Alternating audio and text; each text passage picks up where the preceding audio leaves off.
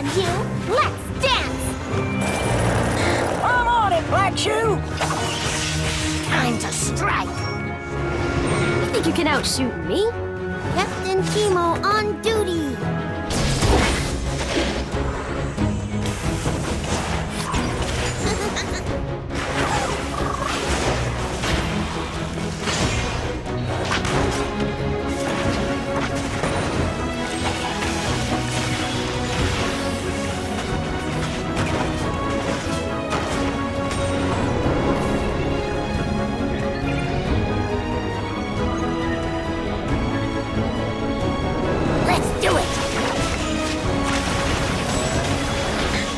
Sierra at 12 o'clock! Dust 'em, Pix!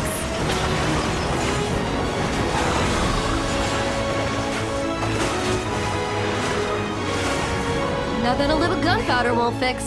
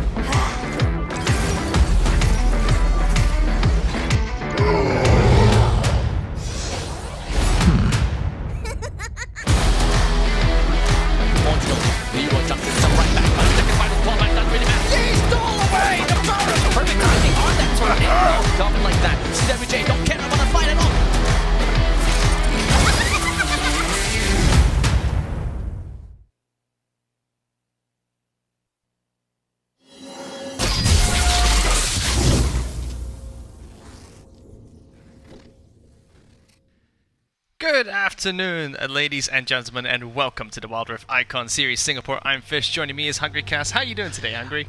Pretty excited. The fact that we managed to get Fish out of the casting retirement home is just a wondrous fact in itself. You can see, you know, he's aged a little. He's nice in this. Got a receding hairline now.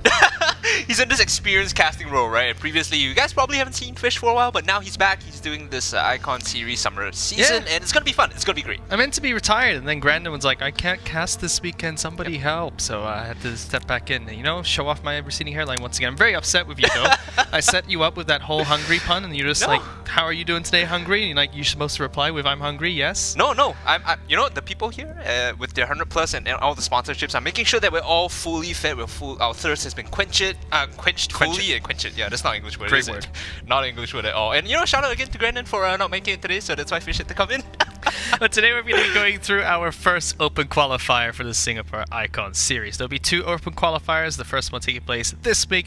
We have another one coming up, and the registrations for the second Open Qualifier are still open all the way till Wednesday. So if you and your friends would like to register a team to try and take part in the Icon Series, you still can take part in that second Open Qualifier to try and be one of the top 4 from each Open Qualifier that heads into the final rounds of the Wild Rift Icon Series. Yep, the playoffs are definitely going to be exciting. And when we look at the matches, you know, today we have some really big teams coming in, right? We looked at big names. Big names. I mean, the brands coming in are brands that we are extremely familiar with. They have a strong history in Singapore. One of them being Alliance, of course. And I know there are a lot of Alliance fans in chat, and this was the team that dominated Icon pre-season. So I won't be surprised if they came in strong, and there's some roster changes that we'll talk about as the day goes on. That being said, there's also Impunity, which is, the team that finished second, didn't really have a spectacular showing in terms of the results that they wanted, but still, overall, it's a strong field of players. Yeah, Alliance is a really well-respected esports organization. We haven't seen them too much, in the Wild Rift or the League of Legends scene before. Mostly we've seen them in Dota in the past, Yes, so it's that's good to true. see them coming into the Wild Rift scene. Impunity is a common name that you hear, a common esports organization that you hear in Singapore. It's been participating in multiple different titles. Glad to see them participating in the Wild Rift Icon series as well. But lots of big and familiar names coming back to the Wild Rift Icon series as well. You got HY used to play for the Singapore Sentinels. You've got Colden Feet, who used to play in the PCS LST back in the past for League of Legends, coming into Wild Rift now as well, playing in today's matches. Lots of really well-known names. I know there's a few more ex-League of Legends players that we used to see from the local scene here in Singapore. Yep, so you talked about mid laners for Singapore Sentinels. Who could forget the legendary Cryonics, right? He's also back in the summer season here for Wild Rift Icon series, and it's almost like a reunion of sorts, right? Because we see older players from that generation as well, some of which, not to mention, if you remember this team back in 2015, they played for a local tournament called the Legend Circuit. There was a team name called Nyanzone, coached by our very own Jensen Go, who is now, with the Moros Academy. And there are two players on that team that will be playing today. One of them, of course, being Shinsekai. The other one being Damidala, which is, Godwin, if you guys remember him by his other name. So it's almost like a reunion, like I say, and a lot of them will be familiar faces. The idea of having these players coming back in is to kind of take a look at whether their fundamental mechanics from the past actually translates well. Because across the board, Wild Rift and PC League is a whole different ballgame, I think. It's very punishing if your mechanics and your fundamentals aren't there. But we've seen so many ex-Singaporean professional players move on from when they used to play League of Legends back into TLC, moving on to first-person shooters, moving into hero shootings, moving into mobile MOBAs as well. And we've seen that really translate their skill level that we used to see them when they were playing in the Legend Circuit or when they were playing in the GPO has translated to all these different titles that they've moved on to. Now they're moving back into something that might be a little bit more familiar with the mobile MOBA of Wild Rift. You still have a lot of the core fundamentals that they'd be used to from when they used to play League of Legends, but also they have that experience now from moving into other mobile titles in the past that they can then bring with their prior knowledge of League of Legends into a game that is combining both of those two expertise they now have. This is 100% true. When I was speaking to Glaciox, the coach of Alliance, right, I was asking, what makes or breaks a good player? You could be a returning veteran, you could be a new player. What's the difference? What settles the score, right? Mechanics in Wild Rift are at a certain level. Like, there is a cap of how good you can be in terms of styling on someone one-on-one. Like, it's not like the gap is going to be huge, especially at this higher level. What does matter is that you need to understand the fundamentals of the game, and because some of the resources and the essential skills that you have did pivot off, your understanding of the game has to be at a higher level, because you can't straight up punish your opponents 1v1 in lane. Of course you could if the skill gap is there, but we expect the players to be at a point where you don't make these unforced errors to come in and just die 1v1. A couple of mobile players that I really like to talk to are Hawksness as well as Fur. They're both professional mobile FPS players.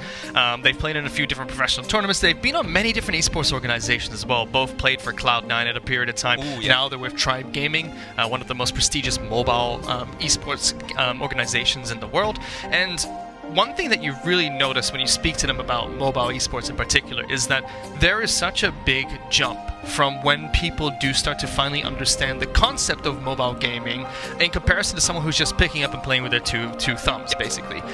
Ferg is a really good example who plays on pretty much an iPad or any sort of tablet device and uses 9 of his fingers when he's playing any sort of FPS title. Hawksness is a little bit similar, but only uses 6 or 7, I believe. And we're starting to see that more with mobile MOBAs as well, where more players are starting to understand that, there's more efficient ways to play this game than just holding my device and using my 2 thumbs. So you start to see that gap start to increase once more players understand what the optimal way to hold their devices or use the devices, or to find more ways to have that little bit of outplay maneuverability, so that when they go into these lane matchups or when they try to style their opponents, they just have that one-up over them. It's definitely more difficult. I'll give you an example, right? Especially in Wild Rift, 2 champions that come to mind that require, additional fingers, so to speak, is Kai'Sa and Orianna. Like the staple AD carry, the staple mid laners, but you require so much more mechanical input for these 2 specific champions that you really do have to adapt how you play. Kai'Sa, for example, when you use Killer Instinct, you notice that you have to drag your screen across to look at where you're going to use the Killer Instinct to, and then navigate the Killer Instinct itself. Then that whole movement takes at least 3 fingers to just navigate on your screen. You can't do it with two thumbs, right? Especially if you're still moving your champion. Same thing for Orianna. You have to sort of shift your screen to the point where you can see where your ball wants to go, and then click not only command attack but command shockwave as well. So all these DIs, the direct inputs, take a lot more skill. It takes adaptation. You could say, oh well, I used to be a PC League player, this is gonna be easy. For you to make that transition to mobile MOBAs takes a bit more practice, I think. Yeah. Or you could just be like me, you know, if you don't have the mechanical skill, just pick Annie, flash them, throw down Tibbers, you win the game. Nice and easy. Easy, like Matthew's Annie one trick, Malphite one trick. What else? Are you Jinx only? Just walk up and auto attack. Yep. All you have to do is just make sure that you have your rockets on. You auto attack your W, or not your W in this case. It's mild drift. Your second and third ability on Jinx. It actually just doesn't matter at certain points in the game. You know, when you're a scrub like me, so all you have to do is just auto attack, and then when they're low, utility, right? Throw out the ultimate and hope that it hits. But we do have our first match of the day coming up. It's going to be Memories taking on SGW in our first best of 3 match for today. So the way that the Open Qualifiers work is it's going to be a double elimination format, so there'll be 2 different brackets, the upper as well as the lower bracket. The upper bracket will consist entirely of best of 3s, whereas the lower bracket will be a best of 1 knockout format. If a team does get knocked out, they still can apply for next week's qualifier. Anyone who's watching right now, anyone at home, can also apply for next week's qualifier as well. That is open. Registrations are open all the way till Wednesday, and the top 4 teams from this qualifier will advance into the next round of the Wild Rift Icon Series Singapore. And not to mention the top 8, I think one of the prizes that the teams are mentioning is the 2 million blue motes that each team gets, because that fully unlocks every champion that you want right in the game. And essentially, like when you divvy it up per player, it's something like 400,000 blue motes, which guarantees, you know, that you'll be able to get everything. And I think that's one of the big things when I was talking to Jolene, which is, you know, the jungler and the captain of Asterix, who is now playing on Team OK. She was talking about how that is a bit of a priority for them, because moving forward, if you want to advance and you want to practice, you want to scrim, you got to be able to unlock all this. So for them, it's just the idea of that as well. Jolene used to be my nightmare whenever I played solo queue in Singapore. As soon as I saw that she was on the other team, I'd be like, okay, this is now 20 LP that I've instantly lost, because she used to play in the bottom lane back then. I used to remember that there's nothing I could do. Yeah, for people that might know her, like if you're old like us, Jolene is lustreless. Yeah, if you guys know her, and she was probably one of like the best players in that particular elo. You know, gender aside, people always talk about this. She was so good at the game, and you see her in your enemy team, you're like, well, this is a most likely a lost cause. game. Yeah, lost cause. I'm really excited to see how she does in Wild Rift. I'm really curious to see how the rest of her team does as well. Excited to see so many familiar names that have been known to the Singapore esports team for quite some time now, returning for Wild Rift. We're talking about the teams coming in, right? Memories versus SGW. And SGW is funny because I was talking to the captain of SGW, and this is a team that is comprised of sort of friends and young potential talents, right?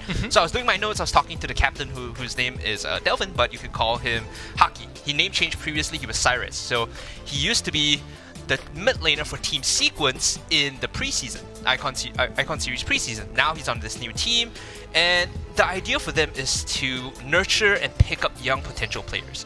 And I see the parity there because some of the players that come back into Wild Rift are experienced veterans. Like, they used to play PC, they used to play our titles, now they're coming in.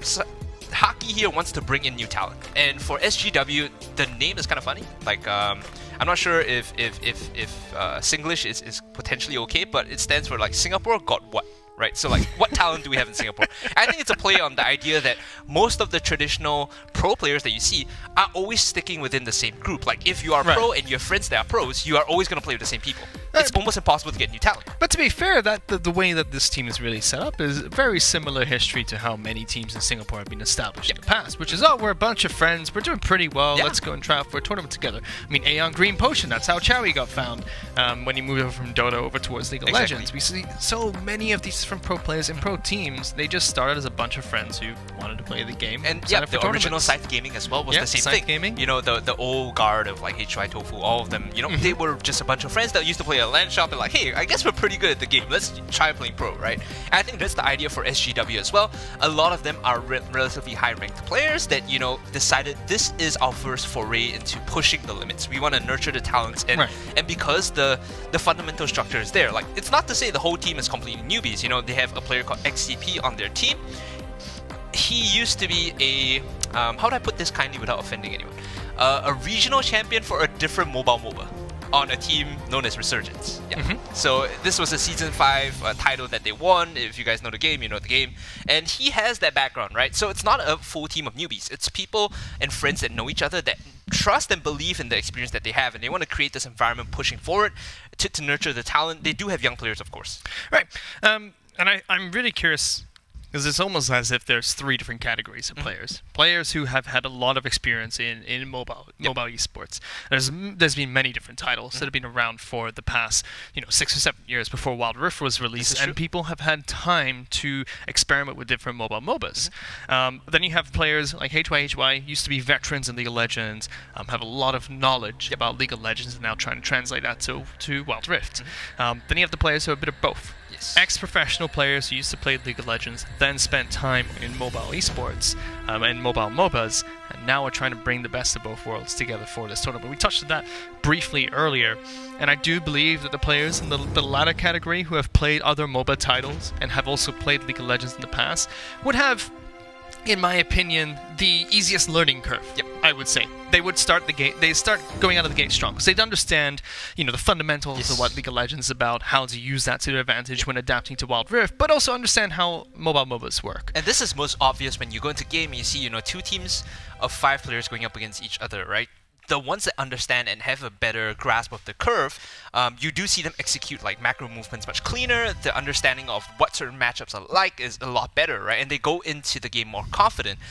The ones that are still trying to pick up along the way, they might have a warped idea of what works and what doesn't. And I'll give you an example. A couple of patches ago, during the preseason, I think it was Impunity that ran a funnel composition. So they funneled a Kai'Sa and basically tried to give her all the farm. The idea was there. Their concept of the game is like, okay, Kai'Sa is a really good hyper carry if we can get all the gold early on. The problem was they mis-executed. So they have an understanding because they came from other games that this is a strategy that might work. The execution was flawed because they didn't have a strong enough grasp of the mechanics, right? So they tried to dive and they fed a couple kills over to put the enemy mid laner, it was Akali I believe, on the same level as the Kai'Sa. And if you play League, when Akali is fed, she just decimates the Kai'Sa, right? That composition just then falls apart. So again, it's the idea of the conceptualization versus the execution. And the other thing that I really think mobile players who have never played League of Legends before have a good advantage coming into this is they can break the mold much easier. And we saw this a lot when you had Dota players moving from Dota All-Stars into League of Legends for the very first time. This is not saying when they first joined, Season 1, League of Legends new game. This is when, Season 2, pretty established, people kind of understood what the European meta was with AD carries going bottom lanes with supports. But then these players would come in and say, hang on, this doesn't quite make sense to me. When I played Dota, I did something different, and it looks like this is going to be exploitable, and people try to find new composition to try and play around that. And we see a lot of things like how the lane swap meta came about with jungle tower dives coming in, changing the meta was from these really unorthodox strategies being created, which I do believe mobile MOBA players who have never played League of Legends before have a small advantage coming into this, because they're much willing to go, hey, this worked for me in a different game. I'm going to now try and see if this same concept works in Wild Rift as well, and just break the mold, because a lot of players are going to be so used to how the League of Legends meta works. I can try and do something different and see if that just throws them off guard or just completely demolishes what they're used to, because it just doesn't work in mobile MOBAs. Some people call that cheese, but the non-traditional way of playing does have some value, I think, especially when you have teams that buy into the idea, right? It's again the idea of conceptualization versus execution. You could sell the team the idea, but if they're not fully sold on it and they don't want to follow through, that's when everything falls apart. And I think that's what kind of happened to Impunity in the example I mentioned earlier. A lot of the players were like traditional League of Legends players, with 1 or 2, especially the captain being an ex-AOV player, Coveted, if you know him, right? So he came out with this idea, he tried to execute it, and the League players were most likely like, I've seen this, tried in the past, it didn't really work out because we all, went through that period of funnel meta and it kind of eventually broke down, right? The inability for teams to follow through on the call and not buy into the strategy might hurt them. But as long as you have a team that's receptive to the idea, that are from traditional mobile MOBAs that come in and say, these are ideas that work, let's all try it, and the captain gets the call and pushes it forward, I think that's fine. I mean, some of the first few Wild Rift esports events that we saw lane swaps like right away, and people were trying to see what they could do, moving around the map a little bit differently, trying to use different lane setups. You were talking about Sona and Seraphine in the bottom lane before the broadcast. So you see like mages going down to the bottom side, having a lot of burst protection. potential very early on, so you kind of sacrifice your late game scaling as an AD hyper carry, but then you get a lot of burst early on and try and win the game much earlier, which also makes sense for Wild Rift because the game times are much shorter than League of Legends is as well. If a game goes like more than 20 minutes, it's usually like because the teams are that evenly matched, right? And because there is that sort of rubber band mechanic when you come in to the late game, I feel like this sort of, Seraphine, Sona, no ADC compositions are starting to take a bit more precedence. Teams are starting to figure out what works and what doesn't, and I hate to bring up the analogy of scissors, paper, stone, but it's also the idea that people know how certain comps work and how to counter certain comps when it comes to draft. Right. I mean, the most historical one for League of Legends as an example was, you had your poke comp versus your team fight comp versus your split pushing comp, and all of them would do different things, and they play against each other in very different ways. You're starting to see that in Wild Rift as well. And it's very similar to what we used to see, to use a League of Legends example, is when teams started moving away from hyper late game carries or utility-based carries, Kog'Maw, Lulu, or your Jinx, or even utility-based AD carries like Ashe, and moving towards, and Varus moving towards, compositions like Tristana or Jhin in the bottom lane, where you just have a lot of damage early on to try and snowball the game into an early victory instead of trying to scale into the late game. So I'm really excited to see how the Wild Rift meta adapts in the future, and what all the different changes we'll see as we progress through the different esports titles across many different regions as well. We've already seen, many different countries in Southeast Asia. I'll talk about that later because I was watching the Vietnam and Malaysia games and those were spicy. For the time being though, I do want to pull up the brackets on your screen so you guys get an idea of what's going on today. It's an exciting day of Wild Rift, and we should have the brackets on your screen relatively soon. There you go. So we talked about it earlier. Memories taking on Team SGW as our first match of today. The winner of that match will go up against Alliance. We also have AND17 Esports against Team BDG. That is HYHY's team. It stands for Big Dirty Golems, which is kind of funny, but you know what? I'll take it. And the bottom half, well, I say bottom half, we have Team Celestial SG going up against MBL. The winner of that will go up against LXB. Impunity in the lower bracket versus Team OK is interesting because this is, if you know them by their other name, Asterix versus Impunity. Team OK. I actually love the name of this team because Rammus just got released in Wild Rift as well, so OK. Perfect. But this is all still the upper bracket of the tournament. So all of these matches will be best of threes only as we get towards the lower bracket when we then start to see those best of one matches. The lower half of the upper bracket sounds way too much. That being said though, I'm happy to see that Alliance is, they've got a berth of somewhat. Because for them to have to fight through despite their, spectacular performance in the preseason and their overall track record would have been tough, right? This is the team to beat when you look at the summer season, just because of their overall performance and also the stacked roster that they have.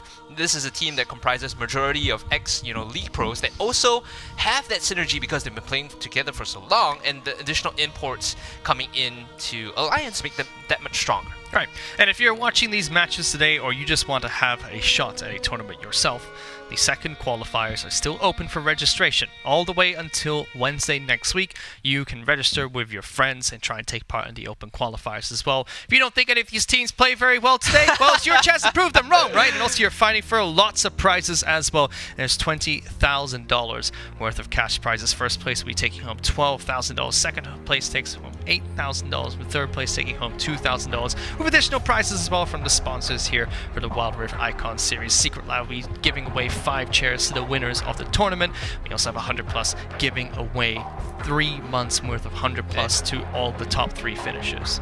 Yep. Gotta love the sponsors. Thank you so much for making this happen again. And you think about, this being the first qualifier and the second chance for, the teams to re-enter next week. I like that there's this development, the idea of progression, right, for the teams that don't really, make it all the way through today, because then they learn something new today, at least, right? It's not a failure, it's a learning lesson. And for them to go in next week and potentially play for the playoff spot is that idea of a storyline that I really enjoy watching about local esports. Right, you get to see 2 different chances to try and make it in. If a team has a very unlucky day today, say they get matched against what is arguably the best and the second best team in the tournament, they get knocked out, at least they can come back next week, try and re-qualify for the tournament once again. You do get to see many more names. So if they weren't able to make it for this week's qualifier, you might have teams that just weren't unable to make it or not able to get a team in time trying to play in next week's qualifier as well. Super excited to see what is going to happen over the course of these 2 qualifiers. And like we said, it's the top 4 teams from each qualifier that will advance to the next round of the tournament, where we really get to see the best in Singapore go up against one another. Players should be loading in soon, of course. This is the first match of the day. It's a best of 3, and that format is a little bit more forgiving when it comes down to BO1s alone, because there is that inner match meta that I like to call it, right? Between 3 games, people tend to adapt their picks and bans and adjust accordingly. Right now on your screen, you do have SGW on the blue side, Memories on the red side. The name's the best. Jungle Gap is, I copy-paste that in all my solo queue games, so... Is his name really my T-Boy fan? Yes, it is. It is. Oh, I spoke to Delvin about this. I spoke to Haki about this, right? The reason why his name is like that is because he name changed it. And you know, there is a minimum waiting period for you to name change your name again. He changed it for solo queue, he can't change it again. So now he's stuck with that name until May 11th. That's made my day. For anyone that doesn't speak Mandarin, his name basically is Why Can't Chickens Fly? It is amazing. Oh, that's already made my day today. But yes, we are in picks and bans for the first match of this best of 3 between SGW as well as Memories. Already, Kali instantly banned out. Sometimes you don't see this banned out when you're on the blue side because you do get first pick. You can try and take it away and use it, but if you're not planning on playing the champion or picking up as a first pick, it is a great ban to throw out right off the bat. The Gragas ban warrants no explanation, but I'll give you explanation anyway. The fact that it's so flexible right now, you can put it in mid-top as support, and you could still bring the additional engage or teamfight potential, makes him one of the best picks right now. It's very stable. It's almost impossible to die solo just because of the pure regeneration and the honey fruits coming in. So it's a very strong flex pick that you can open with on the blue side. You can throw it into any lane you feel that needs supplementing, and that is why Memories bans it out on the red. Now you look at the next ban coming, I feel like this is probably going to be targeted towards one of the jungles. Right now, the meta is very jungle-centric. I think securing a strong jungler is usually the name of the game for teams now in the pick phase. So Lee Sin, pretty popular, Camille, pretty popular, Vi is as well if you want just very reliable engage into wombo combo. Should see all of those being banned out here, at least some of them being banned out. Apologies, ladies and gentlemen, it seems like we had a little bit of technical difficulties coming out. One of the players left the lobby, has come back in. But Timo, let's see if that is the ban that does get locked. Seems like it is. So, yeah, interesting. It's a throwaway ban because on blue side you get first pick of anything, right? So now you, from a tactical standpoint, because you just ban something random out, now you have your pick of, most likely you could do Camille, you could do Galio, you could do Orianna, all of them very strong. Braum is an option that I've seen teams favor, but with Janna in the pool now, especially being added recently, the idea of Janna is that much better because in that lane matchup, like if you play double range into Braum, that Braum suffers so bad, and your team fighting as Braum is a lot worse because you just get kited 24/7. But it could also be team comp based. I mean, we saw Alliance in the preseason playing very heavy, very heavy tank-based compositions. We even saw in the Icon series in Philippines, lots of tank-based compositions, throwing out, like Galio, Braum, Gragas all in the same game. Braum does have a lot of utility, but I thought, like you mentioned, that we'd see a jungler being picked up nice and early, especially with Camille still on the table and the throwaway ban of Teemo coming out. I don't quite like the throwaway ban. I feel that you can always ban out something that you know you're just not going to play, but the opposition does like to pick it up from time to time. I think that's always Fiora early pick is a bit iffy here because then your opponents can just instant counterpick Malphite, and that lane is like lost for Fiora. You built first item Bramblebest, she doesn't really do anything in lane. Ezreal is really popular now as well, has one of the best win rates and pick rates contrary to Kai'Sa. I do like the Ezreal because it gives you a scaling option and a teamfight option coupled with the Fiora. So if you don't really want to fight, you just want to poke them down while Fiora split pushes, Ezreal is your man, and I can see where they're going with this composition now. With the Braum locked in, it should be Kai'Sa here that pairs it up, or Jhin, like one of the others, pretty good. I don't care what he picks. This is my favorite player. He can pick anything right now for Ego in the bottom lane. He's still my favorite player. Okay, they go for the jungle pick, which is Graves here and the Camille. So the Camille comes in a little bit later. This is top lane Camille into the Fiora. It's an ego matchup, and no pun intended, but when you look at this matchup, it's whoever has the best hands, as I like to put it. If your mechanics are better, you definitely win, although it is slightly Fiora-sided, I would say, early on, until Camille starts getting her items. I'm going to send a text message to my ex-team captain right after Pixabaz are done here, because I have a feeling our top laner for my team when I played in Singapore was called Sabo. Okay. His name is Sabo, and it's also a very common Singlish word. So I'm It is true, yeah. maybe it's not. I would have a lot of information on this guy if he actually is the same player that played on my team back in the past. Yeah, you could hit him up, say, hey, I like smurfing in the tournament. You never know. But we had Ezreal as well as Alistar being picked up in the bottom lane here for Team Memories. Ezreal was one of those champions that when it was first released into Wild Rift, it was disgusting. Yep. Like, actually broken. They hit the numbers a bit. A lot. It's still very strong because Still of very how the item changes came in the recent patch 2.2, made it such that Sheen was a lot cheaper. It gives you ability haste and it doesn't give you mana, right? But you're going to build, tier anyway. So your early power spikes on Ezreal is that much stronger. Yeah, and I think a lot of the pain that players had facing up against Ezreal in the bottom lane was always the fact that if he just hits you with one full, first to third ability combo, you're less than half your health gone. And he's an 80 carry, so he can follow up with auto attacks with that sustained damage, but it's bursted you down completely. And we see this problem a lot in very old League of Legends metas. When you used to have like the Corki versus Ezreal bottom lane, that was always the problem, which is you'd have these burst Literally, carries. just throw skill shots at each other. Whichever skill shot sticks Yes. the most, you win the lane, right? If you hit the burst first, if you hit the burst first, you're gonna win the lane. Then you have the sustained damage from your auto attacks to follow up. But we do have Orianna being picked up as the mid lane pick here for SGW, and then Kai'Sa has been locked in for Ego in the bottom lane. So if you notice on the memory side, they saved the last pick for the counter pick here, which is what you traditionally do on red side, even on PC, right? Get yourself into a favorable matchup in Diana versus Orianna. Actually, this is a lane that Alex can solo kill the Orianna in. I talk about skill differences and mechanical differences, right? This is just a pure matchup where Orianna, if she's not careful, at level 5 she insta-dies. Yep.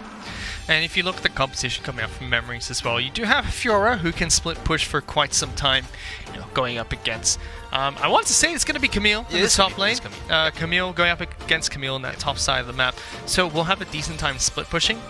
But the rest of the 4 players from Memories, if they can find good picks while Fiora is split pushing, they have really good damage coming out, really good burst potential, lots of gap closes to try and catch people off guard, take them down quickly, and not try and escalate it into a team fight. Super curious to see how that works out. The win conditions for Memories here is, I think Gabby early on has to rotate to help the Fiora and get her a lead, right? Once she's in a position where she can abuse the Camille, and like I said, this is an ego matchup, it's this mechanical matchup.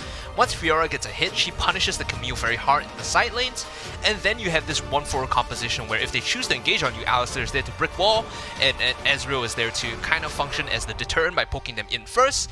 Wukong and Diana, they're self-explanatory. Cyclone and Moonfall is just a ridiculous wombo combo, right? So it's very punishing, especially because you can get double Cyclone.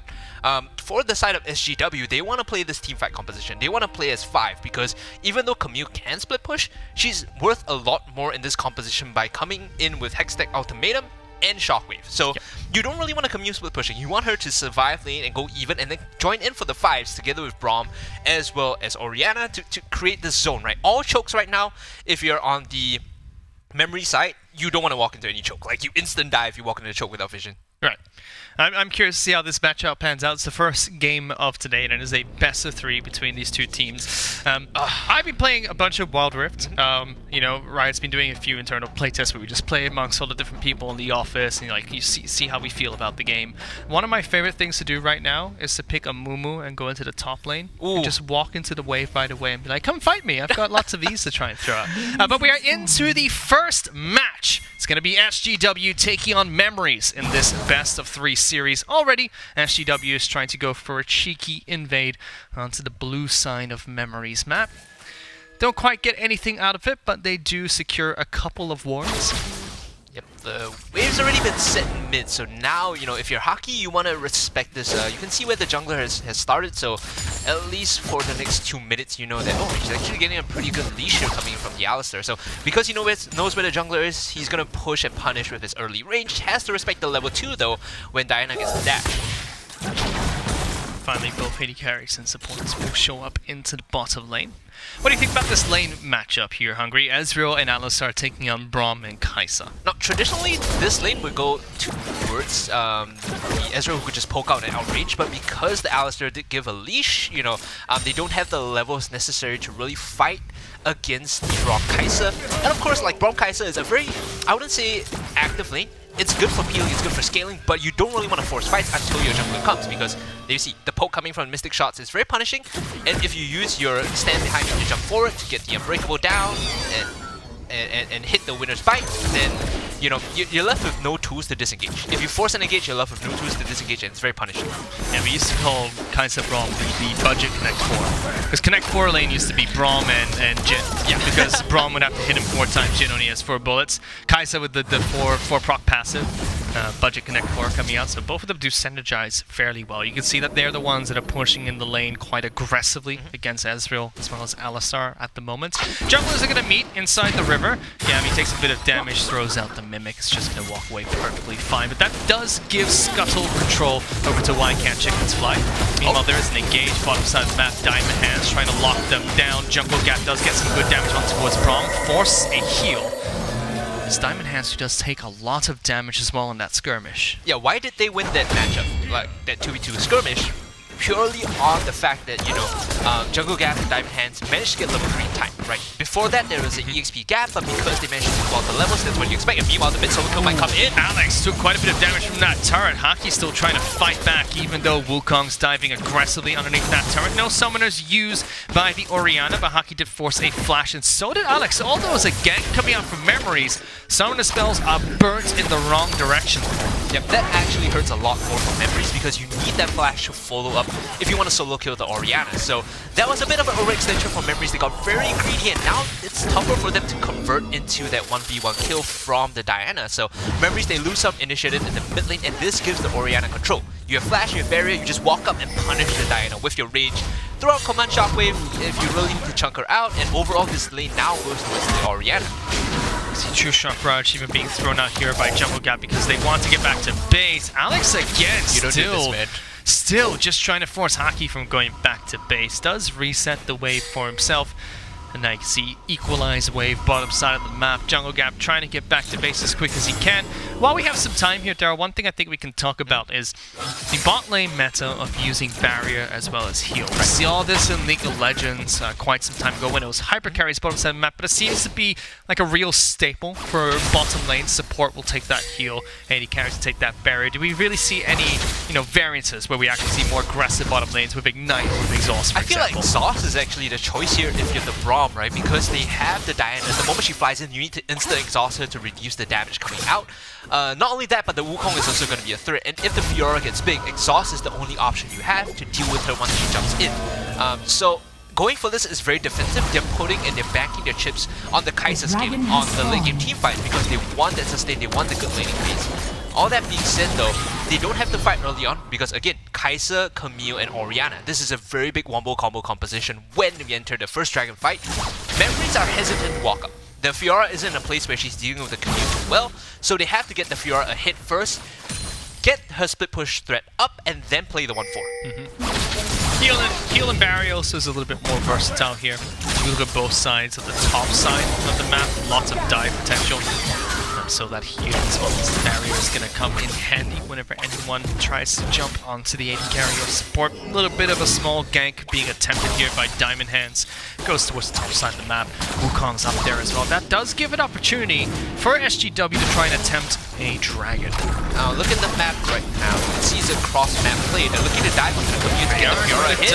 Lots of damage. Throws up the ultimate. Tries to flash away. Gabby actually taking a lot of damage. That's going to be a trade top side of the map. It's not done just yet either. Diamond Hands taking a lot of damage as well. Sabo going to be taking turret damage to actually able to slide away. But still, that's a 1-for-1 trade. And meanwhile, their opponents get the dragon, and now they're rotating up to punish this. They can't take the top tier 1 because they spend so much time diving the turret to get the kill, and even at the end, it's a 1-for-1 trade. That is disastrous for Memories. The idea was there, right? Again, conceptualization. You dive the top side to snowball the Fiora to get her to an advantage so she can split push. They've mis-executed the dive, they lost the dragon, and now they can't even take the turret. After that, they're falling behind. Even though the gold is even, this Fiora is not at a power point. Camille and her, in terms of items, completely equal, and now Camille is actually able to do this Ezreal on the bottom side when she splits down. More execution of the dive top side of the map, but very well played coming out from XCP as well. Used the flash nicely, dropped down the ignite nice and early, and made sure to use the ultimate not only to mitigate damage by going invulnerable as Camille, but also close out the gap and make sure that Gabby could not escape from the tower damage. Almost picked up a couple more kills there as well. Just a little bit more hit points in order to secure that one. Still 1-for-1. Still gives his team a tempo advantage, which they're trying to use right now to pick up Rift Herald. This is a very good lane swap because there is a threat of the Camille solo kill on the Ezreal, so they're completely fine leaving her down alone in the bot side. Ezreal coming up though to contest this Rift Herald is actually a bit too late because I don't think they can pull the trigger just yet. They're trying to pincer in SGW, but like you mentioned, Ezreal just way too far out. Can't quite get anything done. Now they're going to try and jump on top of Diamond Hands. Alistar very tanky. Doesn't take too much damage. Big shockwave bringing 3 people back in. Wombo combos are coming out. Wukong's going to try and slide on in with that Fiora as well. Haki's in trouble. He goes down. Fiora coming in for the next one. Waste of a team with a bang! Let's go! Sabo takes another one down. Knocking down everyone in the mid lane. Now it's just down to the Kai'Sa trying to go into that 1v3. Doesn't get jungle gap. Flash forward from Alex, gonna protect him as well. Double kill coming out from that Diana. And Memories turn around the team fight. That is a big fight for Memories, and you look at the minimap before that fight started. Eagle was nowhere near. There was no damage, there was no follow-up, and after they expend the shockwave, after they expend the Hextech ultimatum onto the Alistar, there is nothing left to supplement the damage. SGW, they're over-eager, they pull the trigger and they get punished, and now Memories, you know, they recover from that horrendous topside dive and the Herald take, they're actually ahead now. Sabo actually got a lot of gold. This Fiora on the side lane is a monster. It almost just pulls the game back to even as well. SGW were ahead by about 400-500 gold. They still have Rift Herald, so now that they're down by about 400-500 gold, they still have that advantage of being able to use that Rift Herald later on. There's a small fight here as Diamond Hand goes for an engage on towards the Braum. Eagle gets some good damage out. Gabby's going to try and move forward as well, but Haki is here to defend the blue side. Very aggressive coming out from Diamond Hands, looking for almost every single opportunity he gets to engage onto the blue team. I want to take a look at the Kai'Sa build here because compared to League of Legends PC, the itemization is very specific to get you evolved. So he did go for Blade of the Ring King into Crit Cloak into Dagger. Now this does not give the Q evolve. In fact, while Rift, you need... Oh, hold on here. That's by breaking out. They're going to try and lock down jungle gap. Great lockdown coming out from Braum, but doesn't even allow Ezreal a chance to arcane shift over that wall. Yep, so great pick there, but to my earlier point, Kai'Sa needs 70 AD for her upgraded Q. Blade of the Ring King does not give enough, so she's at a point now where she's not getting upgraded QWE, which diminishes her power. Big fight in the bottom side of the map, knocking back Kai'Sa, but Gabby didn't quite want to initiate there, so Alistar burns a flash, takes a bunch of damage as well. Haki could have pulled the trigger there, but ultimate was available, so could have thrown out that shockwave, decides not to. XCP is looking to try and knock down this mid lane turret, throws away the honey fruit as well, making sure none's available for Memory Squad. Yep, I like what they're doing there. They completely ignore the Fioras and they say you can split push all you want, you can take the structures, but we're gonna take mid, we're gonna take dragon, and now we're gonna fight you in the jungle in a choke, where the Orianna has shockwave and is that much more deadly, so they give the Fiora the leeway, but they try to take the rest of the map to make it a even trade. Does force a teleport coming out from XCP, who moves over towards the top side of the map. I do like the trigger discipline from Haki, chooses not to use the ultimate to try and get a kill on towards the Alistar, but instead holds it. They go for a dragon pickup instead, so they've got the second dragon of the game now. Ocean Dragon was picked up, and Baron Buff will be spawning in the next 15 seconds as well. Comparing the minimap, Memories has lost the mid-tier 1, right? Which means that their jungle is a lot more susceptible to getting invaded. SGW can walk in, put down wards, and control these chokes. Your next dragon, your next Baron attempt is always going to be spotted out. Even some of your external camps are not safe, so the next move for SGW here is just to put wards along the chokes. As you can see, a couple along the entrance of the river already. So they want to play towards controlling areas and making use of this wombo combo that they have. Here we go, XCP looking for running his jungle gap. That is going to be a solo kill. He's already used his arcane shift to try and get away and is locked down inside of the Camille ultimate. Nothing doing there for Jungle Gap, but caught out of position this late into the game. Shouldn't be wandering down bottom side of the map.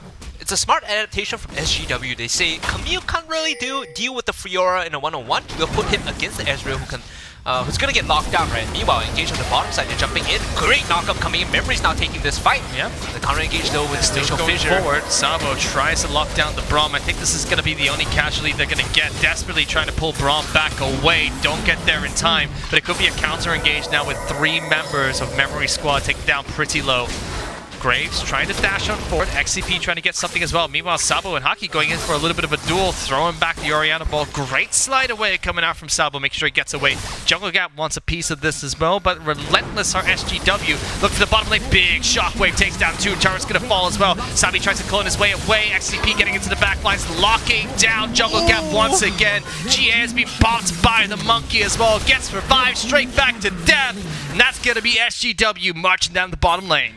Memories overstayed at the bottom tier 1. There was no reason for them to be there once Haki rotated down, and you saw the shockwave just changed the outcome of the fight so much. I say change, it pretty much sealed the deal for SGW, and this time they fight right and they fight fully with all 5 members there. Ego is there to clean up. The big mistake earlier, they didn't have the ADC, now they fix it, they move over to Baron, and they could potentially finish this off because the Kai'Sa has Blade of the Ruined King. So this is a pretty quick take if they want to.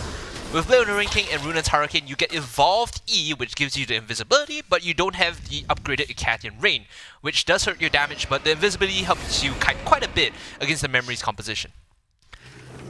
It is now a 5 or almost a 5,000 gold lead for SGW, so pretty substantial lead. They're trying to push down this top lane out to turret. Sabo tries to defend here, but Fiora doesn't quite want to be underneath turret in a siege. Flank is coming out from Gabby as well as Alex, but don't quite get anything here. They're just poking a little bit of damage out. But team composition-wise, I think that it's going to be SGW who are pretty okay to continue sieging these turrets. XCP getting some good damage on towards Sabo. You can see just the Braum and Camille alone are enough to zone out multiple members of Memories. True Shot Barrage even being used just to kite out these minions or to kill the minions underneath the turret. Nothing doing though. Turret's down to 750 hit points. They can't hold this for much longer. The problem is the Fiora doesn't want to group. Fiora is a trash team fighting champion, right? So she wants to play on the side lane opposite where Memories are and the rest of Memories are. So you can see now the idea is set in. Memories are like, if Fiora groups, she still doesn't do anything. She needs to play across from us and control that lane and put a split push threat down. So SGW, however, they stick as 5. They're gonna have this death ball where if you overextend, Hextech Ultimatum into a full wombo combo kills you, it forces your rest of your team to commit to either save you or sacrifice you. And now they will easily get Dragon here. Memory shouldn't contest this though, they will die. They're gonna try. Diamond Hands jumps in, doesn't get too many people. So does Gabby, but no one's there to follow up after this wombo combo. Alex going in now, does get Braum. Shockwave is good though, taking out 3 members of the red team. Memories in the back lines as well. Sabo is incredibly low, just being hunted down by XCP. That's another being taken down. Jungle Gap trying to do whatever he can, only takes down the support, and XCP slowly hunts him down, getting the ace over SGW. Like I said, Memory shouldn't have fought there. After the dragon goes down, there's no objective to steal, there's no objective to contest. You commit into the pit, hoping to get a good 5-on-5. And sure, it was pretty good for a while when they hit the Cyclone and the Moonfall, but where's your damage after that? You know, members of SGW are pretty tanky. They have the Unbreakable for Braum to soak all the Ezreal damage.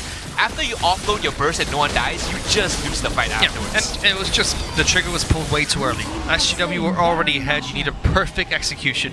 You needed Wukong, Alistar, and the Diana to go in all at the same time with Jungle Gap actively applying a regular DPS together in order to pull that off. But what we saw was Alistar goes in first, then Wukong goes in, and only finally then Diana comes in. So all the burst was really spread out. No one could really get that team fight down for Memories, and it seems like they're on their final stand as well. You saw there, Observer showed that Eagle picked up the Infinity Edge as well, so this gives him the Evolved Icatian Ring and the Supercharge, right? Those are the main skills that you want for team fighting, and Eagle is at his max level now. If he wants to upgrade his W, sure, he can pick up a Lich Bait, but this is as strong as he's gonna get.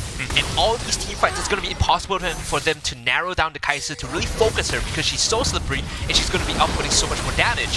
You can see Memories just blend. They decide to defend inside the base instead.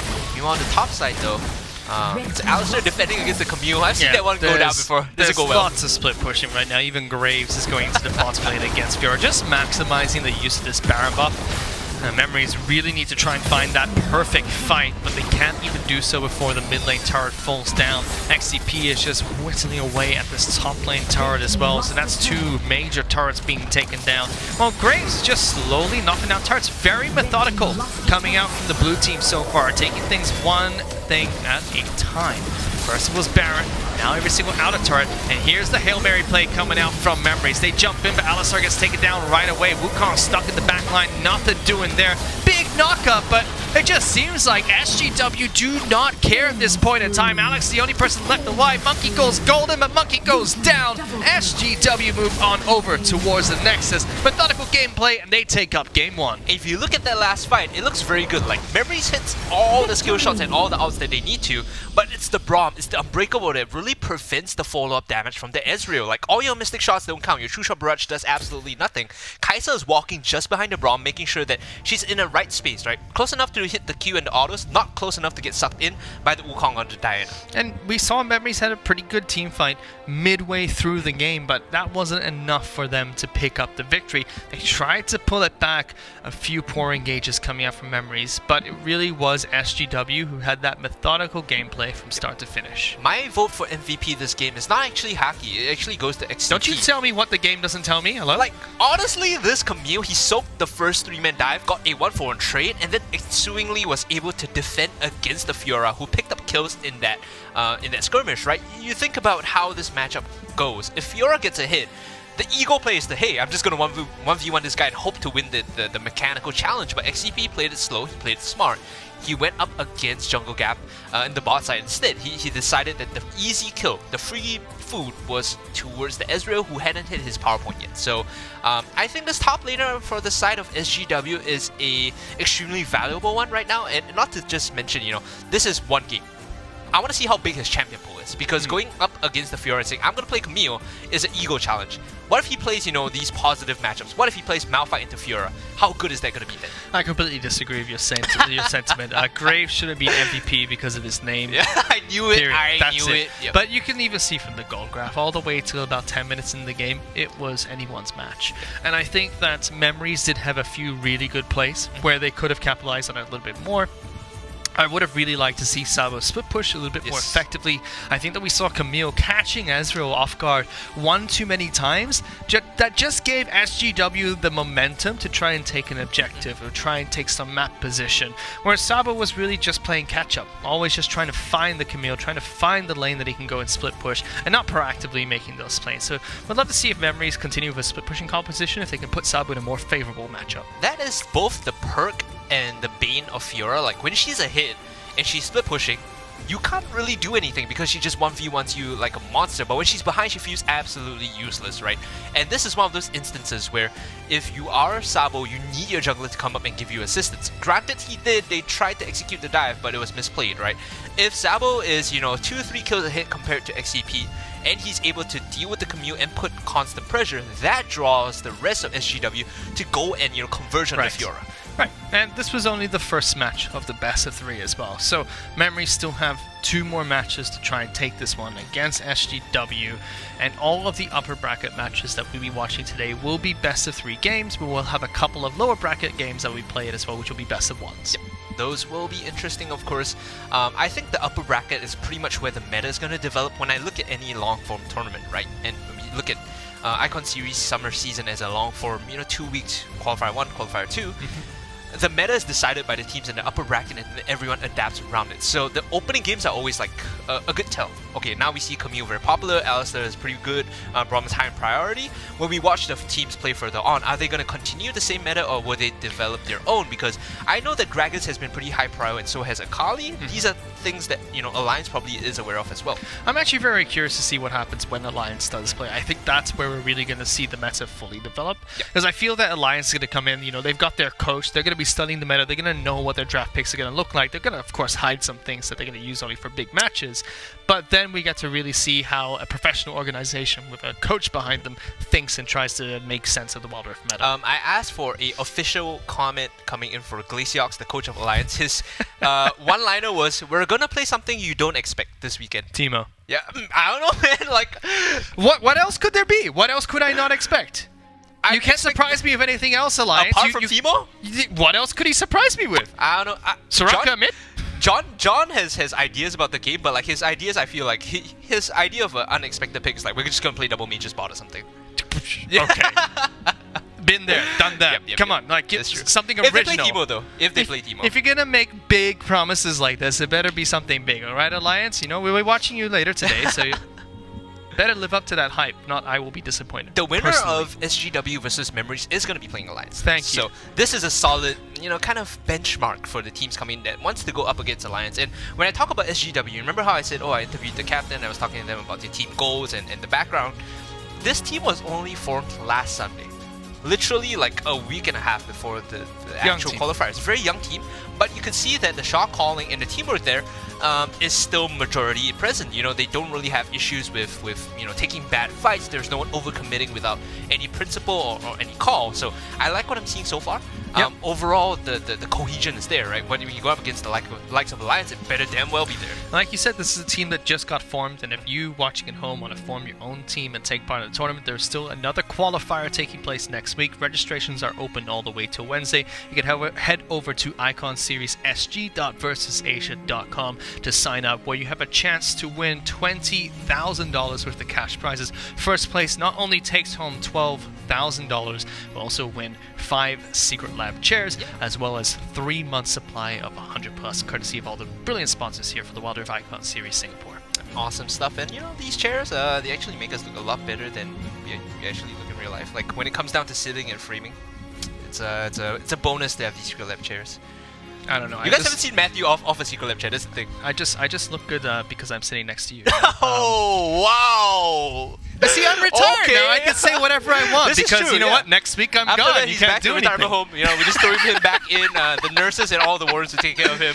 We'll just exit the retirement home. It's fine. I had such a good retirement. 1 year. That's the longest I could be kept It was away. not to be. It was not to be. See, and you know, once again, shout out Brendan. Thank you again for making sure that Matthew gets a chance to come out, breathe the fresh air, and live in this COVID times of casting. Man, Wild Rift is a lot of fun to cast. That's true, yeah. It's much faster than I expected. It's comparison to League of Legends, which was my bread and butter for so long. Of course, yeah. I think one thing about the game that, you know, the good teams and the experienced teams have come to understand is when you have a lead, it's very easy to close it out as long as you're all on the same page. And what we saw in the ending of the last game was we have Baron and we have the ability to split push. Okay, all 3 lanes go. And then they send 3 mid, 1 top, 1 bot. And that is the inhibitors down because Baron buff into a push is almost guaranteed inhibitors.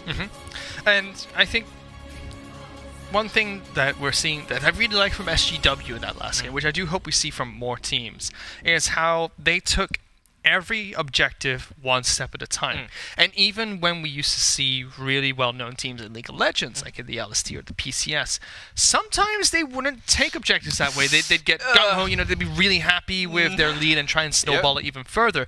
But even a play that I saw at 6 minutes on the top side of the map from SGW, where they went to try and seize the top turret, they weren't able to get that turret down. Right? Yeah, they were like, well, we got down to 750 hit points. We could probably brute force it because of our sheer lead, but Rift Herald's up. We can transition Rift Herald, move bottom, then take the next dragon instead. This turret can be knocked down another day, and they did. And I thought, well, that's brilliant decision making because you set yourself up for a better success. A more inexperienced team would be like, let's just rush this turret Let's and smash see it what down happens, before right? we go somewhere and then else. also flashes on your backline, engages 5-minute knockup, and you're like, okay, well, that was bad. Yeah, the full Dignitas. Like, we gotta kill Baron first. When did that ever work out for Dignitas? Raz. Right now. We're into game 2 of this best of 3. Team Memories as Get well this guy as back into the retirement SGW. home. He's just throwing shots. First ban coming out from Memories is going to be Gregas. No surprise there. Okay. They are blue side, so they could potentially pick up the Akali, but now it's an Akali ban coming out from the red side does make sense. I think right now, if you're SGW, yep, the Akali ban is the smart one. Another ban that I figure is going to be problematic coming in here for Memories that they need to remove is the Camille. If you want to play the Fiora, I feel like Camille is too good in the hands of XCP right now. You might potentially want to remove the Flex. Yep, there you go. Because it could be put into the jungle position like it is a threat, right? Lee Sin is popular, but I don't think it's that high on your ban list right now because Camille can go into top and jungle and it's also a threat, but instead they go with the Lee Sin.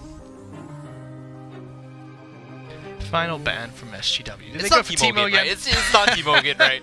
Like, I'm looking at this, yeah, it's not Teemo again, okay. There you go. I think Braum does make sense. That's what they played in the last match, and they maybe just don't want Diamond Hands to first pick the champion. If you're SGW here, you want to expand your champion pool a bit. And when I say expand your champion pool, I mean like you want to test new things. Because you're playing Alliance later, you want to practice a composition that you think you could flex if Alliance decides to ban out your bread and butter. Right. So things like the Orianna, Braum, Camille is something that Alliance are looking at like, okay, this is something we could probably play and ban away. SGW needs to expand on that and try something different, right? Diamond Hands on the Alistair, no surprise there. He had a relatively good game in Game 1 when it came down to engages. Of course, the composition wasn't really something that he wanted to play with. In fact, there was like anti-synergy, right? You don't want to have Alistair engaging a Fiora split pushing on the other side of the map. We got 2 Diamond Hands, by the way, in this champ select. You got a top lane Diamond Hands and a bottom lane Diamond Hands. This is true. That's just Salvo's meant to be outside the map, just a small area here. But let's see. You can never have too many Diamond Hands. No, If that's of one course thing that we learned this year, right? I mean, you can. You can. I'll talk about that when we get into game. But Wukong is the pickup coming out from Singe? SGW topside map. So they could play this no ADC composition, and to give some context, it was Team Secret that played this in the Icon Series Philippines. They sort of, I wouldn't say pioneered it, but they showed the full value of this, right? So you play someone that can dive the backline. So it's usually Olaf Camille coupled with a Wukong for CC, and then you have Sona, Seraphine, and a control mage mid, usually Orianna or Galio. And what that really allows you to do is dive the backline while having consistent healing and DPS, because Seraphine and Sona are just going to keep your divers topped up in health. And it could also just be Seraphine, bottom support for an AD carry. Still a fantastic champion. Of course. It was very much like Ezreal. I think when Seraphine was released was also with when Ezreal was a bit overtuned. We used to just see that was such an Seraphine annoying Ezreal bottom lane. They would hit you with 2 abilities and you're just dead. Like, oh, And then well, you try to trade, Seraphine like double heals, and okay, yep. It's they're like, back and oh, forth. okay, great. Thank you, better Sona. We're gonna see what the next 2 picks coming out from Memories are going to be here. You need to draft hard engage against the Seraphine. Like, you need to dive her and kill her early on. Otherwise, the sustained fights will not go the way of Memories. So they need something that can dive onto the Seraphine and remove her. You know, Diana is a good answer. I would have liked the Camille here too, and they still have the option to pick it. So dive buddies in the form of Evelyn here.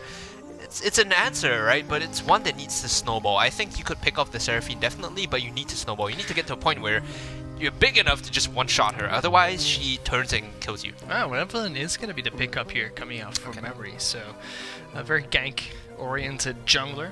So I would expect now top side of the map to pick up a more dueling-focused champion. But then I'm looking at the team composition coming out from Memory so far. There's not much synergy, so perhaps last 2 picks are going to fill us in for what they're trying to go for just yet. You mentioned you need some engage potential on towards that Seraphine. I do like Diana, but I feel that, especially in the last match against Haki pulled out the Orianna, was perfectly fine in the lane matchup, was perfectly fine in the team fights as well. Throwing out the Diana pick early could give Haki an idea of what he can play against this and try to fill out the composition. He just says, you know, I'm playing Yasuo. If this is a Yasuo composition, then chances are, you know, they'll end up playing a support. Something like, you know, a Janna would work here. So you could put... I've already got the Seraphine. So I was thinking you could do Seraphine Janna and just set up for a Yasuo composition, right? And that gives you a lot more mid-game power as opposed to a Kai'Sa who needs to scale up. Of course, you play Kai'Sa, Seraphine now, it's a lane-dominant matchup against the Alistair. Like, Alistair, even though he could engage on you, he's never going to be at full health. You're always going to be poking him out. It's already such a big team fight. You've got Wukong who sets up the Yasuo, who then sets up the Kai'Sa. Yeah. And as long as Seraphine can find a way to weave in, This is that's pretty fantastic. nutty, Then SGW also have that final pick to say, you know what, whatever you throw top side of the map, we're ready for it. So that's what Memories are left with here. Unless Diana decides to flex into the top side of the map, you are looking to see what it is. And it's going to be Draven picked up in the bottom lane here. For Definitely smarter pick. The Yasuo functions similar to Braum when it comes to team fighting. You put the wind wall up, you put the unbreakable up, same function, right?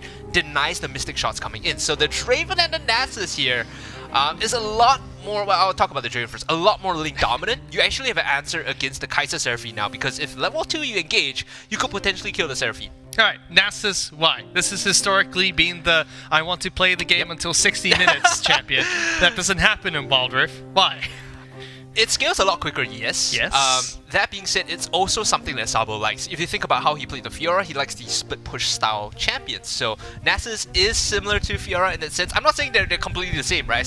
I'm saying the gist of the champion is similar. It also forces, Katarina. So this could be a top lane Yasuo, mid lane Katarina. I think so. Yeah.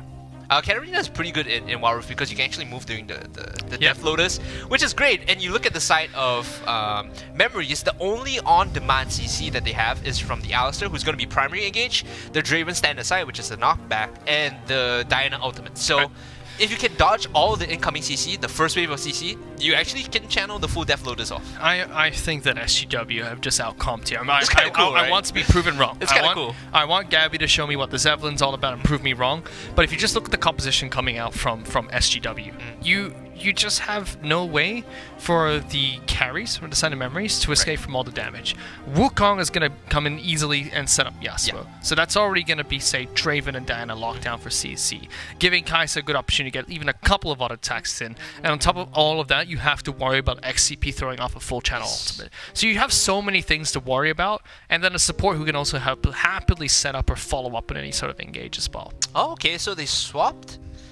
Yeah, so the Yasuo, okay. So they were playing back and forth, and they still are to a certain extent, but I feel like you put the Yasuo top. You don't want the Katarina top side because at least Yasuo early on has some way to threaten and punish the Nasus. The Katarina, not so much. Yeah, there you go. Okay. Yeah, they're just swapping back and forth. Now this composition from SGW, you're 100% right though. It is a lot of potential damage, but if you notice, they don't have a lot of good crowd control until level 5. You're pretty much relying on Encore and Cyclone to set everything up, right? If the fights are split, if they don't get the 5-on-5 that they want, it becomes ineffective. There's no synergy if they don't get the 5-on-5. So I think now, if you're looking at the side of Memories, they want to split this up. They definitely want to make sure that, they take fights on separate fronts as opposed to just running in and hoping the Death Ball works.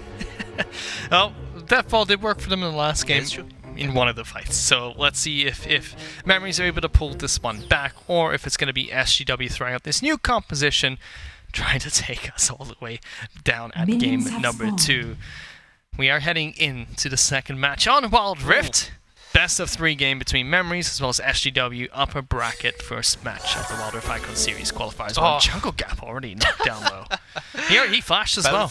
That was a flash forced, and he's not going back to base. They cheesed him in the Tri-Burst, right? Yep. He walked in, Tri-Burst cheese. They threw off a Cathian Rain and the double Q or the double skill one coming in from Delphire, so to be expected, and of course now he's going to be walking into lane with less health. He's in a horrible situation. He's got to wait for the first Honey Fruit, and he's going to start lane at half health. Now what Delphire can do is just sit inside the brush and just zone him away, right? Just keep throwing those shards at him and punishing him walking up. Which is, it's so difficult for Draven to be in this position, because Draven wants to be aggressive. Draven wants to be one saying, you know what, I can trade with you because my spinning axes hurt so much more. But he's stuck. He's forced to pick up Honey Fruit this early on. It does even get him back to full health. Still taking damage. Seraphine just aggressively zoning. Now, if the level 1 did not go the way of SGW, you could expect to see Diamond Hands and Jungle Gap just rushing at them level 2 and hoping to get the all-in. You can see the pressure is definitely there, but because they kind of took that chunk early on, now they have to play defensive. XCP proxying the wave. I don't think you should be doing this, buddy. Yeah, you don't know where the Evelyn is. I believe that's the Nasus' job, but they going all in against Seraphine, forcing a flash. Ego's still able to trade effectively, but like you said, that's exactly what they wanted to do. Yep. You know what? Jungle Gap is out of this game unless he goes back to base or forces the all-in, and they do. That gets a flash out of the Seraphine and then a heal used as well. The reason that worked is because they came in from a flank angle and they knocked him into the wall to get the full combo off. Normally, if it's an open lane, Alistar has to expand his flash to close the gap, so that's a small misplay coming in from SGW. Good punish from Memories, and now they equalize some of the difference, but it's still going to be difficult. Like, the Seraphine is always going to be healing, always going to be throwing out pokes. You have to respect the range difference coming in. Yeah, but level 5 might change the dynamics of this matchup. You get lots of survivability from the Alistar and some damage from the Draven, but Kai'Sa and Seraphine just really get unlocked at that level as well. Mid lane has been fairly back and forth so far, as we do miss the first blood in the bottom lane. Ego does try to trade back, but the aggression coming out from Diamond Hands and Jungle Gap has paid off. He didn't even flash for that? How did they even get the Gabby? 2v2 kill? Gabby, hello? Missing ping, Diamond Hands goes in and just picks up the nice headbutt pulverize to get the confirmed kill. But Gabby tried to dive the wave before the minions were there, so a bit unfortunate. I can see why Draven's name is Jungle Gap, because that was a weird play to come in, super greedy. All you had to do was wait for them to follow up, right? You feed the kill over. Oh, okay, you know what? Unlucky. We'll just say unlucky. Trolling his own team. Well, we do miss the fight bottom side of the map, but that's exactly what Memories needed to do to bring back this bottom lane. And already, in comparison to what we had 8 minutes in the last match, Memories is ahead by 1,000 gold. I love what Jungle Gap is doing right now. You go BS Sword and you go Vem Scepter because you're rushing that BT to fight as early as possible. Like, BS Sword is one of the most cost-efficient early damage items, right? It's just flat stats for a good amount of gold. You walk in, you throw your axes, and it punishes them. Now, Gang coming in. Yeah, XCP does get some good damage on towards Sabo. Throws at the wind wall, doesn't do anything. Burns the flash, but does get taken down top side of the map. One thing I do like about the bottom lane pickup from Jungle Gap as well, that Vamp Scepter means that Seraphine's poke is not going to be effective anymore. You're going to hit him with a couple of poke here and there, but every time he auto-attacks, he's just going to heal it all back up to full health. So in an all-in fight right now, Jungle Gap and Diamond Hands definitely have the upper hand. This is a smart move. They itemize very well, and because with the whirling axes, your raw damage is really high. So that's even more healing that you're getting from the Vem Scepter. It's an extremely efficient item built right now. He's already built the VT, so he's going to be able to get the shield up as well. Now your fights on the bottom side for SGW not as good. You don't want to take these 5-on-5, these 2-on-2s rather. In fact, you want to be waiting for the mid-game wombo combo, hoping that Memories chooses to handshake a fight where you can get Death Lotus and Cyclone off. Early game definitely has gone in favor of Memories. You can see most of that is going over towards Draven so far, who is about 700 gold ahead of the Kai'Sa at this point in time. Small gold lead top side of the map as well. Junglers are fairly even. Midlane is fairly even as well. Looks like we might see a fight towards this mid lane. Gabby as well as Alex were looking to try and look for an engage. They don't quite get it. Everyone is grouped up here. We're just looking at a little bit of an ARAM right now. That mode is enabled, so you don't really need to do it on Summoner's Rift. One thing you notice is that Ego is always late to rotate into fights. It happened the previous game, it's happening in this game, right? He's always choosing to farm waves, and he's telling his team, hey, don't fight. You know, I'd rather get a bit more gold and EXP, and then we'll join in on these small incremental advantages. Do want to talk about the wards really quickly. Neither team are really using their sweepers. You saw a ward being thrown deep into the Baron, a Dragon Pit there as well. Doesn't quite do anything. Look at Diamond Hands go. Deep value coming out of Diamond Hands. The wombo combo is absolutely beautiful coming out from Memories. Sabo trying to do his best to keep alive. Ego does dash back in to pick up a return kill. The rest of Memories are already working on that dragon. Big team fight going the way of Memories. Whirling death into headbutt, pulverize into nightfall, and they're still going on. Though Haki, he's jumping, he might be trolling. He had no hit points, still decides to try and jump back in, give it a double kill over towards Jungle Gap. Delayed ace coming out of Memories. They pick up a dragon, and they have a sizable gold lead going up against SGW. 3-0-3. It's the League of Draven coming in. Memories are huge in these fights, and that choke, you know, it's supposed to be SGW's, you know, preferential territory, but instead Memories, they pull the trigger. Very smart timing coming in on the engage from the Alistar, calling in the rest of his team to follow up. SGW are so far behind now, and XCP, this Nasus, he's not supposed to be big until 3 minutes later, but he's hitting him with the cane. Yeah, XCP is struggling top side of the map, so Gabby has proven me wrong. The Evelyn was able to get a nice bit of advantage for Nasus top side. Now can effectively split push. Diamond Hands and Jungle Gap bottom side of the map have been decimating this lane, making sure that it's been won from start to finish. So really well played for Memories. They just have to keep up this pace. SGW's team comp does do well later in the match. They have to just make sure they don't get to that stage in the game. Look at the minimap right now. You can see Memories make the rotation up for Rift Herald. SGW shouldn't be contesting this. The right answer is to send your members to the bottom side and mid side to get leverage on mid wave and bot wave. They spend so much time walking around, they don't really get anything else on the map apart from Ego farming bot, and this is a mistake we see some newer teams make when they overcommit to fight for Herald. Fight in the mid lane. Jungle Gap tries to get some damage over towards Seraphine. Does force the heal out of Seraphine. Haki was forced to rotate the opposite direction as well. Gabby is still looking to see if he can go for a gank on the top side of the map. Kai'Sa was eventually able to take down the bottom lane turret. Ego made the right play there. He managed to get the bot tier 1, which was the first, so he gets a bit of a bonus gold.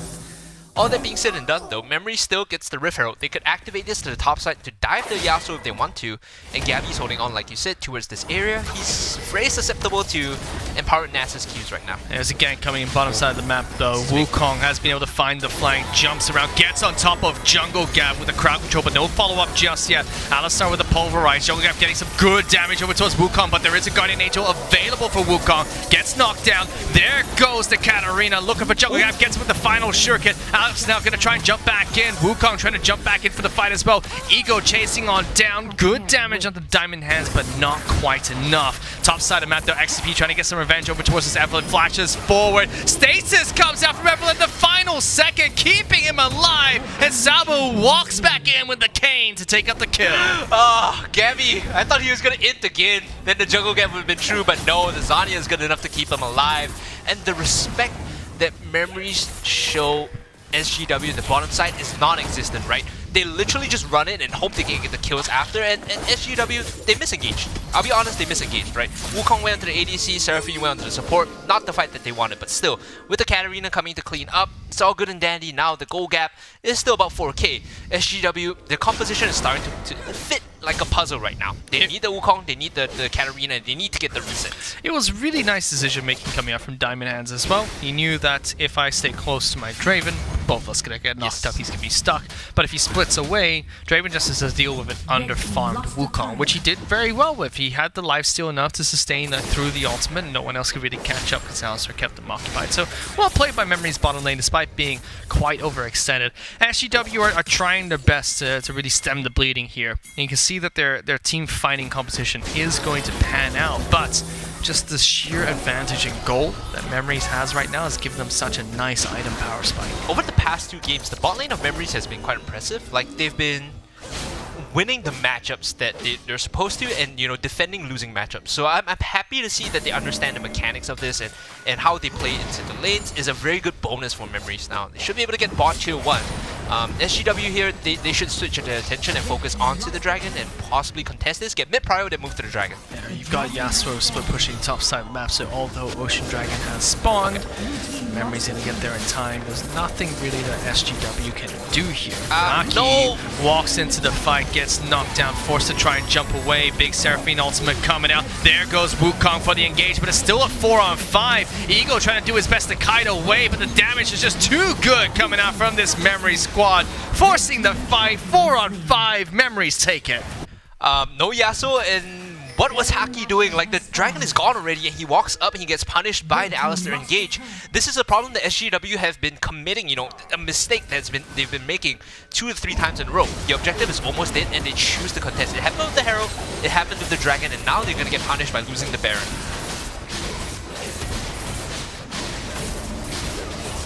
Easy Baron pickup here. XCP can't do anything about that.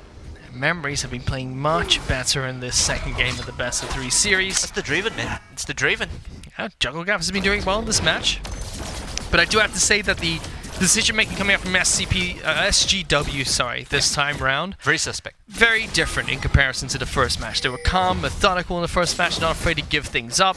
In this game, you see Haki completely out of position, moving towards Dragon, but you know that that's where the opposition is at the moment, even when you're not grouped up as 5, which is the only time the SGW really wants to be fighting in this fight. And, kind of weird, because in game 1, XCP was the one that understood I have to team fight with my team, even on Camille. This time on Yasuo, he should be team fighting, but he's split pushing. So again, it's the decision making that's very suspect. They do want this 5-on-5 though, but he might just die here. XCP overextended. Sabo just knocking on forward, says I'm too strong at this point to care about any sort of flank. Walks up to XCP, and there's nothing that Yasuo can do. This should be free tier 2 into inhibitor. They could even force this if they want to. Oh, this could be game. Here goes the ultimate coming out from Wukong. Jumps on him, but immediately knocked down through the Guardian Angel. You see Ego is absolutely no damage in the back line. Sabo gets another kill. Gabby's gone all the way towards the Nexus. Almost taking down Seraphine. Forcing the Zonya's Hourglass. Diamond Hand's going to jump on in to try and defend them. Gabby trying to get more damage. Should die to the Nexus. This guy's trolling. Overextending through everything here. Jungle Gap still wants to fight this one 2-on-1. That probably could have been game there for Memories, but they do, bite off a bit more than they can chew, forced to back off. They do get an inhibitor for their troubles. Sabo is going to continue doing Nasus things, sitting topside, split pushing. He has a ton of stacks right now, and he has no contest in terms of who who can match him 1v1.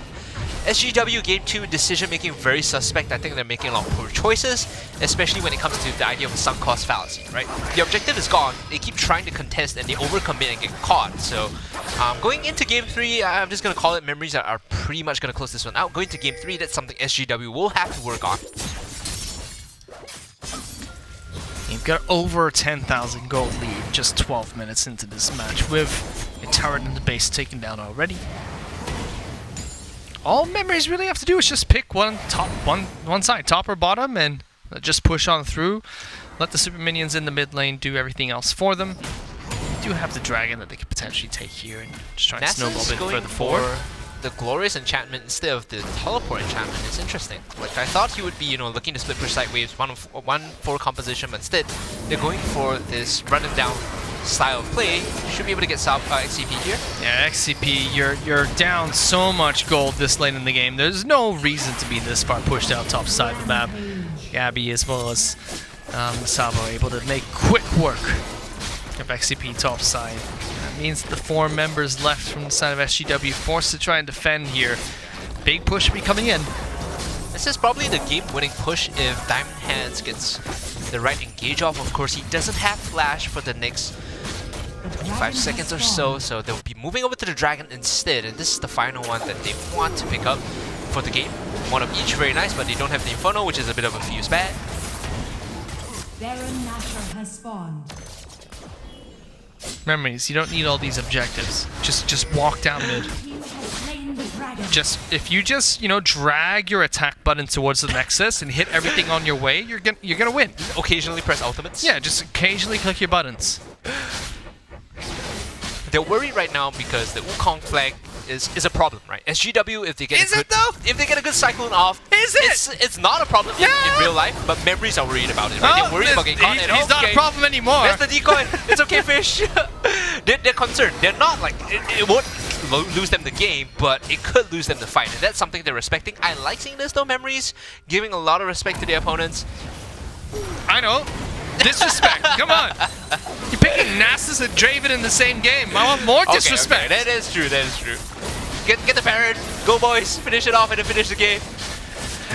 This is the Hail Mary coming up from SGW here if they want to go for the fight. Wukong does jump in. Big ultimate, big wombo coming out, but nobody else is there to follow up on damage. So Katarina throws the ultimate off from the other side of the wall. There's the disrespect I wanted to see. Flashing over. Jungle Cat taking a bit of damage. Sabo doesn't care about anyone or anything.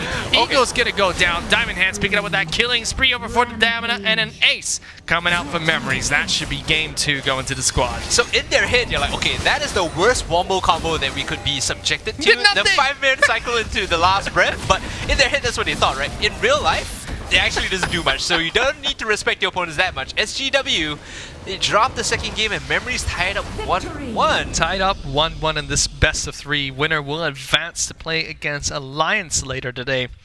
Loser of this match does drop down into the lower bracket, where they do have a best of 1 lower bracket to play out.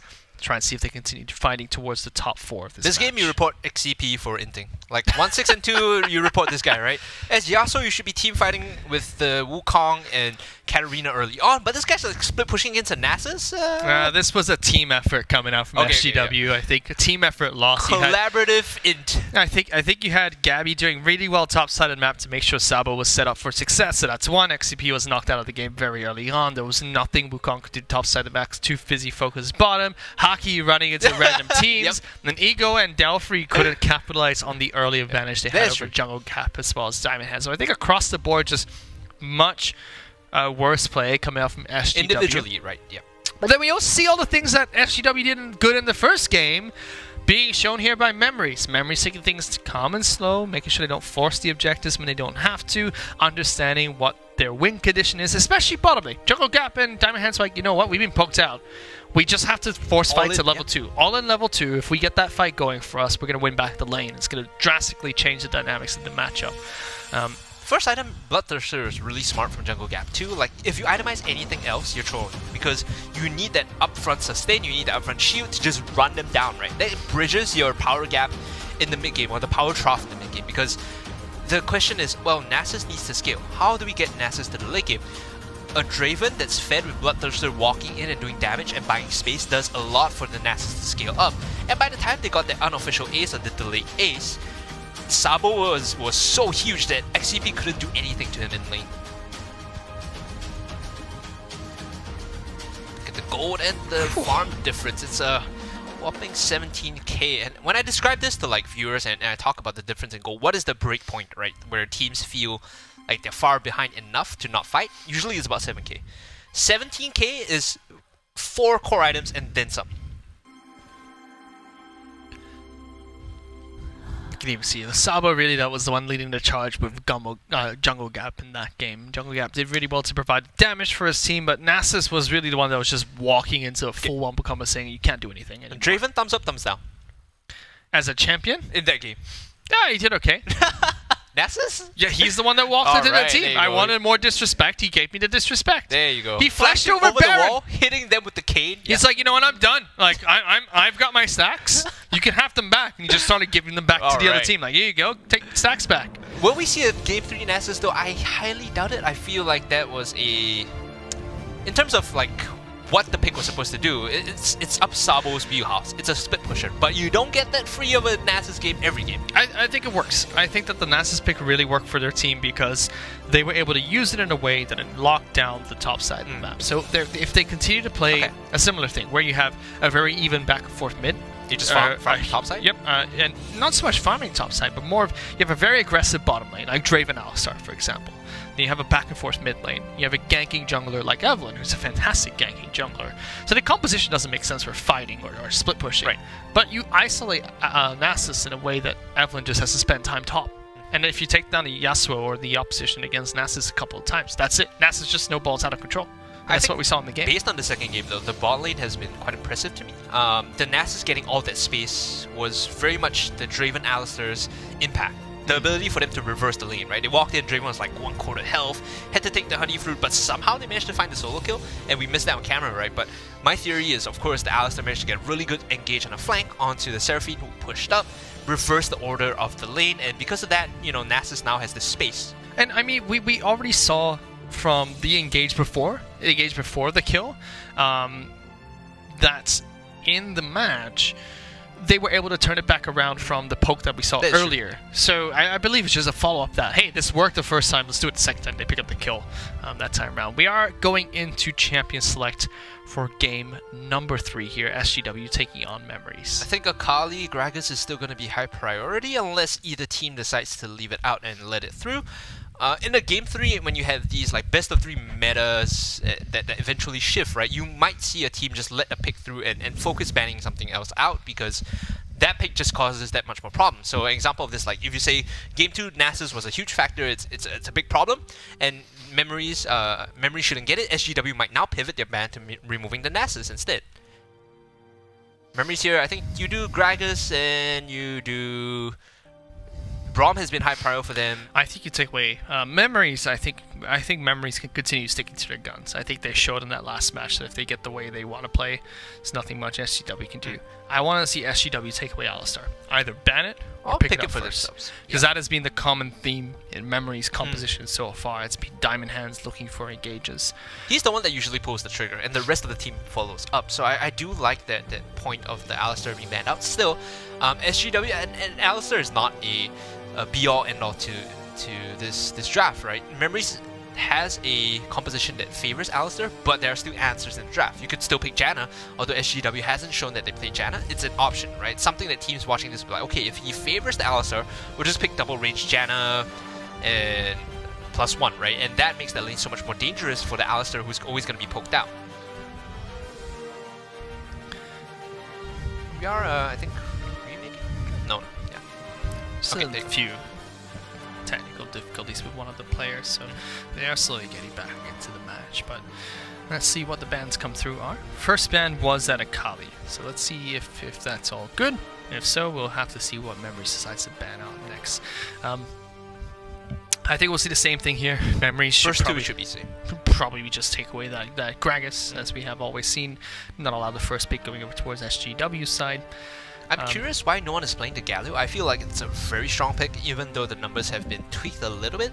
The the potential to influence side laners like Sabo and Jungle Gap, and you think about how the team likes to play from memory side, a Galio fits their composition, the way they play very well. Maybe the mid laner just doesn't really run it, but I feel like it's something that really synergizes with their team play style. Oh, okay. So Memories, we just got confirmation, has swapped one of their players. I can find out who that... Memories? It is gonna be... Okay, the ADC is gonna be Hiri now. This is support. It's for the support for SGW. Yeah, SGW. SGW is Hiri's in supposed to now, be swapped out.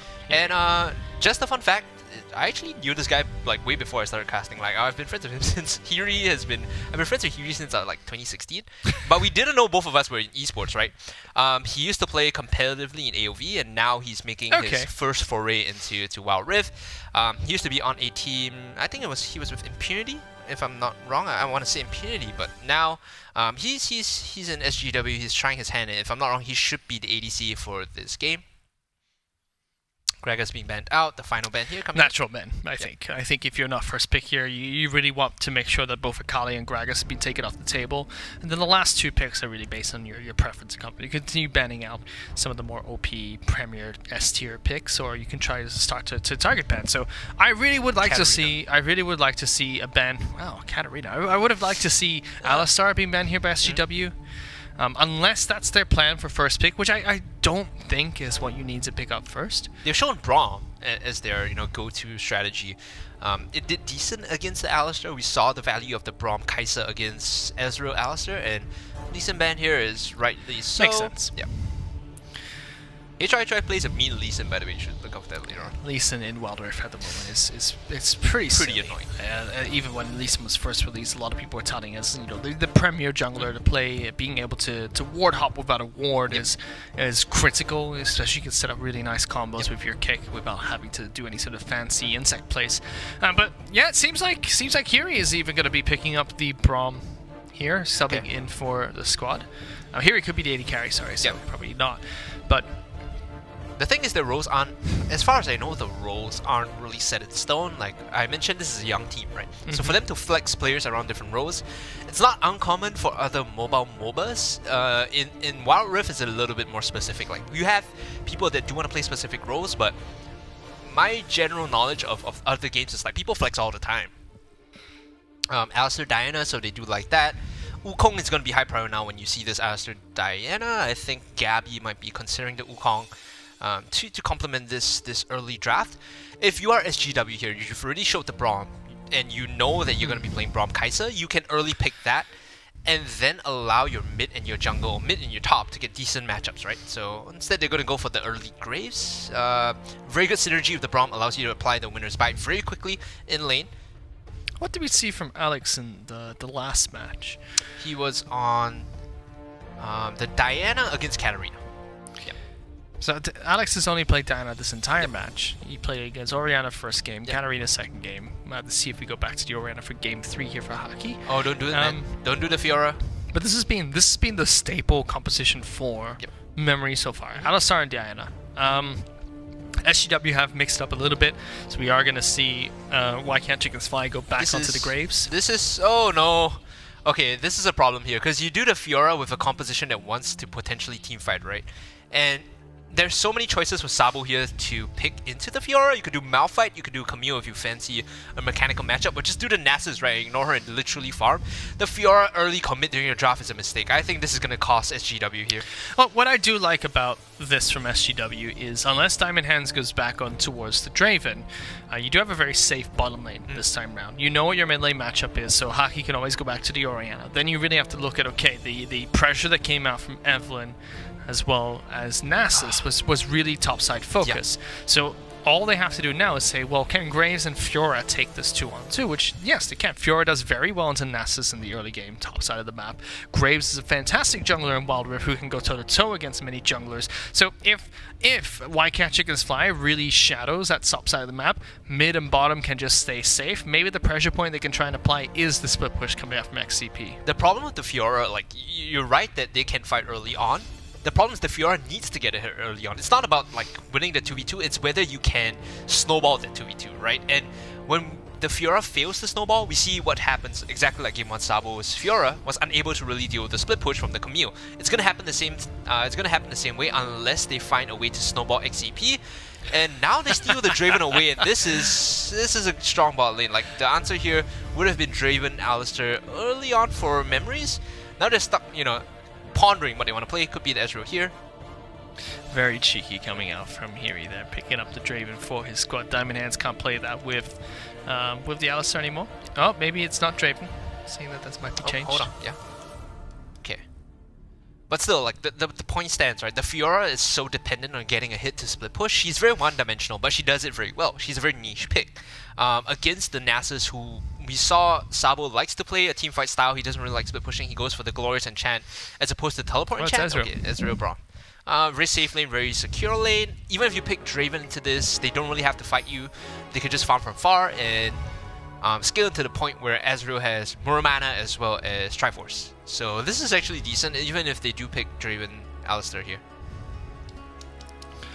Which they will. So Azrael a little bit safer bottom side of the map. Zig's incredibly safe in the mid lane, which is lots of wave clear.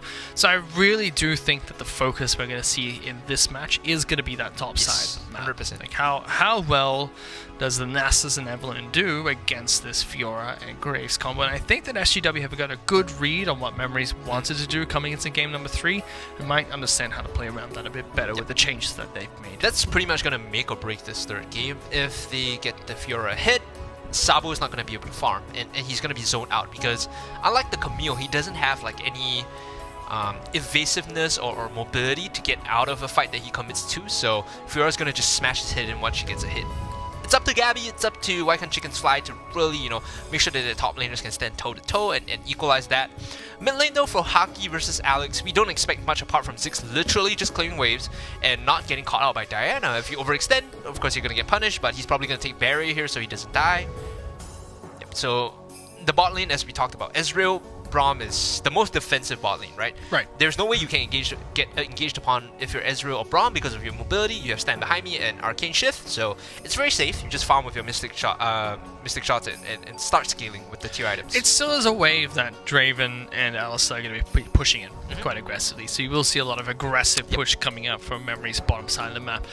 What I do want to see is what happens in that mid lane and top side of the map, because I think that Evelyn has an opportunity here to say, well, if I try and go up toe-to-toe against Fiora as well as Graves, there's a chance that we're not going to come out on top.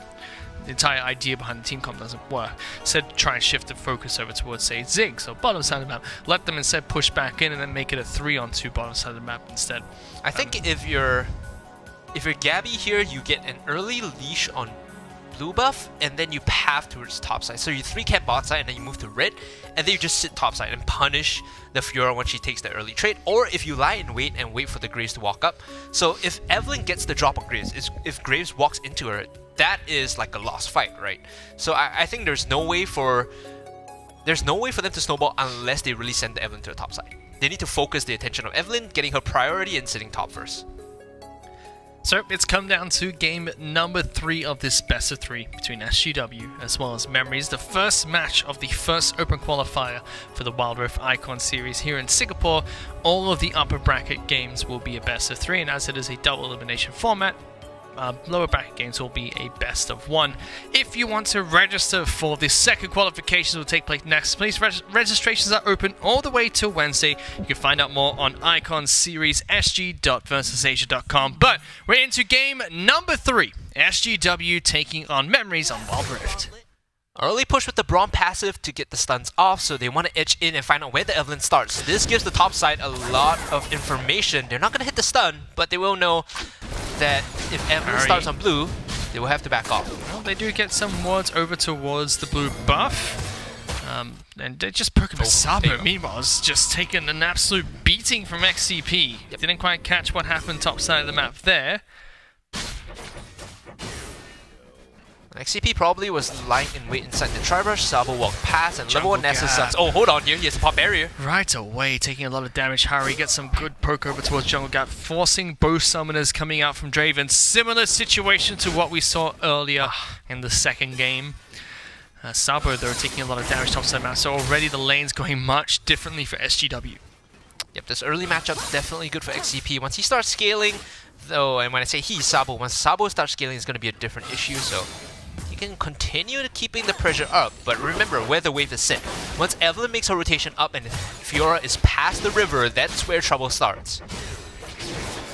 So, more damage coming out. Whoa, good damage coming out from Hiri there. Jungle Gap forced to back away. Hiri doesn't mind taking even more damage from the wave, but is still getting some good poke, and even top side of the map is going to be poked down quite low.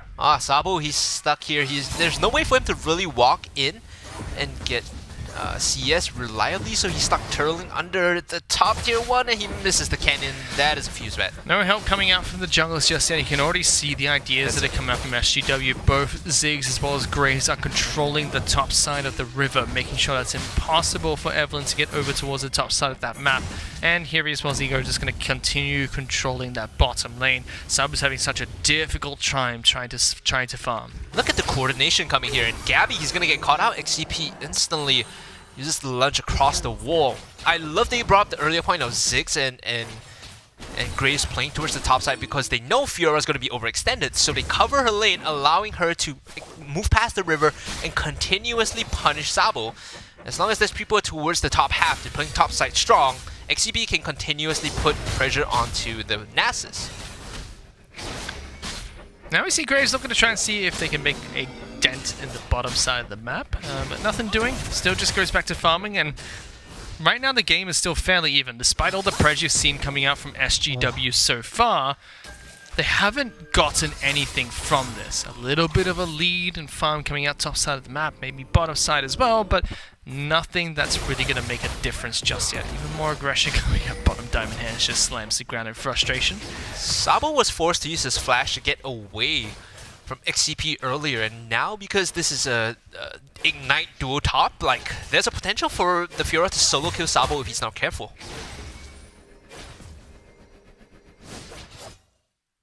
Here comes Gabby to cover the wave. They know that Fiora wants to go in for this all-in here. Gabby could make this happen. The flash out. Flash follow through. Flash throws out the riposte, but not going to be enough. Really patient coming out from Zabby to make sure he fights back. And look at this. Memories. Bottom side of the map as well. Finally find a break against Ezreal as well as Braum.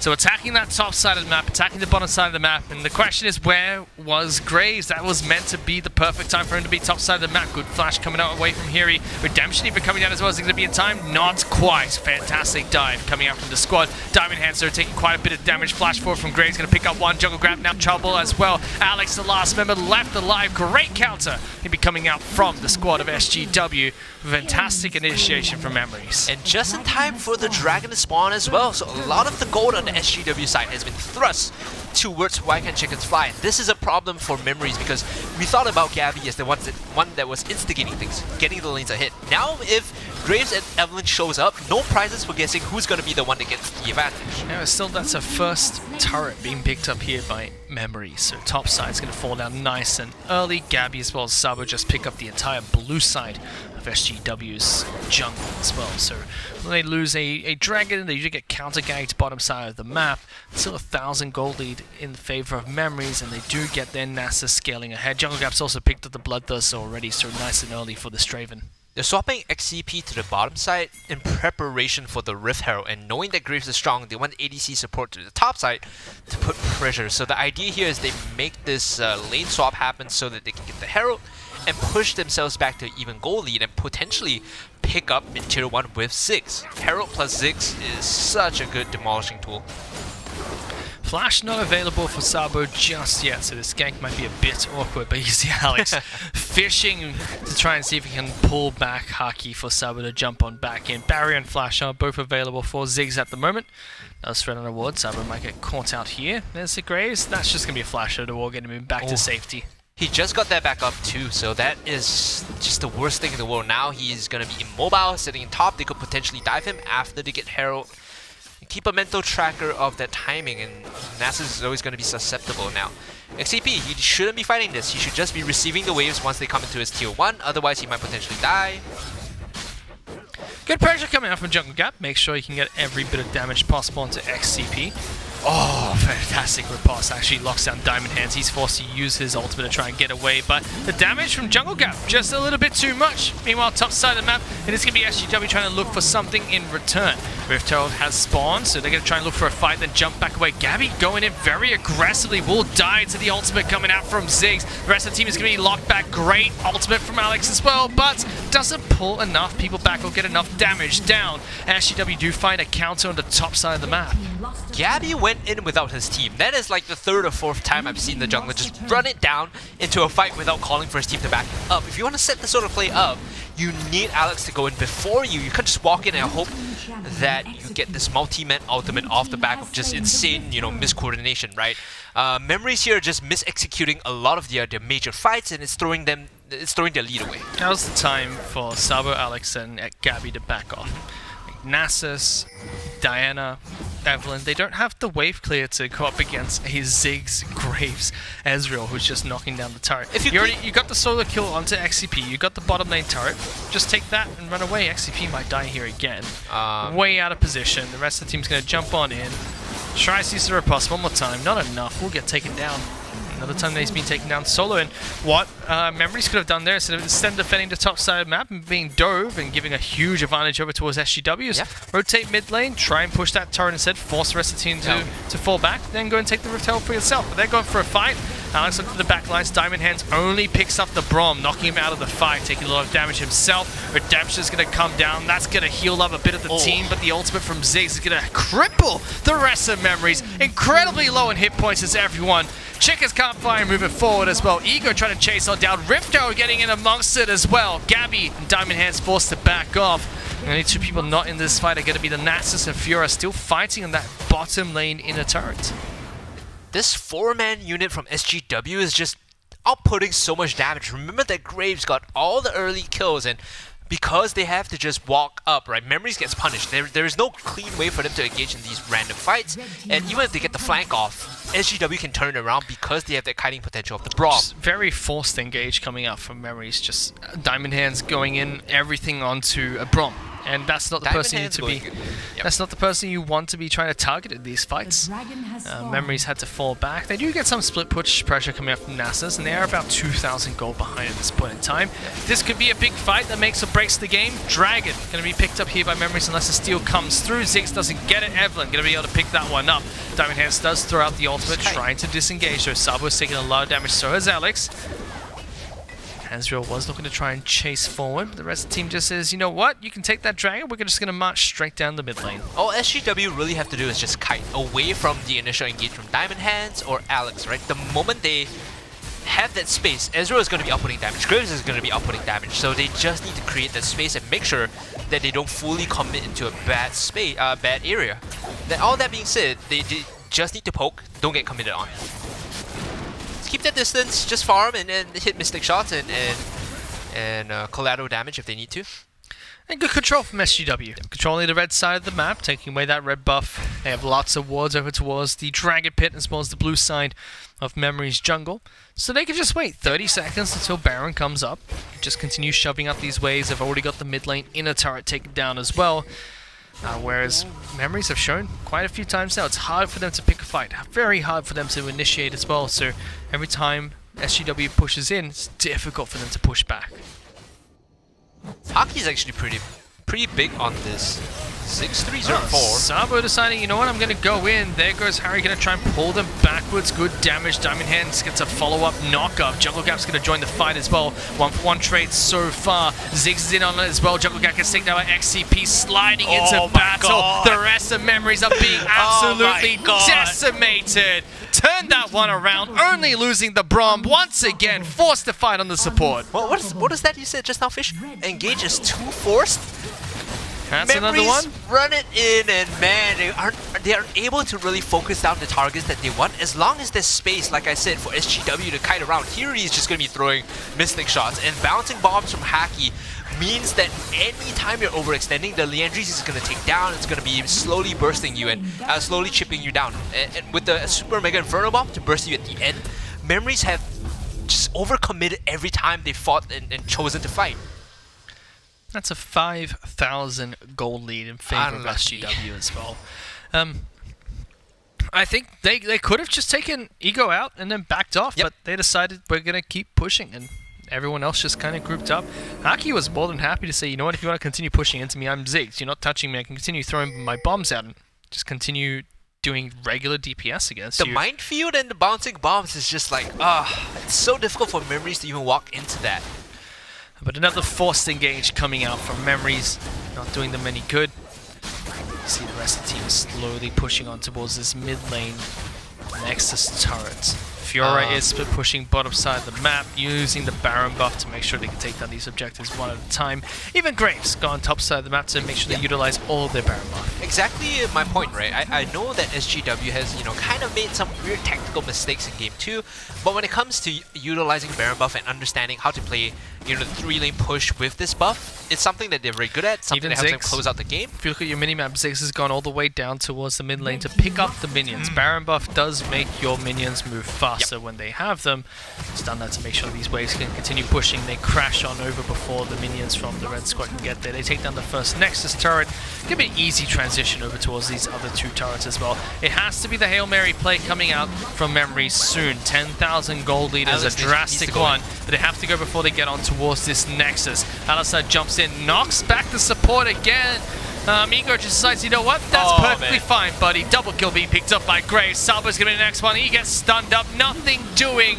Alex as well as Diamond Hands don't have the strength to hold on, and it's going to be Game 3 going to SGW. They advance to go up against Alliance in the upper bracket. All 3 games that Alex has played on Diana, I haven't seen a very decisive forced engage coming in, right? It's always Diamond Hands that goes in first, and that's so predictable. The Alistar animation between Headbutt and Pulverize is very obvious, and I wish, sometimes that Alex had gone in and opened up the fight with the Nightfall, with the Moonfall, using his flash animation cancel, even if necessary, right? Just to start things off. It becomes so obvious when it's always the Alistar going in first. But much better play coming up from SGW this time round. I think in this game they were playing a bit more methodical. Memories really biting off a bit more than they can chew there. There was a couple of times where they were actually ahead in gold and they had the tempo advantage, but they just kept trying to force and force and force. Force a defense of a turret, force an engage coming out from Alistar, when they could have just taken things nice and slow, rotate to different sides of the map and use the advantage that they had. Weren't quite able to do that, and it's going to be SGW that advances to go up against Alliance. The running theme for this game across all 3, right, is I think teams don't understand when something is just gone. You shouldn't be contesting it. So they make this paltry move to almost symbolic move to move over and oh guys, we want to contest this, but the thing's gone already. The objective is gone, and they realize they wasted time staring it down, watching it go away. Instead, you should be making the cross-map play. You should be moving towards the opposite side to take away their jungle camps, take away their turrets, take away vision, right? But the teams aren't doing that right now. And another thing to highlight is the lack of sweepers, I find, from both teams, right? The Trinket as the default, warding option is good and all. It gives you vision, but one or two people need to start picking up sweepers to deny vision and set up for these flanks, because when everyone puts wards down, you're playing with almost complete information. There's no way you're going to get the drop on your opponents. Use sweepers to get flanks, and as the day goes on, we're going to see this coming in from the rest of the teams, the more experienced teams at least. Well, that's going to be Game 1 going over to SGW in this first best of 3 series today. For Memories, what they have to go and do right now is recharge or rehydrate with some 100+ as they go over to the lower bracket. They still have a chance to try and make it through the first qualifier of this week. And like we said, the second week of qualifiers will be taking place next week. If you want to try out for those qualifiers, you can still sign up all the way till this Wednesday over an Icon Series sg.versusasia.com. Like Matthew said, if you saw these 3 matches, you're like, well, these teams aren't really playing at my standard. If you think you're better, just sign up and show them what's what. I think there's a lot of hidden gems, so to speak, in the community right now who are really good in terms of mechanical skill and game understanding, but they're just yet to put themselves out there. They need to try and try to hand at one of these tournaments. Or you're like me and you can only play Jinx. You know what? Find a support who's much better and try and keep you carried through that lane. But that was the first best of 3 that we had here today. We have plenty of matches to be played all the way today as well as tomorrow. All of the upper bracket games are going to be best of 3 matches. Lower bracket games are going to be best of 1s. We do have a couple of highlights from those matches as well. So let's take a look. I believe this is the start of the series, right? Where SGW, they were making the right moves. You know, they found all the right fights that they needed to, especially the Orianna and the Camille. I really like this composition coming in. This is textbook Wild Rift, right? You look at the current patch. If you draft something like this, maybe you swap up the Graves for Lee-Sin, you know, if you could get it, or Gragas, yeah, that works as well, you know. Jarvan even works to a certain extent. And like you said, we are going to see the meta kind of shape up and develop as we go through the next few games that we have over the course of today. We have lots of best of 3 matches to play. We do have a lot of really well-known teams playing later today as well, like Alliance, like a lot of ex-professional League of Legends players coming in as well. So then we'll really start to see, is this the meta that's going to be shaping up? And we've already had a few different Icon series played across Southeast Asia that teams have drawn inspiration from. And this was the game that Memories were able to take back. Game number 2 was just a massive snowball that went in their favor. Uncharacteristic coming out from SGW, where they played really aggressive. Oh my god. Massive wombo combos coming out from Memories, and they just couldn't commit to this in game number 3. Exactly the same composition, and they weren't able to get it. These wombo combos for Memories comes in like once in a while, right? It's usually, and I reiterate this so many times. It's Diamond Hands coming in with the first engage, and everyone's like, oh, Alistair is going to be first in. The moment he walks up, we back off. The second game, it worked out. The third game, not so much. And when you become so predictable that your Alistair is the one engaging these fights, enemies kind of adapt around the SGW. You know, fool me once, shame on you. Fool me twice, shame on me. Finally, in game number 3, you can see just from this clip alone, Memories really biting off a bit more than he can chew. Trying to defend a 3-on-4 on the turret against a superior composition that does well sieging, even though they were taking advantages elsewhere on the map. Just led to such a massive goal lead, and eventually SGW taking the series with a substitution coming in for the final game. I think Hiri had a really good performance in this game 3, right? Coming in on the Ezreal, he was able to hold his own in the lane. Granted, you know, they got caught out during the laning phase, but when it came down to team fighting, his positioning and landing the Mystic shots necessary to supplement damage was there. A very good substitution in the third phase, and he also, you know, fulfilled a role that I think Ego couldn't, because Ego was not the Ezreal player in game 1. He was a Kai'Sa specifically. You know, now that they have this substitution, it widens the champion pool. Well, they themselves have to really prepare for the next match as well, which they're going to be facing up against Alliance in one of the best of 3s that we will see later today. So that's going to be a big match for them. And they're fighting for massive prizes as well. The top 4 from this qualifier will advance into the main stages of the Icon series, where there are $20,000 up for grabs, Secretlab chairs, as well as 3 months supply of 100+ for the top 3 podium finishes as well. We'll be going for a short break, ladies and gentlemen. When we come back, though, we'll have Impunity going up against Team OK. And if you guys are familiar, you know, FSL or Asterix, those are the girls that Impunity will be looking to face off against. So don't go anywhere. We'll be right back.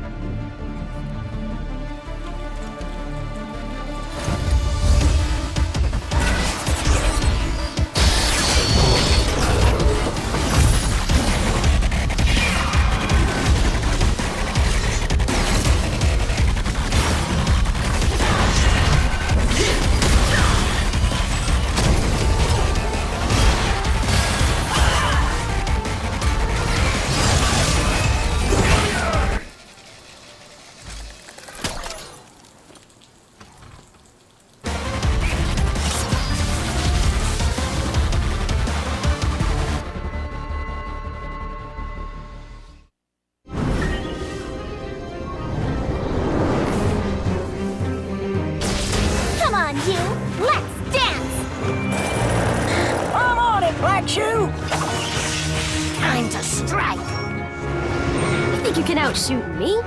Captain Chemo on duty!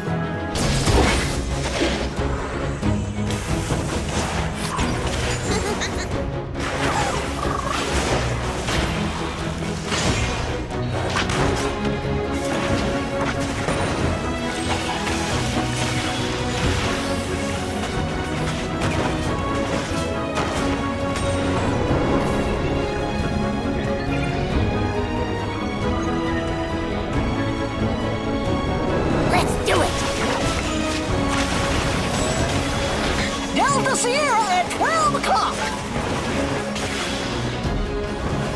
Gusto picks.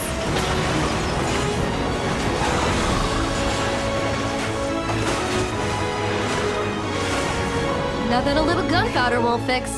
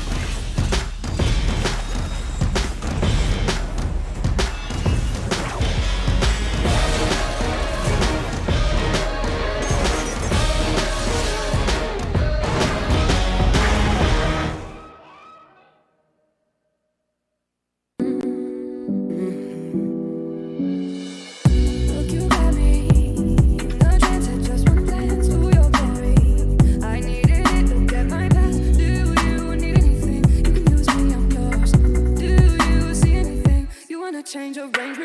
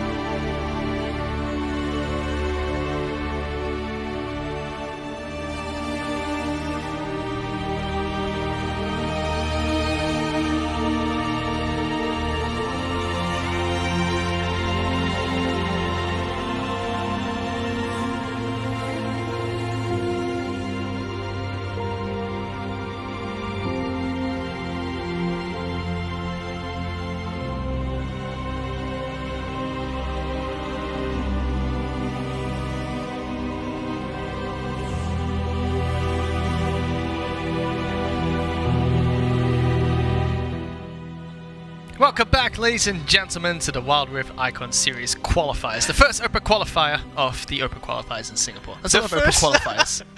Many Open Qualifiers, of course. This is the first one this week, and then there's still space to sign up for next week. I think the cutoff date is Wednesday.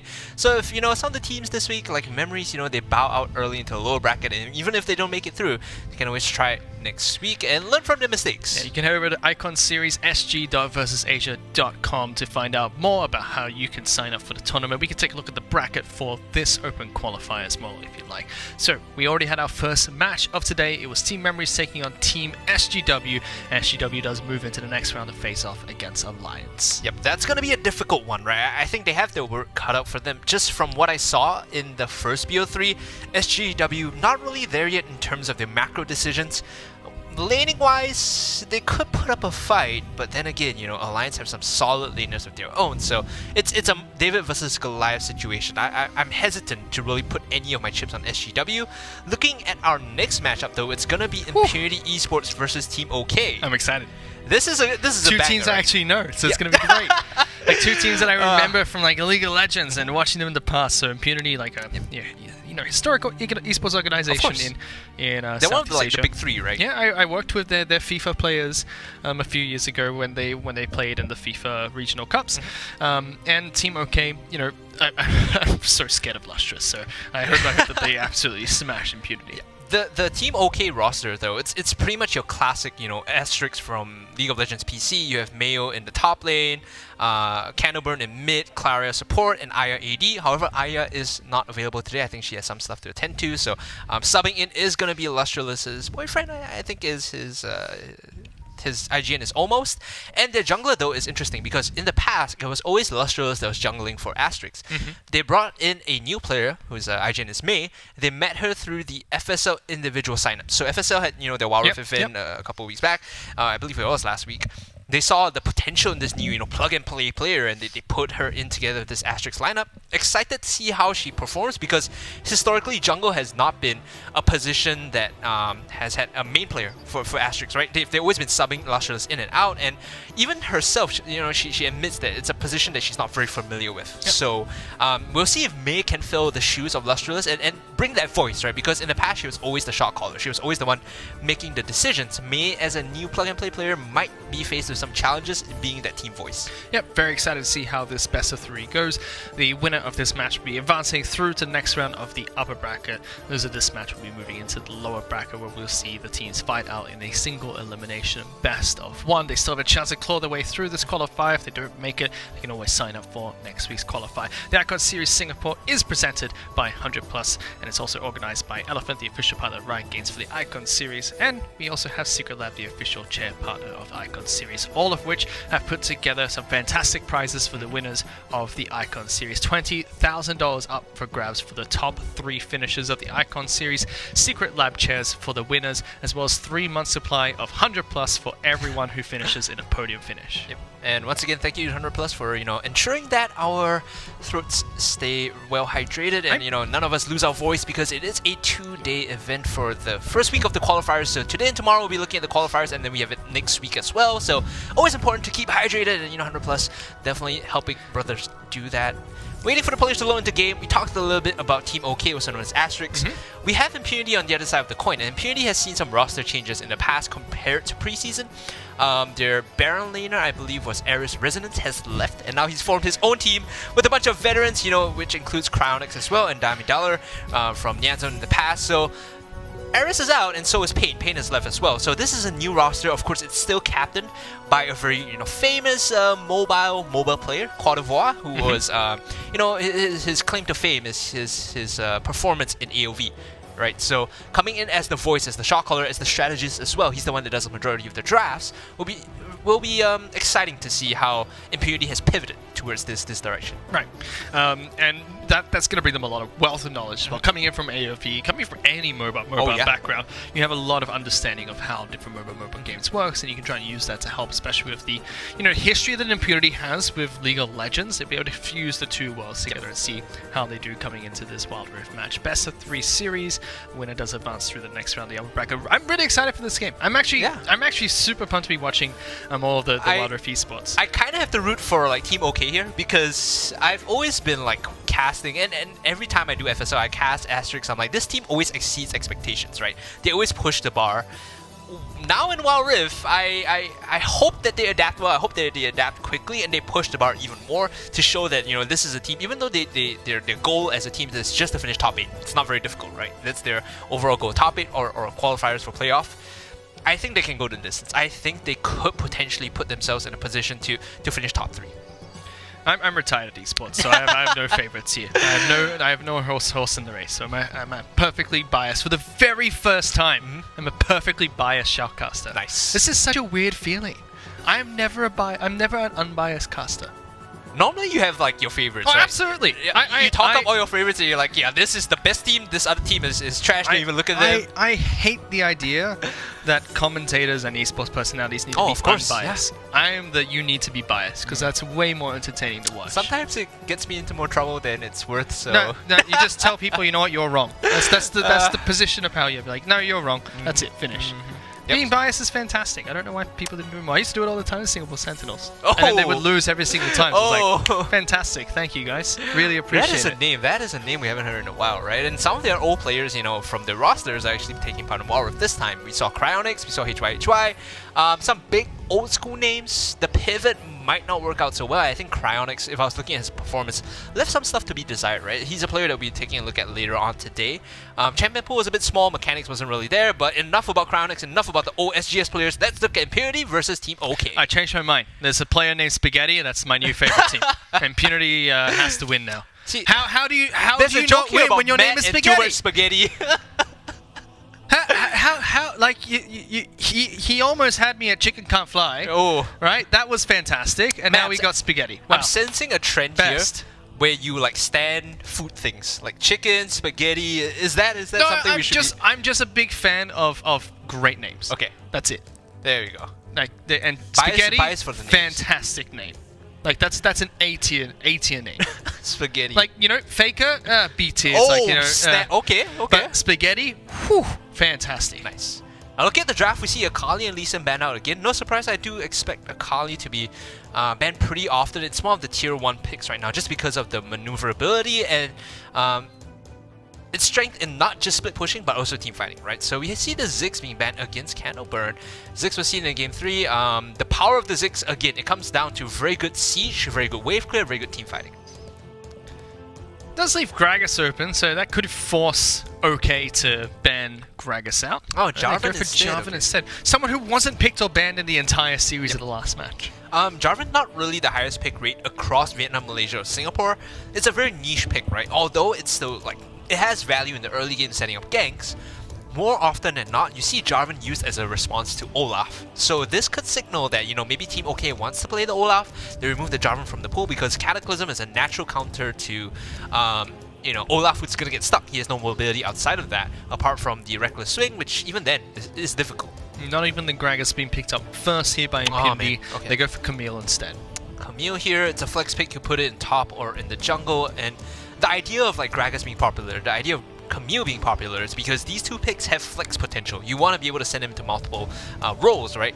Right now, I feel like you lock in the support and jungle here for Team OK. So you could do Alistair Gragas, you could do Braum Gragas if you wanted to. I just think Gragas in general is just a really good pick because he's not only good mid or top, he has very good matchups as well. It's impossible to die solo with Gragas unless you like, I don't know, fumble your keys or something.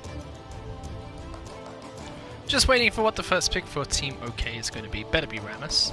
Like, Better come on, be Rammus? you've got to live. You can't call yourself Team OK and then not Thinking, pick like, Rammus. This is the patch where Rammus has the jump now in his ult, so we'll go for the Kai'Sa instead. That's for... very scary, by the way. Have you played against it yet? Dude, when he speeds at you and just literally lands and knocks everyone up that circle, yeah. Because I was playing a game. I was bottom lane. I was like, look at Rammus try to gank me. There's like Like, 5 boom, minutes he from just me. jumps in. Nope. It's not meant to do that. I think we're also used because Rammus, like for the longest time, it's either he comes at you fast and he hits the gank, or he doesn't do anything else. Now that he jumps, it's like, what is going on? Yeah, Rammus definitely drinks a lot of 100+. He needs to hydrate after all that rolling around. But Mayonnaise and May, they pick up Kai'Sa as well as Vi as their first 2 picks. Kai'Sa we've seen as a staple pick in the bottom lane in the current meta. Talk to me about Vi, something we also did not see throughout the entire last match. It's one of those like, I hate to say, but like idiot-proof junglers. Like you press out, you land on the target you want, right? And it synergizes so well with the current meta of mid laners, the likes of like the Ziggs, which has been banned out, the Orianna, who wants some form of lockdown so they can hit the big ticket ultimates and allow you to sort of carry the ball in the fight in the case of the latter.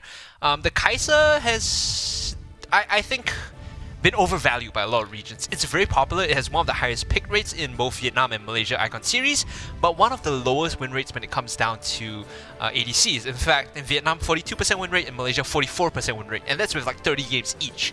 It has a losing win rate, it's a negative win rate despite that pick, right? Yeah, I like how you say it's an idiot-proof jungler, but I can't play it, so... Does They might have to invent What are you another trying to term, say? like a fish-proof jungle. Like I don't know, man. I've tried. It just doesn't work. Right? Look. All you have to do is just hit out. You just hit out. Like, what are you outing? Like tanks? Like what's going on, man? Let's sit down and figure this out. You know, you might need some coaching. Gragas does get locked in here for Swirled.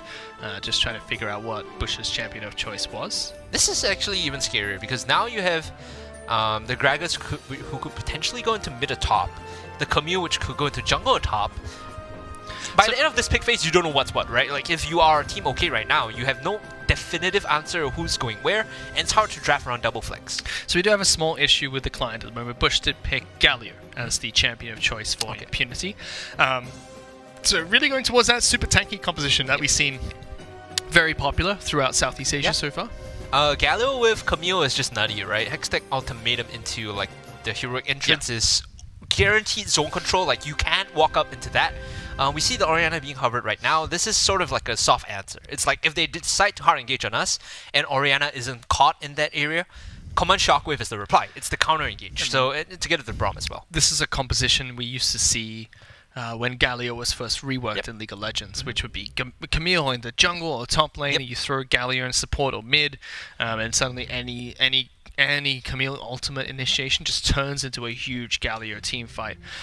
Very curious to see how they round out their composition. Do like the pick of Orianna into it though. With the Galio here, if it's support, you don't have the additional value of like shadowing the Camille now, because traditionally when it was like Galio mid, Camille top, wherever the Camille split pushed, you would have to be very careful of, because then the heroic entrance would come in and make it like a 2-on-1 or 2-on-2 best case scenario. So you always had global pressure wherever the Camille was split pushing. Galio support doesn't have the same value because even though you arrive, you don't do as much damage. Granted, his numbers are still good.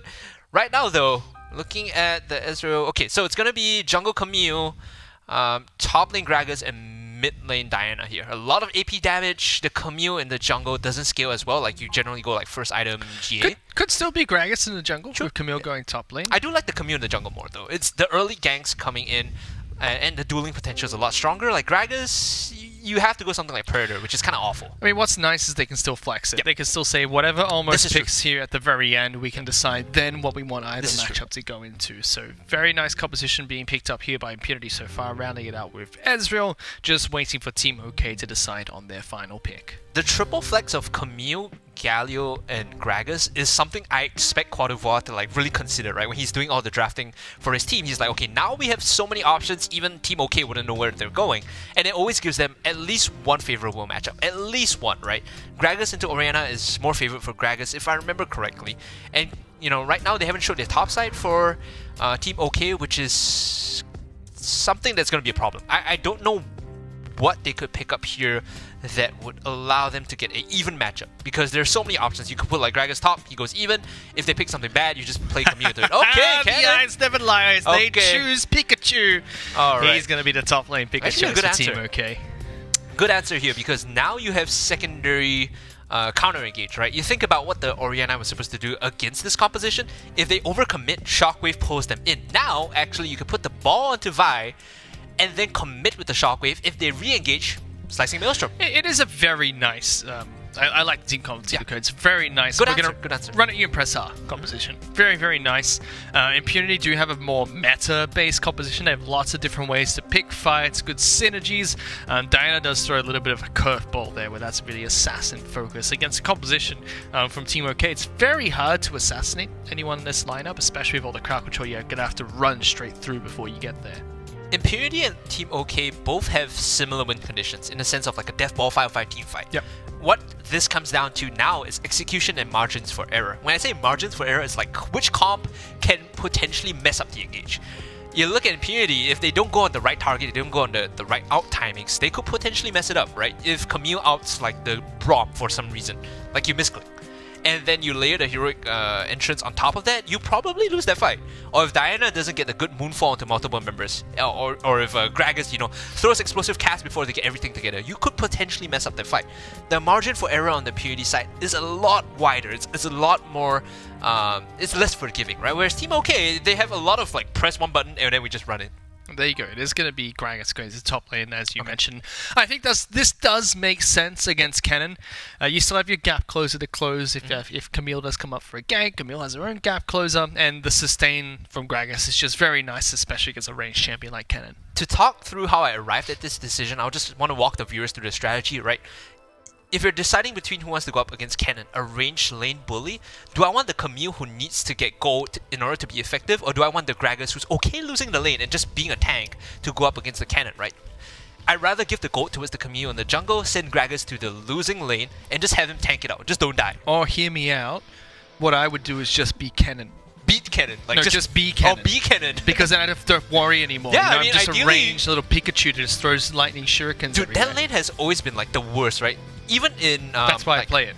even before like all the reworks and everything to the rest of the top laners, Kennen has always been annoying because of his range and his attack speed. It's so frustrating. Like, oh my god. I love Spaghetti even more now. Look at him just slide across the map, doing the dance cheese slide. We are on to the Wild Rift for match number 1 of this best of 3 between Impunity and Team OK. This is a highly anticipated matchup. Very historic esports organization and very well-known players that have participated in FSL in the past for Team OK here. Like you mentioned, Gragas going to the top lane will be matched up against Kennen. No lane swap shenanigans going on so far. Both junglers did start at their respective red buffs. So they're going to be matching, or rather mirroring their journeys across, right? Camille is going to be ending, top side, and then Vi is going to be ending on the bottom side. This signals to us that OK wants to play to push and snowball bot lane, whereas top side Impunity is more focused on keeping Gragas into the game and potentially keeping pressure on mid lane. Because if you start red buff first, you always want to make something happen before the buff times out. Red buff is always the obvious choice when you make ganks happen. The duration is a lot less right now when you start red buff. I'm really upset right now. Something just popped up. Very easily upset of fish. Yes! We had 3 games in the last series of a guy whose name is Why Can't Chickens Fly? Yes, this is true. And now we have a literal flying chicken in Galio. This is true also. We also have Why Wild did Boar, we by the way. not get Galio in any of the last 3 games? I think that was a big question on my mind as well, because I mentioned it in game 1, like, oh, this is going to be high priority I'm pick, very and it's upset. completely like missed by everyone. So Like, just for the memes alone, missed opportunity. Very disappointed in both teams in the last you hear match. that, guys? Fish is disappointed. You guys gotta shake it up in your match against Alliance. I'm talking to you, SGW. No, both of them. Either team could have Oh, picked even the the chicken lower that bracket, flies, okay. and it just would have been like, your name is wrong. Fantastic. But you see a name like Spaghetti, you just can't go wrong. It's just Spaghetti. That is You cannot argue with the logic of his name. That is also true. See Camille actually going in for some counter jungling here. He's going to path down. They want to put pressure onto the Orianna, which is going to force it to, of course, play a bit more safe because the wave is a bit messed up right now. Actually, Swirl completely ignored his blue. He went in for the invade, and now he's going back to his blue. So this is actually pretty smart pathing coming in. Not Swirl, rather, Wild Boar. Really smart pathing coming in for the jungle of Impunity. He's going to get an EXP lead just by taking his opponent's camps. Well, you know what, Daryl? What's up? Nothing's happened so far. Yeah, They've just been farming. nothing is I happening thought at this Wild Rift game is meant to be a faster version of League Like, of they Legends. just fight each other. This looks like a regular LCK match at the moment. all. It do be like that, Fish. It Like, do be like that. if nobody dies anytime... He didn't die, Did he die? No. So they're going to go back to base I want and then they're blood going to for the continue blood this. gods. What is this peaceful farming? If nobody dies in the next 7 minutes, does Baron spawn at 20 and then we just go into a proper League of Legends match? Is that how this works? I guess so, right? I guess it has so. to be. Look, he's cancelling his back. Dive him! Go! Under the turret! No, Kettleman's gonna be able to get out. Okay, okay. That's not the point. The point's just to do it. See, but Impunity, through this peaceful game of League of Legends, this macro game, the beautiful, frustrating, not the peaceful. beautiful map play, they've managed to find themselves like a 1.5k goal lead, right? That is pretty impressive. Like, as someone with your short attention span, like fight, fight, kill, kill. To you, that's like, oh, this is boring. But to me, I'm loving this, man. No fights, but you're getting goal leads. How? And the answer is, of course, by just farming camps better and better wave control. Now, this is Southeast Asia. It's meant to be the bloodiest league in the world. Yeah. even more so than the LPL. And we've seen this proven in League of Legends Oh before. god, don't say chaos style, please. Your We colleagues need chaos style. Your colleagues in the LPL and OS were the ones that invented it. Oh god. You don't understand, right? 1,000 gold lead from farming, that's boring. Anyone can do that. You just sit back and you don't do anything, right? It's like cheating on a math exam. Whoa, what? Yeah, that's it's a like, far stretch. look, I didn't have to do anything. I didn't have to study, right? So you're saying that... Stealing the answers from the teacher's office, now that takes effort, and that's what they should be doing. So you're saying that taking dragon without being contested is like cheating on a math exam? Well, now they have to fight. There we go. Finally getting the first fight of the fight. They jump on top of Mei. Mei goes down right away. First blood go over to Diana. Kennan's jumped in like a little Pikachu. Don't get too much out of that. Everyone's comboing in. Galio picks up one. Impunity knocking everyone down one by one. They start the dragon fight and they end it with style. Oh my lord, that was a great fight coming from Impunity. They forced on the back of Wild Ball and swirled, and I think right now you look at how they pull the trigger on these fights. It's everyone on the same page. Go means go, we're gonna engage. You see, look, you can sit back and farm for, you know, your 10 minutes, Daryl, and get your 1,000 gold lead. One team fight, 4,000. I don't need to cheat on my math exam to know that 4 is better than 1. See? Great play. I'm not gonna agree with you that fighting is the superior. I'm a bit of a pacifist myself. Fighting sometimes is not always the answer, but that was a good fight for Impunity. If you fight well and you fight true, then yes, you get yourself this nice chunk of change, right? Impunity now making the rotation up to contest Rift Herald. We see this all the time after first dragon. Send your top laner to the bot side, and then you play around Rift Herald to get a bit more control. And of course, Cote d'Ivoire on this dragon, he's not gonna find a solo kill here. Like, despite all the gold that they picked up, he shouldn't be finding a solo kill here. You just push the wave and let your team take Rift Herald. Does Qualifier mean anything, or is it just a name? I feel like if my French was any better, I might know. I'm gonna have to put a pin in that just in case I mess it up. I don't want to say like, oh, it means this and this. Rift Herald has spawned. Rift Herald's up. Okay. Team OK here looking to contest. They don't have the cannon here just yet, which is a problem. I think they're just gonna make the cardinal sin of staring at this objective go down without actually fighting. I checked the internet for Cote d'Ivoire. It was all in French. I still don't know. Nothing's changed. Nothing has changed. Even Google has failed us this time. Impunity aren't going to be able to pick up that Rift Herald. Meanwhile, you had Diana in the mid lane just zoning out Candy Burn on this Orianna, not allowing Orianna to rotate in towards any sort of fight here. You can obviously, now that we had Gragas survive through the first initial laning phase, went to the bottom lane against Kennen for a little bit. He's perfectly fine now, even happy to take fights against Kennen. He's fairly strong and has decent amount of damage himself, even wave clearing against a Kai'Sa Braum with no problems. That's the problem, or rather the value of this Gragas right now. Why it's so popular, right? Because you take Grasp, and as you scale up, you build this immense amount of health with the Aegis, or the Sunfire and rather, and you get to a point when you're unkillable in lane, unless you make a big mistake or they commit like 3 members on you. So it's a very safe laner that you can put in mid top, and right now, you know it's not safe. Yeah, locking down someone just roaming through the jungle. Poor Vi just got the item power spike of Boots and Trinity Force. Locked down in her own tri-bush just underneath the bottom lane outer turret. Wild Ball are not done just yet. They're looking out for Braum as well as Kai'Sa jumps in, locks down Kai'Sa. Here comes Galio, the flying chickens finally in this one. Spaghetti comes on forward too. Blue team takes down another opponent. That's 6-0 for Impunity. Yo, Impunity has been playing like fantastic game so far from Impunity. Cote d'Ivoire even chases on through, just slaps Candy Burn, kills him with the Sunfire Cape at the end. Looking for their first pickup. Mei was charging to try and get in on the action, but Cote d'Ivoire able to slide on out. really good macro coming in from Impunity, just understanding like which is the strong side of the map, which is the weak side, and how to abuse the ultimates to fully leverage on the strong side of the map. I'm really impressed by Impunity coming in, very clean game. And yes, they have been fighting a lot more to get the goal leads, but it's also the idea of knowing when their power spikes come in and what to do with their ultimate timings. It's such a dominant performance from Impunity, because I don't necessarily think that Team OK has played horrible. I do think the contest that they had over by Dragon, definitely a bad choke point to pick a fight against Galio and Camille Gragas for sure. But every other time, it's just been Impunity one step ahead, always finding the opportunity to make the play, and there's just no reaction from Team And in that choke you were talking about, the one where they took the bad fight, it could have gone, you know, Team OK's way as well. It's just that Impunity was cleaner and they pulled the trigger on more on sync than OK, right? So at this point, I really like to see a Team OK can throw out their Hail Mary nice and early. Dragon's coming up in 6 seconds. They have to defend this mid lane turret. Perfect time to try and pick a fight, but look at Gragas. Cheeky in the back lines. Was looking to try and separate the team. Doesn't get it, but still, Orianna is going to go down. Damage is being spread out across the rest of the squad.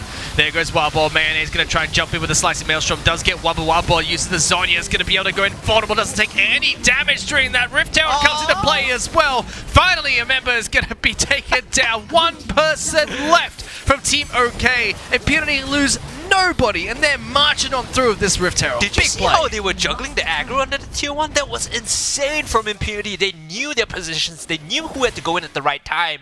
And whoever's making the shot calls for this team now, the communication is just so clean, so decisive. Team OK are not playing bad. Impunity is just firing on all cylinders right now. Really sneaky coming out from Cote d'Ivoire as well. Tried to get the backstab through the Raptor pit. Didn't quite get what he wanted, but they still got the team fight that Team Impunity really needed. Their 14,000 gold just 10 minutes into this match against Team OK. Baron buffs coming up as well. Unless Team OK can find a fight that they start on their terms. And even then, if they do, it's going to be such a difficult position to pull themselves back from. Impunity have pretty much secured the game. Don't have enough damage right now. That's the big problem, right? We saw the Slicing Maelstrom coming onto 3 members. They were unable to really collapse and kill 1. That is when, you know, the red flags go up. When your cannon out can't even pick off, you know, squishy members, right? And granted, Impunity are itemizing well. They're going for Zhonyas, they're going for, you know, items to help them team fight. Team OK, they need that Hail Mary, and potentially inside the Baron pit is where it could happen. Like in a choke like that, it's very common for teams to make mistakes and overreach, try to finish off the Baron and get pincer in with AoE. They're locking down Braum, throws out the ultimate, doesn't do too much. Candy Burn gets knocked up. Fantastic Justice Punch coming out from Gallia. Spaghetti makes short work of the fight, and just like that, 4 members of Team OK have been taken down. Cannon nowhere to be seen, still split pushing bottom side of the map. Yeah, I think Impunity have this one at the back. They're even going to use the True Shot Barrage to clear the wave out and stop the push from coming in. They claim the Baron buff, they reset it now. This is could have been an almost perfect game from Impunity as well if they keep this up. Just losing that bottom lane turret to split pushing. But every Dragon's secured, Dragon's up again. They've got Baron buff. Honestly, all Impunity need to do right now is just push out top and mid, and that's going to be game going to them. There's too large of a goalie that even if Team OK win a team fight, they would need to win 3 more after that to equalize the game. The gold is really the big problem. The deficit, meaning that Team OK does not have the items, forces them into bad positions. Even when they handshake team fights, they don't have the damage to finish people off, and that's the point I've been making, right? To clean this game out in Impunity, they should be sending Galio into one lane, Gragas into one lane, and the other 3 in one side, and just force the 3-lane push with the Baron buff. They just found another pick on towards Kenny, but May looking to try and get on top of the Gragas. But look at that, all of the friends are just suddenly coming on in underneath the turret. They don't care. Wildboard doesn't get the hook shot onto the wall, so just walks into the fight himself. He goes dominating. Spaghetti taking the turret because he thinks he's a tank now. Mayonnaise, last person left alive, has to retreat back towards the Nexus, which Impunity are now going to try and make short work of. Oh man, Team OK with the draft coming in. I had really high hopes. I think both teams drafted really well in terms of what they were trying to achieve, but Impunity with the execution was a lot cleaner than Team OK. That one big decisive fight. It was boring until it wasn't, and then Impunity just started pushing their lead. Overall, very, very clean game coming out from Impunity in that match. So fantastic play coming out there. Team OK just never really had a chance to try and push their objectives. They never had a chance to try and showcase what their team composition can do, or try and find an opportunity for them to strike back against Team Impunity. We'll have to see if they go back to the drawing board going into game number 2 and try and shake things up to make sure that they have a way to strike against Team Impunity. If I could give a piece of advice to people watching, I think Kai'Sa right now, I talked about this, most popular ADC across all the regions, one of the lowest win rates, right? And largely because of the fact that she takes too long to ramp up. In terms of itemization, there is no good, like, value built for her to hit all her evolve, so she takes, like, 12 minutes to even come online. We see people rushing Blade of the Ring King. you're put in a position where neither your Q or your E or your Catherine Ray or your Supercharge can evolve. You need one more core item on either side to get it to evolve, and even then, it's super expensive. Just pick Misfortune and press R. I would actually advise that. If you're going to play compositions like this, just play Misfortune. You just bang, bang, bang, bang, bang, and you'll do damage. Very good lane bully also. Like, you go up against Ezreal, he's going to trade Mystic Shot, you just double up. Like, yep, you're fine. You hit the minion, you get the CS, and you hurt the opponent. You win in all categories. And it's not anyone boring. looking for a coach, I think you can just DM Matthew Stewart at Anytime. gmail.com. Anytime. Congratulations to Impunity to take the first game against Team OK, the FSL Asterisk squad. Looking to come back into this one, or can they come back into this one is the question. Draft-wise, I think no issues on that front. Just have to clean up the execution and get on the same page, right? I think a couple of their fights, they were a bit too delayed to pull the trigger, and that's what really cost them the game. Nothing too much to say. I think Impunity played that one really well. Excited to see what else they will do in the rest of this tournament. But they still have to secure this best of 3 against Team OK. All the upper bracket games that we'll be seeing here today are going to be best of 3 matches. We do have lower bracket games later tonight. They will be best of 1 elimination matches. If teams do get eliminated from this week's qualifier, they do have a chance to play in next week's qualifier. That registration is still open all the way until Wednesday. You can head over to iconseriessg.versusasia.com to find out more and also to register for your spot in the qualifier. Yeah, thoughts today so far? I mean, we've seen a couple of matches. The team's performing up to par? If this is the way in Game 1 that Team Impunity just knocks around an established team full of great players, I'm very excited to see what Alliance is going to do later as well, because I felt That's going to be a banger. I felt like the first game was solid for the caliber of the two teams, but now you're seeing these more established organizations who have coaches behind them, well-known players, experience with different MOBA titles in the past. I'm now very excited to see what happens when two of those giants go up against each other. Because you looked at the caliber of play between the first BO3 and the second, like Impunity are infinitely cleaner, and in terms of execution and shot calling, like when they decide to take the fights, you can really tell like everyone's on the same page. You can see that they are thinking what is the next step and not going, okay, a lot of teams, and I think we saw this a lot with the first match, which is, okay, I now have X, what can I do with it? Impunity doesn't think that way. They think, okay, in order for me to get X to do Y, I have to do this, let's do this. So they set up the play that gets them the advantage to take the next objective, and I really like that. Another thing I do enjoy also is the discipline coming in from Impunity, like not taking 50-50 fights in lane that you could potentially lose, right? Understanding that your composition relies on hitting their level 5 for the ultimates, and then knowing that we excel at team fights instead of just randomly throwing their lead across in lane, because they might not know how strong their opponent's mechanics are. In lane, you might just straight up lose one-on-ones, right? So that in itself are points that Impunity has shown that has really impressed me. The teams that take random 1v1s or 2v2s in lane and then just throw the game after that is the ones that are not very reliable. Well, we're going to see changes coming out from these two teams for sure as they swap sides going into game number 2. Gragas must be 100%. Potentially Team OK is going to make some changes to their composition as well. We didn't see too much from the Vi. I was a little bit disappointed. I felt like that was the one pick where Team OK really could have tried to make some proactive plays and get ahead a little bit early. Weren't able to do so, but we'll head into picks and bans for game number 2 now and see if any changes are made. To talk a little bit about that, right? Mei as the new player, a little bit of a plug-and-play jungler. You could see her team really wasn't playing around her that much, right? She had a couple of camps stolen away, she couldn't path for priority, and it's tough when you're in a position like that. It's always like Soloki when your laners don't play for you and they call jungle gap. It's the exact same thing, right? Her team needs to play for her advantage for her to make things happen on the map. Being a jungler is a two-way street. You get resources and then you distribute resources afterwards. So I would like to see Team OK just put a little bit more focus so that Mei gets to a point where she's comfortable impacting the map for her team instead of getting camp stolen away and like, oh, now I'm like half a level away, you know. Bans coming out. Lee Sin, you do, I think, Akali here and then... Lee Sin, Akali, I think Team OK... They don't have to ban Gragas if they want to pick They it. can first pick Gragas. But I do think Impunity will ban Gragas. I think once Lee Sin and Akali are taken out, you can take away the Jarvans, you can take away the Gragases, but you don't have to. And it's really just Impunity saying, what do we really not want to play against? The 3 picks I look out for here is Gragas, Camille, and Galio. They're actually going to ban out the Galio so that they can get the first pick Gragas here, which makes sense, right? This also means that Impunity should be able to get the Camille, which It's a decent trade. I think you take Gragas, you give away Camille, no issue there. The following picks, though, is going to be tricky because they did ban out the Ziggs earlier. That's going to be open this game. Gano does get locked in as a ban for Team OK. Impurity now. They might just go with Jarvan and say, you know what, if you can play Gragas, go for it. I think because I believe that was their ban last game as well. No, that was Team OK's final ban, the Jarvan.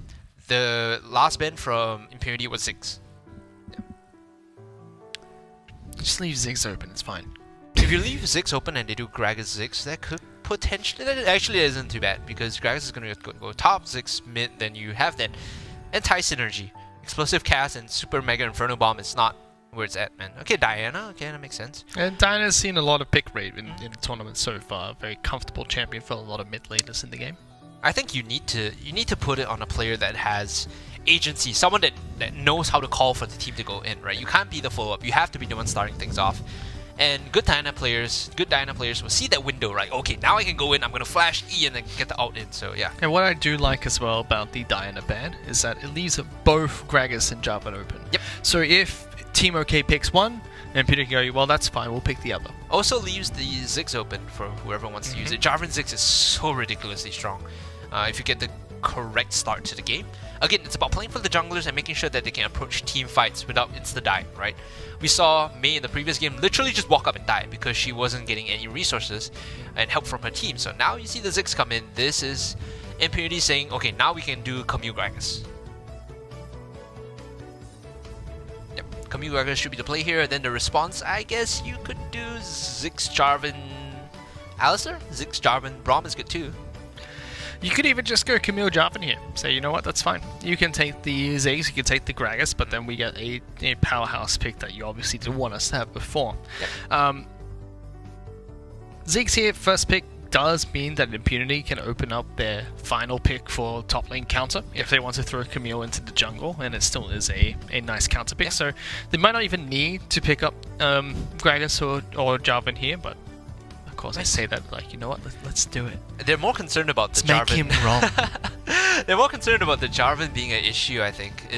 The synergy with the Ziggs is just so annoying. Like, if they get into your backline and you pick the ADC that isn't mobile, Kai'Sa, and she doesn't get the killing thing off, she instantly dies. But they do now lose the strength of being on red side, which is that last pick, counter pick. Like they already know what mid lane is, so they have the free counter there anyway. Gragas. So it could be a nice surprise. Would be curious to see what Impunity try to throw out as a surprise here. But as you mentioned, Gragas does get locked in as the pick of choice for almost. We'll probably see Mei go back onto Alistar on the bottom lane. No, Mei is probably going to be picking up the jungle role, I believe, so it should be, yeah. The orders are a bit weird, the orders are a bit messed up, the players got in the lobby at different timings, but I do like the Alistar though. My original draft would have been Ziggs, Jarvan, Alistar for very strong engage and disengage. The Gragas sort of fills that role, although you don't get the wombo combo of Cataclysm into Super Mega Inferno Bomb. Right now Impunity are hovering the Seraphine. Now this is a piece of that no ADC composition that Team Secret ran, right? And it also fits the theme of what they're trying to do. Dive the backline, kill the important damage dealers. So if they decide to go Kai'Sa... Impunity said that you're wrong too. Yeah, we're both wrong, I guess. Nice on the Kai'Sa. Unlucky. Unlucky. Yeah, it's like the time you play poker there, you flipped you flopped. Unlucky. We don't speak about the times that I lose those games. Yep. Upset. Still. Unlucky. Okay, they lock in the Kai'Sa. This is an obnoxious lane, very strong poke. Scaling is still an issue with the Kai'Sa. You need to know how to itemize properly. Everyone has been going Blade of the Ruined King first. In my opinion, feel free to call me if I'm wrong, anyone watching this. Manamune into Blade of the Ruined King into Runan's Hurricane is the best build. It's the cheapest, most efficient build. Yeah. Everyone, please tell them it's wrong. Sure. That would just make my day. But final two picks come out from Team OK. First is going to be the Ezreal. Okay. And it looks like they want their jungle of choice to be Evelyn. We're seeing Evelyn return once again.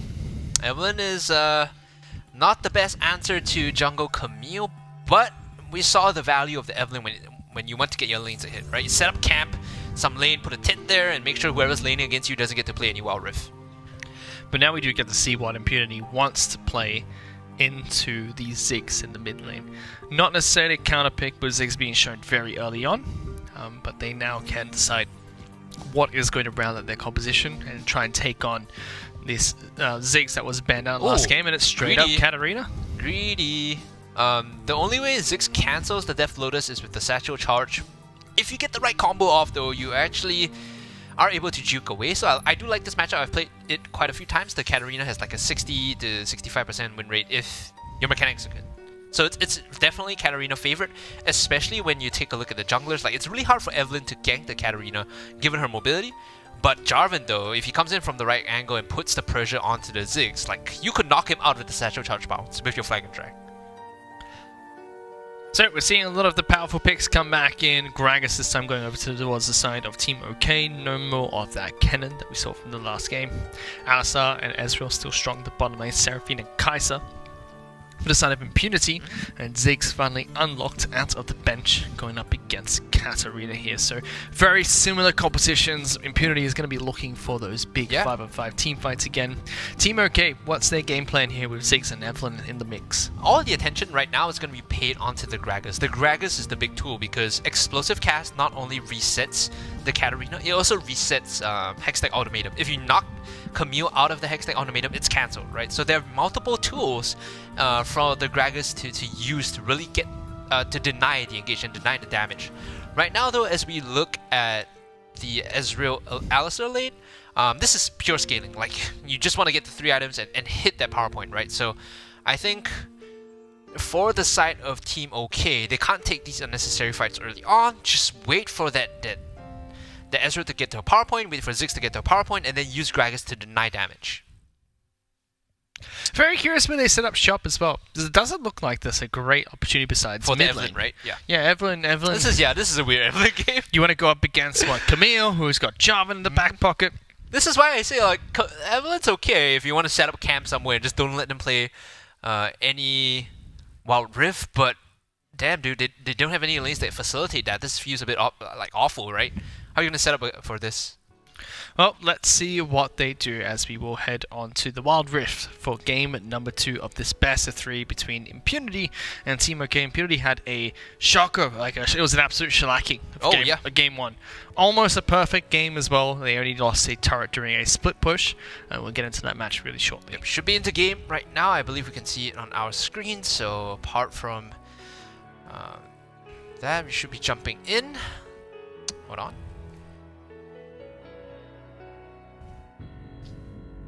Alright, there you go. A bit of a kerfuffle there, but we are in. Alright.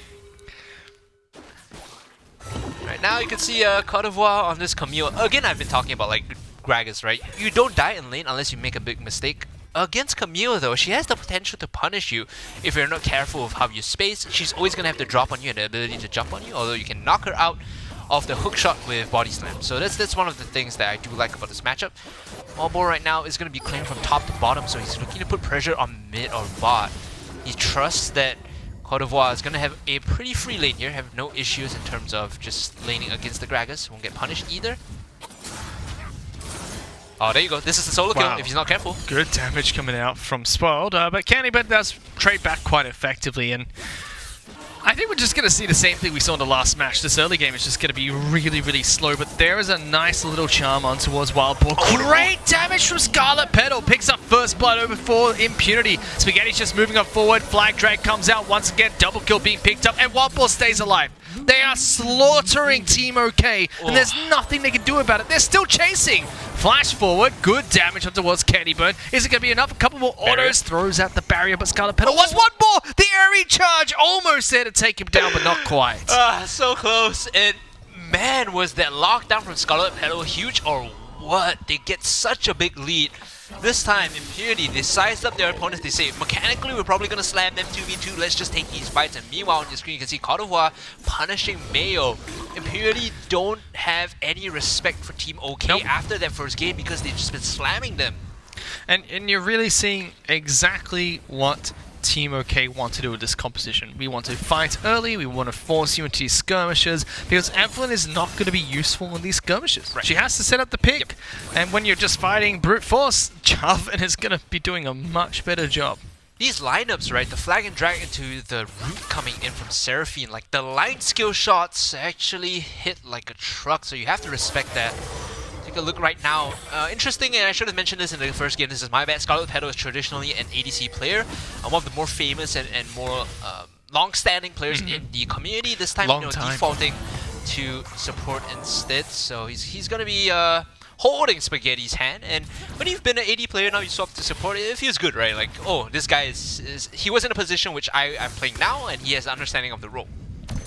Yeah, Scarlet Petal has just been like a staple name in League of Legends even in the past, so known for a long time. Let's see if Mei can successfully set up this gank here against Impunity. There goes Clara, jumping in onto Spaghetti, forced to flash away. Mei can't quite get the charm, does finally get it. Almost not quite in position to get the damage back, but look at that. Alistar taking so much damage. Ziggs throws out the Mega Inferno Bomb. That's going to help almost out pick up a kill. Scarlet Petal almost going down to the second, but finally Team Impunity find the fight they were looking for. Katarina, she's rotating down. If they overextend, Sword could clean this one up. Does have the Death Lotus, but the wave pushed in and Team OK immediately back off. They respect the roam coming in. That's a good counter play and a counter gank coming in from Team OK. They punish Impunity, who has been testing the limits in this bot lane. Yeah, not enough right there.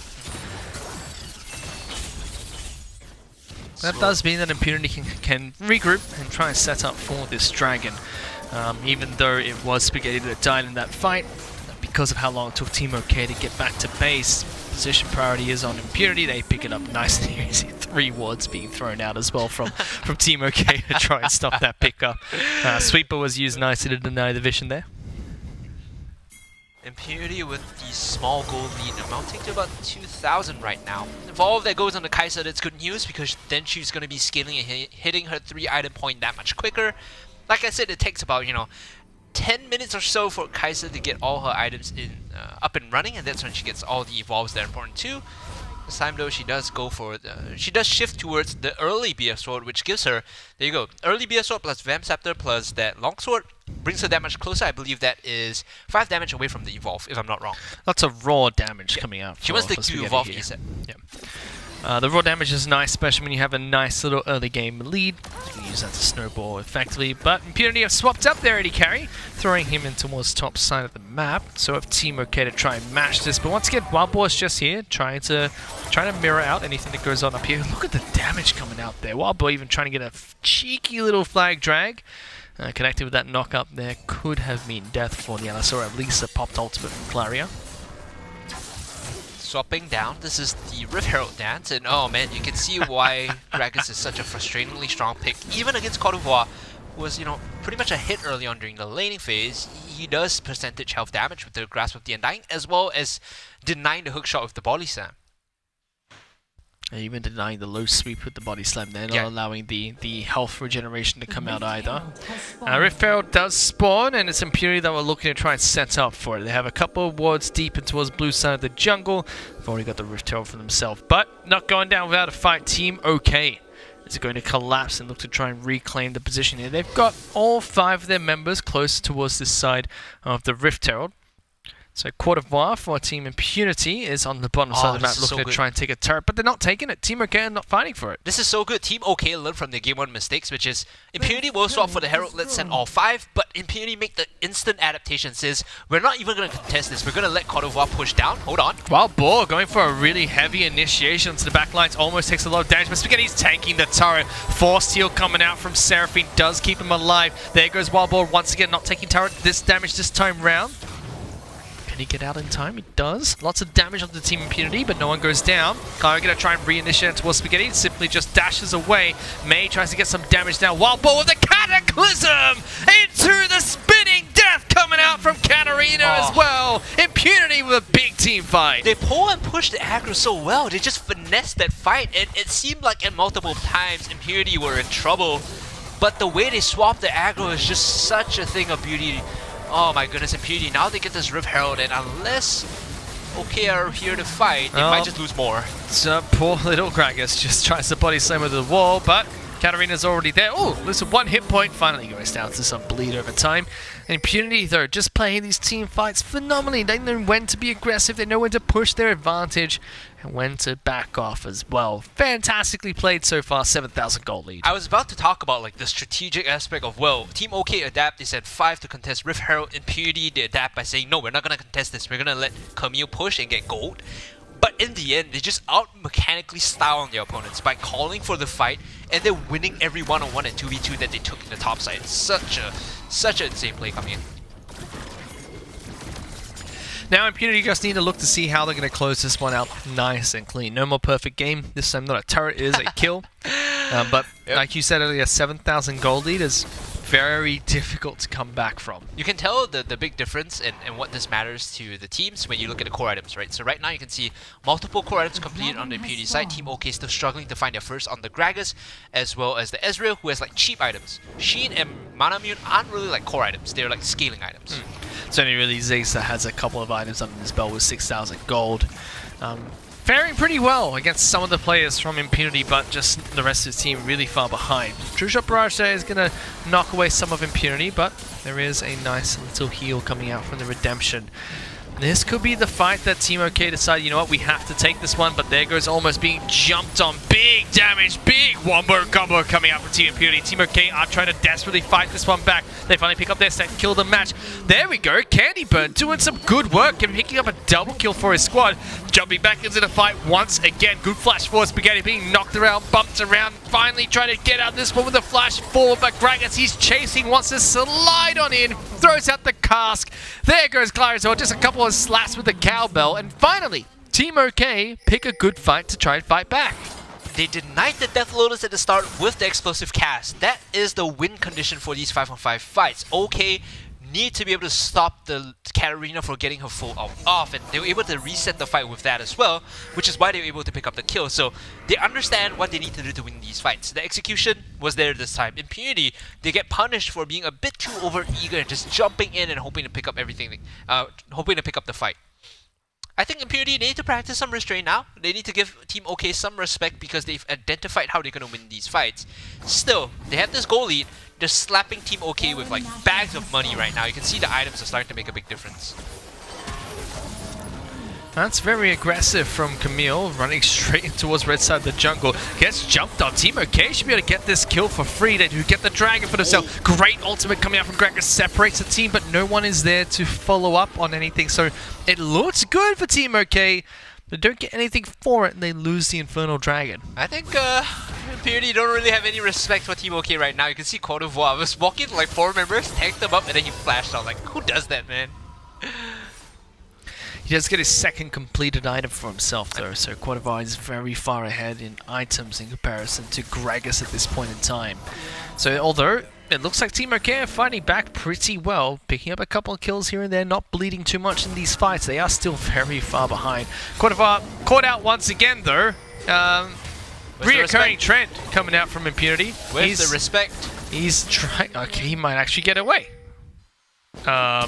Okay, forces a flash at the very least. This entire time though, Impunity's like, you know what, you can kill our top laner perfectly fine. We're going to try and take Baron. Let's see if Ziggs can steal it. It does have the ultimate, but will not be tossed out in time. It's 2 seconds Bit too too late. slow. Candyburn is actually a little overextended. They could jump in to flank her if they want to. They actually pop the Herald on the top side. We'll be pushing in here with the Baron buff as well. Good hold on the Herald as, to make this push that much more pressuring. Team OK do trade a kill and bottom turret for a Baron buff and top lane turret as well. So not the trade you really want to take for Team OK, but you take anything at this point in time. Anything that can try and keep you closer to even. Probably not the trade they would have wanted to go for. Just they're trying to get whatever advantages they can. I say advantages like constellation prizes on the map. Whatever they can find, they'll take.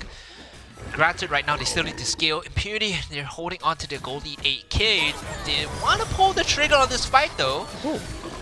If they hit the flag and drag into the Cataclysm, I think they would have gone for that. But right now it's a tier 1 that is the objective for Impunity. They're going to siege, they're going to push, and they will split up and get all the waves in with the Baron buff too. You see even Katarina is slowly pushing in top side of the map as well. No care there either.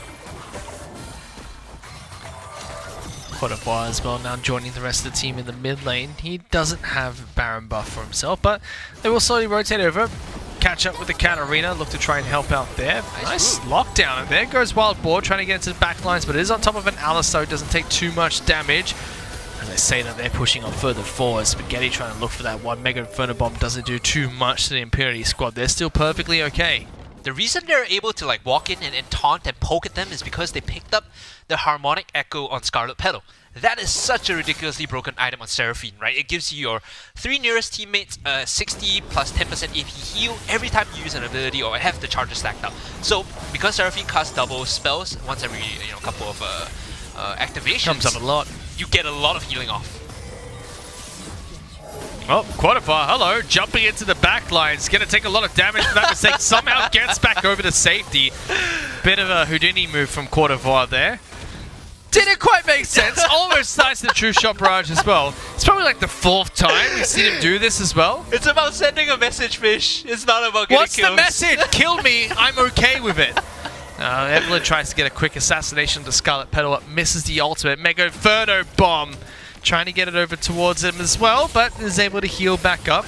Buys enough time. They don't get to recall fast enough, so that does mean Team OK can pick up a cheeky turret for themselves. Flanks are coming in though. Wild Boar with another big ultimate. Uses the Zonies to try and stay alive, but Candybird's going to go down. Big ultimate coming out from Katarina in the back lines. Throws out her own Zonia's Hourglass to try and stay alive a little bit longer. Looking to fight against the Gragas. Dashes back towards the rest of the team. Redemption comes out to heal some of the Impunity members who are desperately trying to get back to base, so it looked like they were going to take a free turret from chasing back the rest of the squad. A cheeky little flank coming out from Impunity keeps them in the lead. Right now they can move over to take the dragon if they want to, and this push that was set up earlier forces Mayo to clean up the top wave. Quadavar's engages have been very suspect. I think if he times it better with his team, they get a lot more value out of the Death Lotus. Just a little sloppy play coming in from Impurity, although I could sense why. They're very confident, they have all the gold leads that they need right now. It's just the mechanical execution needs to be a lot cleaner if they're playing, these bigger teams. So against Team OK, it's hubris, right? What I'm seeing is like pride and hubris, they're having fun.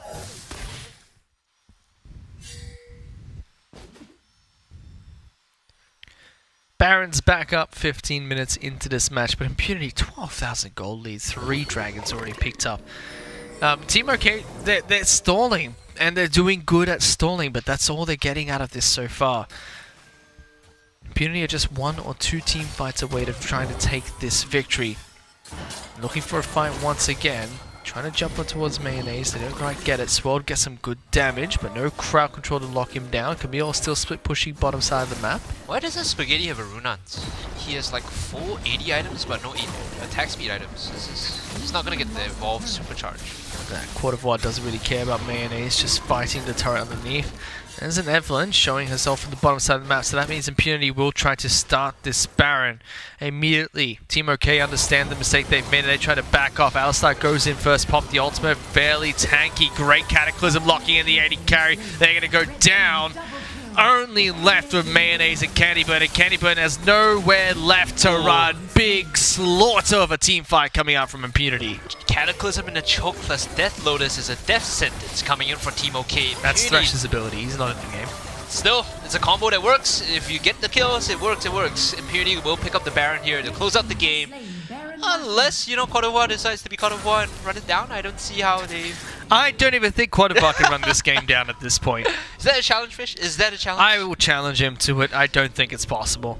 For just him to throw the game, nah, not gonna pan out with this, with the lead that Impunity currently has. What's it, My like goodness. A 20, 17,000 goal lead? Well, Jarvan almost has double the gold of Evelyn. That's how far ahead they are. Oh. Evelyn right now going the full AP build with the Zarya's enchantment. I haven't really seen Evelyn one-shot anyone, which is like curious to me, right? You build Death Cap and Infinity Orb, like you need to one-shot somebody, bro. Siege coming out from Impunity, looking to try and push all 3 of these base turrets. I mean, poor Team OK just stuck here. They have to throw out the Hail Mary soon and try something, but I don't even think they can try anything. Look at that, just one barrage of bullets coming out from Kai'Sa onto the Alistar, and Alistar's almost forced out. There's the dive coming out from Impunity. Wild Boar tries to jump on in. Candybird in a lot of trouble. Cataclysm locking them all down with the Death Lotus coming out as well. Swirled, getting some good damage down, and that's going to be Impunity sweeping the best of 3 2-0. Admirable attempt coming in from Team OK. I think in terms of draft, decent stuff. You see them understand what their opponents are trying to bring to the table, and they try to match it in terms of their own picks. They understand win conditions and how they should play out these 5v5s, but Impunity with the execution is a lot cleaner compared to their opponents, and you know, Cote d'Ivoire leaves something to be desired once in a while when he jumps in. Wrong game here, it's not Attack on Titans. He's consistently trying to jump in onto them, right? But you know, his team is good enough to carry him.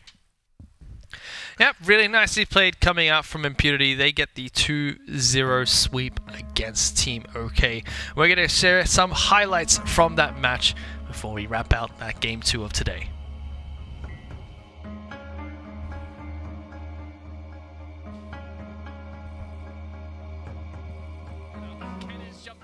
Pikachu don't get too much out of that. Everyone's comboing in. Galio picks up one. Impunity knocking everyone down one by one. Pick a fight, but look at Gragas. Cheeky in the back lines. Was looking to try and separate the team. Doesn't get it, but still, Oriana is going to go down. Damage is being spread out across the rest of the squad.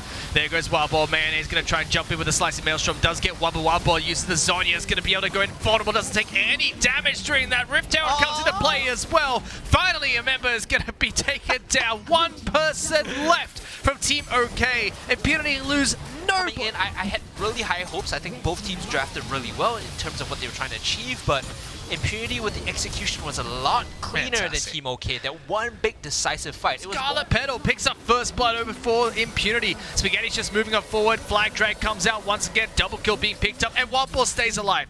They are slaughtering Team OK, and there's nothing they can do about it. They're still chasing. Flash forward, good damage on towards Candy Burn. Is it going to be enough? A couple more autos, throws out the barrier, but Scarlet Petal wants one more! The airy charm! Can't quite get the charm, does finally get it. Almost not quite in position to get the damage back, but look at that. Alistar taking so much damage. Ziggs throws out the Mega Inferno Bomb. That's going to help Kai'Sa onto the Alistar, and Alistar's almost forced out. There's the dive coming out from Impunity. Wild Ball tries to jump on in. Candy Burn in a lot of trouble. Cataclysm locking them all down with the Death Loaders coming out as well. Swirled, getting some good damage down, and that's going to be Impunity sweeping the best of 3-2-0. Such a clean game coming out from Impunity there against Team OK. This was a match I was really excited for. Yeah.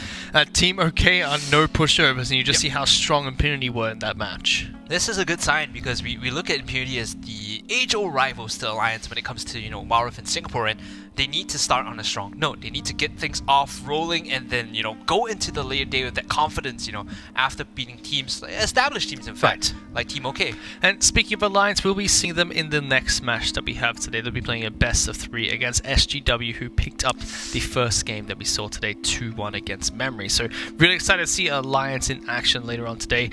The Icon Series still has registration spots open for the second qualifying, which takes place next week. So those will close on Wednesday. You head over to Icon Series SG.versusasia.com for that. And thank you to all the sponsors of the event as well, especially 100 Plus here, who's been sponsoring the event. They'll be giving away 3 months of 100 Plus to the top 3 podium winners. Elephant for organizing it as the official partners of Riot Game for the Icon Series, as well as Secretlab, who have provided the chairs for the tournament and will be giving away 5 of the League of Legends chairs to the winners of the Icon Series in Singapore as well. Yeah, if you guys are interested in, you know, potentially picking up the Secretlab chairs, if you feel like you're good enough, participate next week. Win first place, easy game. $20,000 up for grabs as well for the winner of the tournament. 4 teams from each qualifier will head on into the next round. Some of these teams that might get eliminated today could also register for the qualifiers for next week too, and try and get a second chance into the top 8. Excited to see the progression, excited to see the teams play it out today. As you mentioned, you know, our next match, Alliance is going to be up, you know, get your friends, get your family, get your cousins and auntie in.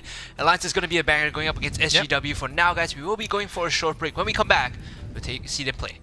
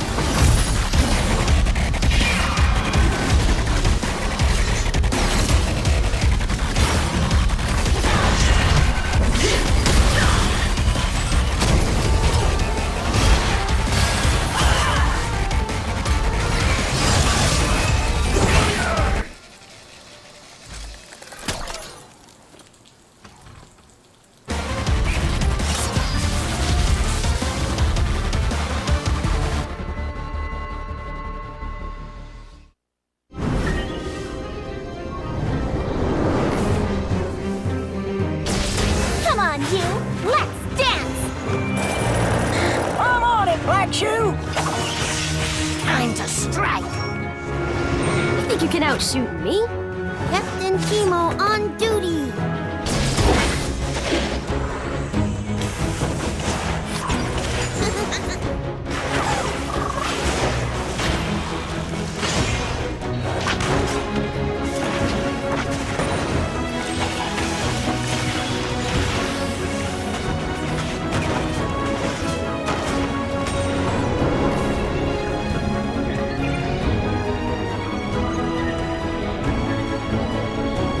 Let's do it!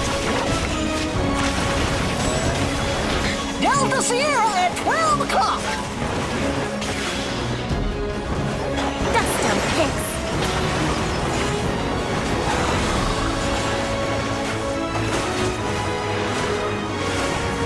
Nothing a little gunpowder won't fix.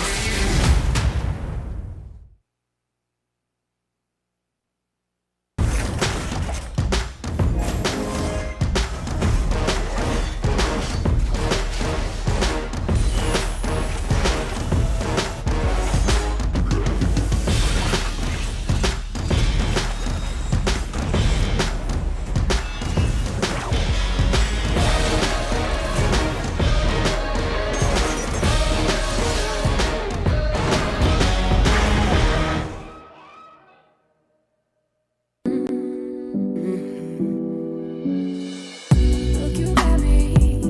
The chance at just one glance to your glory.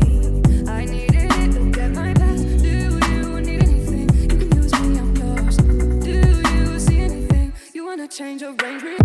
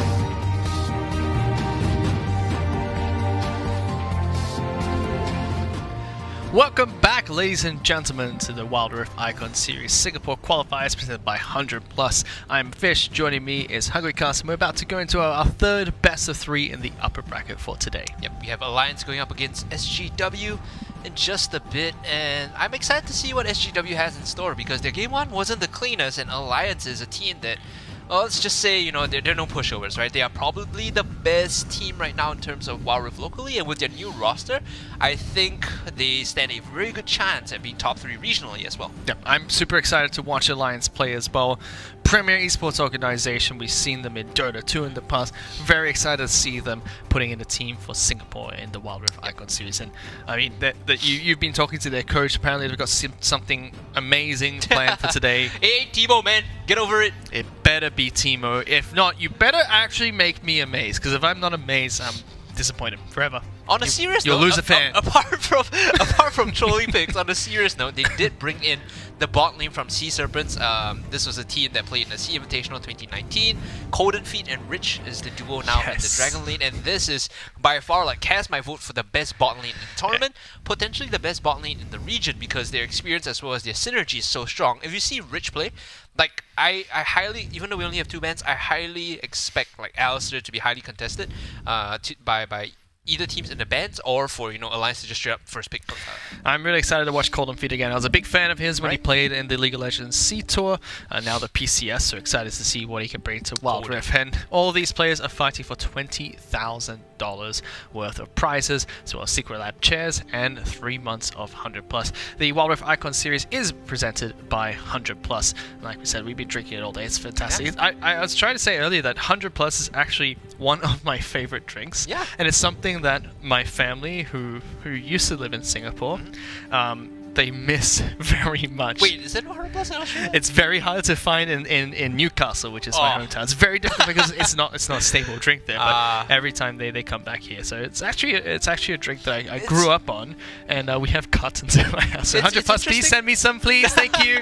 Would be very appreciated. 100+ is like synonymous with sports drinks in Singapore, right? Like, you think about, after you play football, like a game of football, at you know, any particular venue, you're like, hey, someone grab 100+. Like, get something to rehydrate and get you, all the isotonics back into your body. Yep. I'm a big fan. I'm also a big fan of anyone that helps out with the esports scene. So shout out to Elephant as well, who's organizing. Sugar? Like, no guilt. It's perfect.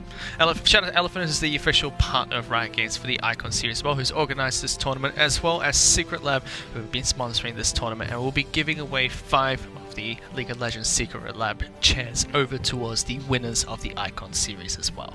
We're sitting on the nice KD, like, limited edition ones. I have an Omega series at home, and, like, honestly considering making the swap now, just for style points and showing off a little bit. Yeah, I got a Secretlab chair for the first time when I moved back to Singapore. I used to always sit on like a run-of-the-mill like chair that I pick up from a furniture. No, I used to just have this one chair I used to buy from a furniture store every single time it's my gaming chair. Then the internet provider that I signed up with in Singapore had a package which came with a Secretlab chair. Nice. Yeah, it's pretty cool, and that's been super helpful with working from home, which I've been doing for the last year as well. You actually feel the difference, like your butt doesn't hurt if you're sitting on the whole day. Of course, you should be standing up and walking around, getting active. But yeah, still. I've got one of those what's it called, standing desks as well, the ones that can move.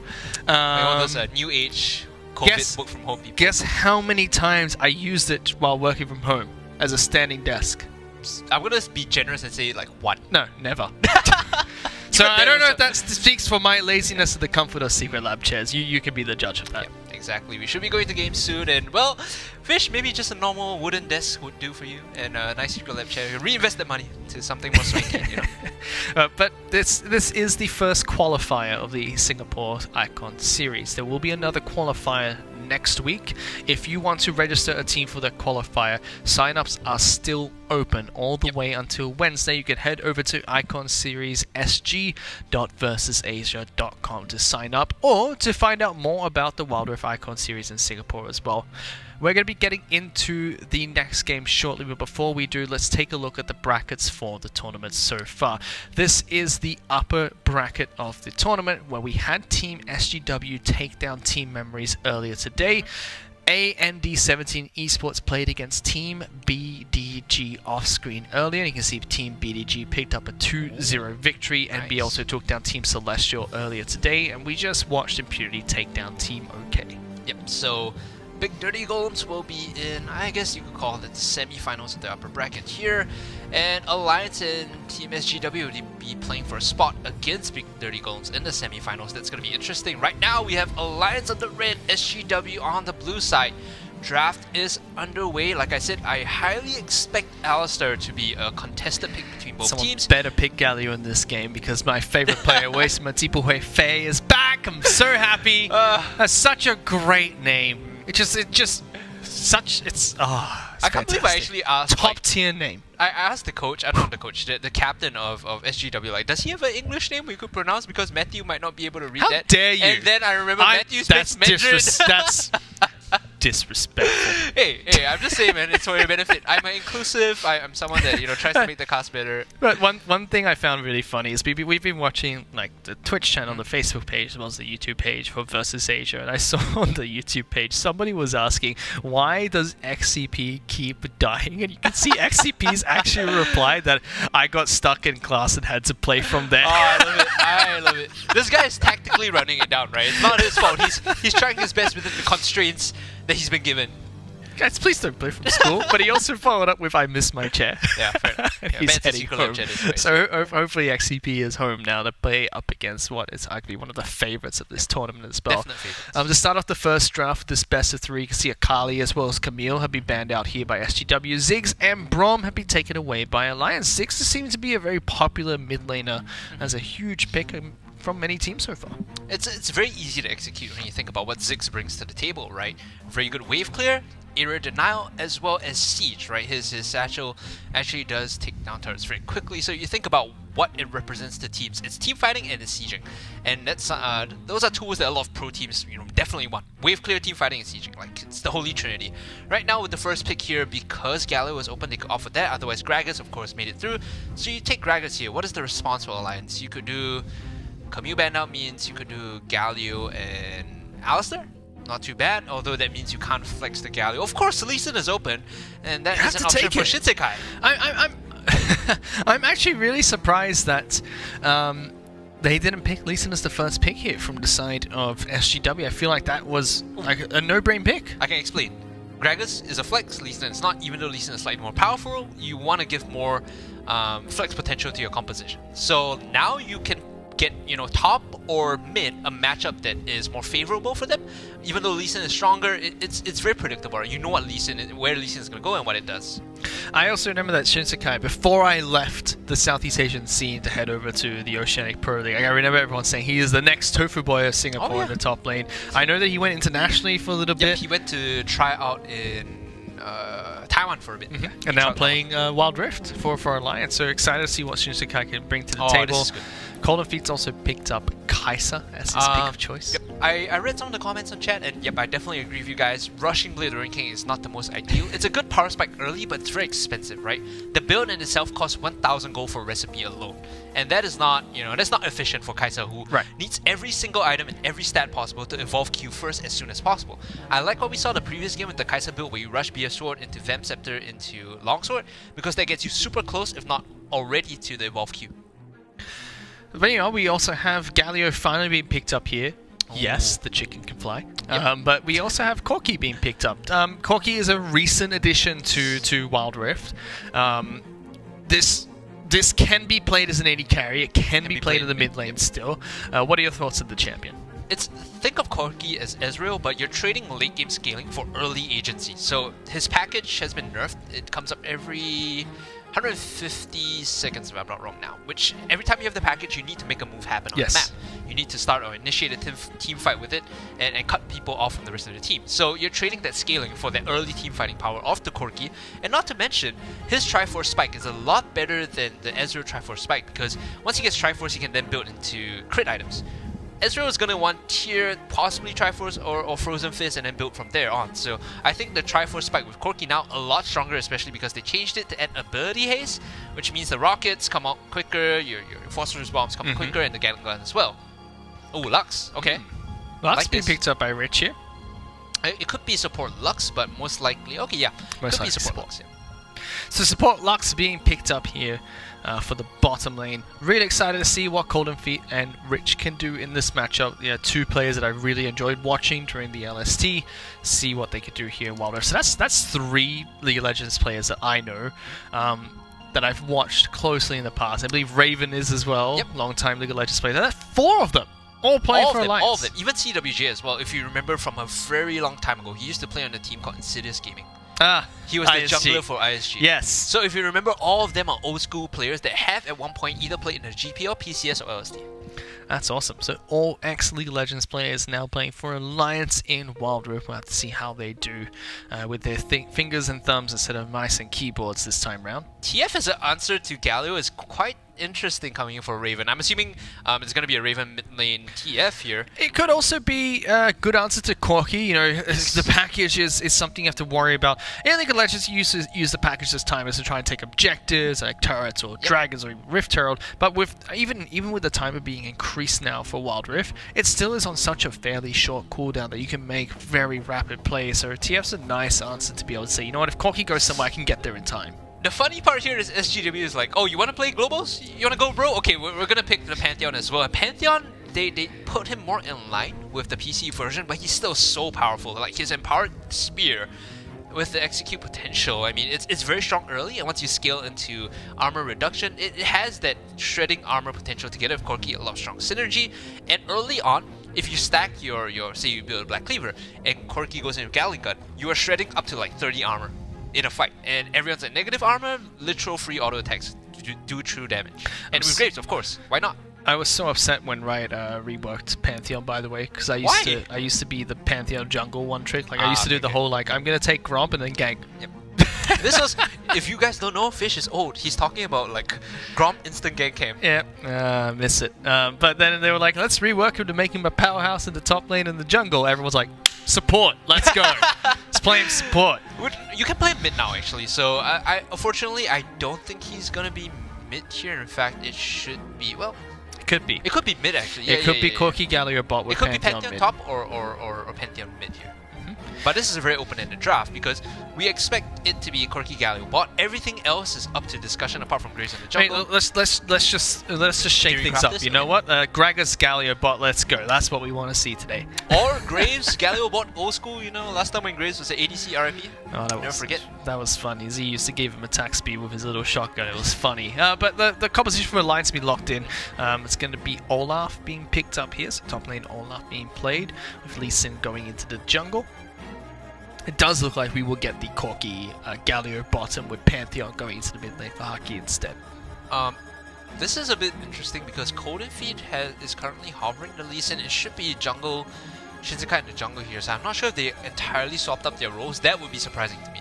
Because originally it was CWJ in the Baron lane, Shinsekai in the jungle, Raven mid, and then you have this bot duo of Golden Feet and Rich, which was the established duo, right? Right now it's kind of shaken up, which is a little bit concerning to me. I mean, I've always known Shinsekai to be that top lane player. This is also true. Raven used to be an AD carry, if I remember correctly. True to a certain mid-lane. extent. Yeah, to a certain extent. We'll see how this first game goes. We've already seen a little bit of SGW. They had 2 good games against Memories, One bad one. but one really horrible matchup that they played against Memories. So we'll have to see if they've been able to overcome the faults they had in that first best of 3 as they go up against one of the powerhouses of the tournaments in Alliance. I don't know, man. I'm not fully sold on this like whole role swapping, taking apart the best bot lane in the region and then sending them through like separate roles. It feels weird to me. Maybe this is what they meant, like, oh, we're gonna do something you don't expect, like just 100% throw up and shake up the status quo. I mean, I'm a big fan of it. I think when you can shake things up, you should. Who was it? Is it Singe that says that? You know, shake, shake, mix, shake. But I'm curious what the game plan for these 2 teams are, because with so many globals in effect, you've got Pantheon and Galio, both opposite ends of the map. You got Corki with the package from time to time. Then you got Twisted Fate being thrown into things as well from the side of Alliance. Very curious to see how the 2 teams tackle this one. What SGW is looking to do is abuse their globals, right?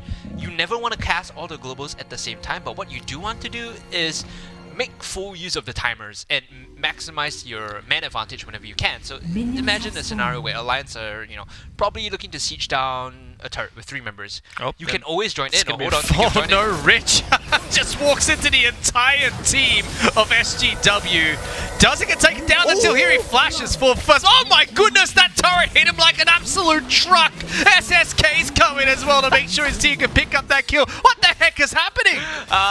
SGW and Alliance, they're getting off to an explosive start, but the lead still goes to Alliance because that turret just slammed him, Turret man. hit him harder than if he was a bloody ranged minion. What? I think he took 2 shots there, and then he flashed out, right? So the second shot probably connected just a little bit late, but Alliance, you look at the roster right now, everywhere, everyone's playing the roles they expected to, and right now, my confidence in them, if I was a betting man, it's just like, time to put some money. Alliance now, they've picked up a nice little lead. It looked like SGW were going to pick that one up, but it was Rich with the flash away to make sure Alliance could get a couple of kills back. XCP against a level 2 Olaf is still happy to trade back. Honey Fruit being picked up. That's a huge misplay from XCP. You can't let that one go away, and that just allows CJW to pick up the free kill topside of the map. Very curious from XCP. He literally just walked up and solo killed him with level 2, right? He stole the honey fruit away because XCP was busy on the wave, and then CWJ uses the gap close of the reckless swing and the undertow to just finish him off, sticks him in the back with the axe, and now the gank coming in mid. And Raven taking a bit of damage. Good gank from Graves there, but not going to do enough. SSK now looking for a fight here. Gold card actually comes out. Can he get it in time? Body block is coming out from Haki, forced to use his own barrier. He gives his life away for the jungler. Probably not the trade he wanted to do there. Find yourself a duo like Haki supports his teammate. Oh my god, he just tanks the Sonic Wave for him and ensures that he's able to carry on clearing out the jungle. Of course, he's going to recall and then go back into the jungle to farm it up. Alliance now 4 kills on the board. They're getting off to a very good lead, and now they're looking to dive XCP again. now- This is a big wave being stacked up. Now I know what the coach meant by something unexpected. See, no one's playing the positions that you thought they were going to play anymore. Well, right now they're looking to push in aggressively onto the top side. I think everyone on the Alliance side actually is playing the Golden right Feet, positions. Rich, Yep, bottom yep, lane. yep. CWJ going towards top side match. Shinjikai going to the jungle. This is exactly what we expected. Is the triple bait? I don't know, man. Glaciax, you gotta explain yourself.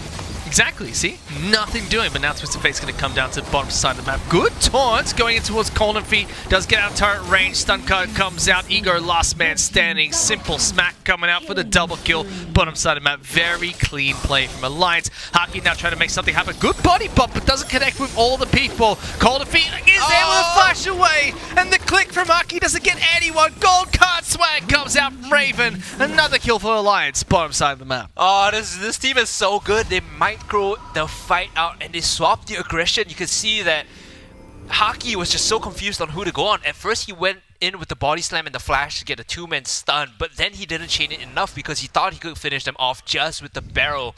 Alliance, they swapped the aggression around, and Raven all the while throwing out gold cards to make his life that much more difficult.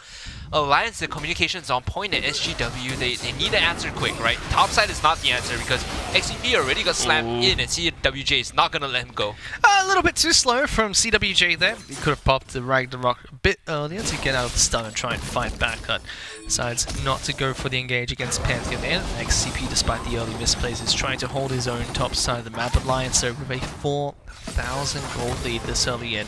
Dragon's about to come up shortly. Package is not available in the base just yet. Look at Raven. Raven's just styling on Haki at this point in time. He has the level lead and the item lead, so this means that he's always going to have push pressure on the Gragas. That mid wave is always going to be shoved in. Jumping in though, Shinsekai. Package is on its way though, coming out from Corki. SSK is trying to chase down nice and aggressive. Does have the Guardian Angel, so even if he goes down here, he might have a way to get out. Redemption's going to come in and try and keep him alive. Gives him a nice little boost of health. Big laser coming out from Lux as well. Alliance are on an absolute rampage right now. Corner Feet jumping in for the double kill. There is nothing doing for SGW at this point in time. And they get the dragon too. Fish, can I just double check? Is the stream marked for mature audiences? Because what Alliance is doing is downright criminal to SGW. Jeez Illegal. Louise. Shouldn't be allowed. SSK just styled on them. Decided to just jump into the back line. Now a turret's gone down. They're locking down the Galio as well. Nowhere to run, nothing to do. Rampage for Alliance. 5 minutes into the game and they're 10k up. 10k up 5 minutes in, 13 and 1. Forget the best bot lane in the region. Alliance are just showing off, you know, knowing and understanding what makes a team tick and hitting all the right weaknesses on the SGW side. The macro moves coming from Alliance, they're so smooth. You talked about knowing what the next 3 steps are. Alliance knows what the next 5 steps are to get the win. The way they micro down and control the map with the Twisted Fate. Understanding that, hey, whenever we have the level lead, we need to make the first move just before SGW decides to abuse their globals is so smart. Now it's just a matter of what does Alliance want to do next. They've been fighting quite aggressively. They could always set up to do something a little bit more conventional by taking down the Rift Herald that will spawn in the next 13 seconds. Look for a pick over towards the mid lane, which is the only outer turret that they have left to take down. Twisted Fate has been split pushing as well, deciding, you know what, I'm going to take down this bottom lane in a turret while everyone else is focused towards Rift Herald. They could make a play onto TF right now. You can see XCP has no Grand Starfall, so it's going to be tough, but Corki coming in with the flank. He knows they're on the way. XCP is trying to jump in there. Here he's going to be able to get some good damage to start, but no one else is really there to help out. Pantheon does try to map around. Raven's able to spot them out, so does disengage just in time. Nice little snare coming out. Cold Feet jumps on in, becomes unstoppable. Haki is looking to try and go for a fight. Redemption being used for a bit of damage. Olaf going to jump on in. TF now trying to get into backlines, goes underneath the turret. Looking for it with the Proto Belt, doesn't get it. Flashes forward, finally gets the stun. Double kill being picked up by Alliance. Fantastic and bloody team fighting coming out. They're not even done yet. Dominating goes Kai'Sa. Oh, no. Another gold Make it card stop, comes out, bitch. and it just Make does it stop. not stop, Daryl. No, it does not stop. Another it kill, stop. and another kill, and another kill. It's so painful to watch. Alliance is just wiping the floor of SGW, and I like how Rich, at the end of that fight, he threw his laser in some random direction. Like, he didn't even need the damage. He's just celebrating. Like, those are fireworks for Alliance's victory here. 18 and 1, 7 minutes in. Oh my god. At what point can you surrender again? I think it's a valid option. SGW put up a great fight against Memories, but In this 7 is minutes in, you're like, put up a great fight. Okay. against Memories, not Alliance. This has been a much different game where they've just been outclassed from the laning phase. They're trying to go for a nice little play here, looking to lock one player down, and he still gets out. Shishinkai's like not phased by this at all. The team does group up. Pantheon's in trouble, able to get out alive for now. Call of Feet is on the hunt. Haki now trying to get ready. Laser snipes it from downtown. 3-point play coming out from Lux. Rich able to get that one nicely. Harry barely able to get away as well. And Shelly is still charging down this mid lane. They didn't skip a beat. They murdered almost everyone, and they're still taking turrets while doing it. 8 minutes in, Alliance might just try and end the game. I think that's a bit adventurous if they want to push in. The Rift Herald should be dead here, but my goodness, Alliance, they immediately come to the aid of Shinsekai after he gets caught in the jungle, and they layer the control, they layer the fight so that it forces SGW to split up. If you want to kill Shinsekai, you're going to have to overcommit. And guess what? The rest of Alliance is there to kill you off if you overcommit. It's still so early in the game, they can't even pick up Baron. And Alliance haven't gone back. Yeah, Shinsekai looking for a fight. Pantheon looking to engage. Olaf just says, you know what, Ragnarok time, let's jump on in. Ego's gonna go down. Harry's trying to do whatever he can. A nice little stun coming out from Rich. Once again, Raven follows up with the gold card. Couple more auto attacks gonna be enough. Pantheon decides to jump on in, but that's a mistake. He just goes in to die, and all Alliance now have to do is wait for their minions. Synced up recall, the ace coming in. Alliance. They can't even take the base because they have The no minions. Not there? No. I thought they might have gone back to get teleport boots to jump straight back in for the fight, but they decide not to. They use the gold that they've been accumulating over the last few skirmishes. I was going to say fights. Don't think it's the fair word to describe it at this point in time. Yeah, fight implies like two people throwing punches at each other and getting shots in, right? They're so far ahead that the support for Alliance has 1,000 more gold than anyone else on SGW. Make it stop. Alliance now, they're grouping up the bottom side. They take the dragon, and now they're looking to finish the bot inhibitor. You can see the poke coming in. Another solo kill. CWJ, he just slams his axes into XCP. Bot tier 2 falls. Now they're moving towards bot inhibitor. He tried to do the cheeky flash stun, but hit the wrong button combo execution throughout the stun before flashing. So it looked a little bit silly. Other than that play, Rich has actually been playing very well in Lux. He's been getting some really nice snares, catching people off guard. Just really allowing Alliance to continue their momentum and their snowball. So they go from pick to pick. Some teams have been picking up that Lux as an answer to the likes of Alistar and Galio has been very strong. Because Raven just decided, you know what, I'm going underneath the turret. Shinjikai now wants to go into the back end as well. Tries to kick Pantheon back. Colden feeds into the back line as well. Goes godlike. Why can't chickens fly? Well, this is why, buddy. Alliance is here to play. Raven still trying to flash over walls and stop everyone. All they have to do now is just push in the ways. Alliance is going to try and take it nice and slow. Going towards top side of the map first. First turret's going to go down. Scoring in the Baron powered up waves. Raven always has a gold card lined up, right? And they're trying to make a final play happen as Harry. Harry tries to jump in with a package. Another beautiful snare coming out from Rich. And we see another follow-up coming in by the Twist of Fate. Doesn't really matter. Everyone from SGW is trying their best to pile on in. They do get a kill on towards Rich, but it doesn't matter. Everyone else is way too low. They have the super minions marching onto the base. Alliance have Baron buff, and what an absolute shellacking in game number 1. Alliance take the victory. That was just a crime, man. Alliance, they swept the floor of SGW. And I don't know if that gap is meant to be there, but there is a very big difference in terms of class. Like, you just see how coordinated and how on the same page everyone from Alliance are. Outclassed and destroyed, man. This is why I was really excited to see what they do going into this match, because I really wanted to see how Alliance shape up the meta. Right. Because SGW looked strong against Memories, but Alliance is just a different beast that they have to go up against. So Rich ends the game with 9.5k. The next closest is the ADC Hiri with close to 8. Like, oh man, was there ever any doubt? That was a slow incremental lead until about 5 minutes, where Alliance said, you know what, we're done. Let's go. This graph looks like my stock So portfolio. yeah. Oh my god, man.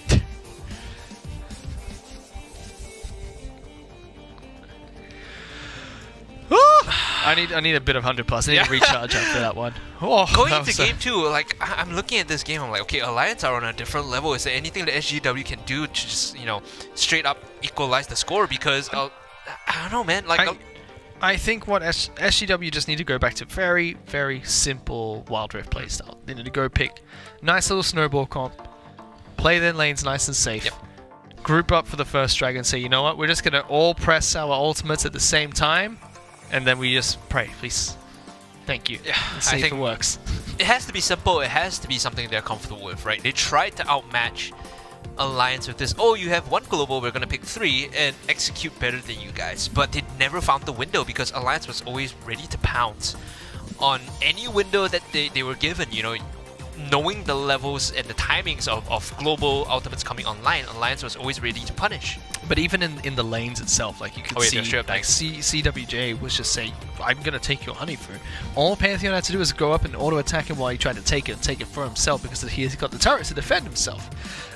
Wasn't able to do that. Then you had so many good playmakers from the side of Alliance. Shinsukai was doing fantastic in the jungle to set up opportunities. Rich was fantastic, not only setting up opportunities, but even following up on opportunities set up by Raven or set up by Shinsukai. Those lasers, man. And Raven was always there to follow up. As soon as someone started something, Raven said, you know what, I'm coming in as well. Let's continue this snowball and make sure that there's no breathing room at all for SGW. I really liked this implicit amount of trust that Colden Feet has in the rest of his team, right? Knowing that they're there to start it up and hit all the skill shots so that he gets the plasma mark, so that he can fly in with the killer instinct, and knowing that they're going to back him up if he overextends. That is a world of difference. Like, a Kai'Sa that plays with that much confidence, you can build whatever you want, man. You can go full AP. I'm completely fine with that. So for Alliance, I don't think Alliance really needs to change anything that they did in that last game. They were playing very confident, a little bit aggressive at certain periods of time, where to the point where I thought sometimes a bit cocky coming out from Shinsukai, diving all the way back towards red buff when no one was there to back him up, but all he had was his guardian angel. I don't think Alliance need to change anything. But I also struggle. Just give a bit of chance. I struggle to think what SGW can really do here, because it seems like just fundamentally we're outclassed going into that last game. You look at this and you look at the match, the Impunity played against Team OK. Alliance and Impunity are set for this insane rematch, and looking at the caliber of these two teams, I'm very excited to see that play out. The fundamental understanding of the game between both of them, it seems to be similar, right? They know which lanes to snowball and how to get advantages on their own as well as a team. So that should be a really good one coming up. The winner of this will be going up against Big Dirty Golems in the next match, and that's something that, you know, is going to be an obstacle, right? It's going to be an obstacle before either one gets to the finals. Which I believe we'll see tomorrow as well. Will be that the big matches all taking place then. But up after this match will be LXB taking on NBL in the final best of 3 that we have for tonight. Yes. Before we go into 2 of the lower bracket best of 1s before closing out the night. We'll talk about that as it goes on, right? But we still have one more match going up for you guys between Alliance and SGW. Of course, you know, we talked about what SGW can do. We talked about how Alliance doesn't really need to change their composition. This is, and should very well be, a stage for Alliance to showcase their potential, right? If we're looking at Wild Rift and going into Super Summer Cup, this is the performance you want to see from a team that could potentially be the representative of Singapore. Well, let's go into the draft for game number 2 between SGW as well as Alliance. Despite the dominant performance from Alliance, I'm still SGW's biggest fan because best name in Singapore. You say you're not biased, but Oh, I'm absolutely biased. Absolutely. Why would you ever think I wasn't? literally just a moment you go like, why would you trust anything that I say? See, this is where you get it wrong every time. You can't trust me. This old man, someone help me. Exactly. When you get to my age, you get to do these things, okay? Alright. Draft underway, Alliance on the red side. This time SGW still on the blue, and it looks like SGW have chosen to be on the blue, I believe. So, look at the draft. Akali is probably going to be banned out by SGW here. For the Alliance side, I think the Lee Sin was a big point of power, and so was the Olaf, right? So SGW might have concerns about those two picks. Yeah, I think that was the only game of Lee Sin that we should ever see to let people know, like, hey, stop. Don't let this champion go through anymore. It's pretty nutty, right? I was debating like, oh, well, you get Gragas because he's flexible and you can put him in different lanes, and Lee Sin is strong. Shinsekai's Lee Sin is like, you must ban. You cannot let it through. And it's always been such a powerhouse in Wild Rift as well. Ever since Lee Sin's release, it's been very feared and respected in tournament play and high-elo as well. Akali is the same here, so Akali is, of course, the first ban that comes out from SGW. Literally every game also banned out. And then we have Gragas being banned as well. Gragas banned No one here likes for a Alliance. one-shot, man. No one likes a one-shot. I like the Gragas ban here from Alliance because in game 1 they've already sized up their opponents, right? And they say, well, maybe Gragas could be a potential power point for SGW, so we're going to remove that and force them to either give us the Lee Sin, the Camille here, the Galio, possibly all options available. Coden Feet could also pick up his Kai'Sa in the first rotation because the Ziggs now has been banned out. So something is going through the ban phase, and Alliance will have the pick of the litter because they're on red side. They have 2 picks to work with. Well, I'd even going to say, you know what? We're not going to ban out Lee Sin. Why don't you first pick at SGW again? So let's see if SGW decide this time they're going to go for Gragas again, or Gragas ban out. What if they're going to pick out Lee Sin first, or if they're going to pick something different going into this? I think Alliance have an answer here if SGW goes for the early Lee Sin. In my head, it's probably going to be Shinsekai Camille, I think, or possibly Graves if he wants to play into the matchup. Again, it's like Alliance is daring SGW to take Lee Sin away and deny it, but there you go. It's gonna be for why can't chickens fly? All we need him to do now is kick Galio, and then we will have the answer to his question. The meme completed. Complete. Name complete. You can change it. Like that's where you just. He has to wait until May 11th. He has to wait until May 11th. You immediately log out and go change name. Start new account. Finished. Objective complete. Right now, Lee Sin locked in. Camille is gonna be the choice here. I think Camille is the right choice actually for Shinsekai. However, we talked about this at length. Alliance have the opportunity to flex pick the Camille into top for CWJ2 if they want to. Of course, if it ain't broke, don't fix it. Kai'Sa for Coden Feet. Amazing performance the previous game. Very good killing instincts all around.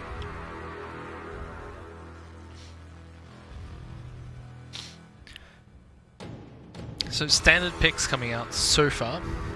Like you said, Camille can be a nice little flex pick, but should be Shinsekai picking it up in the jungle. Yep.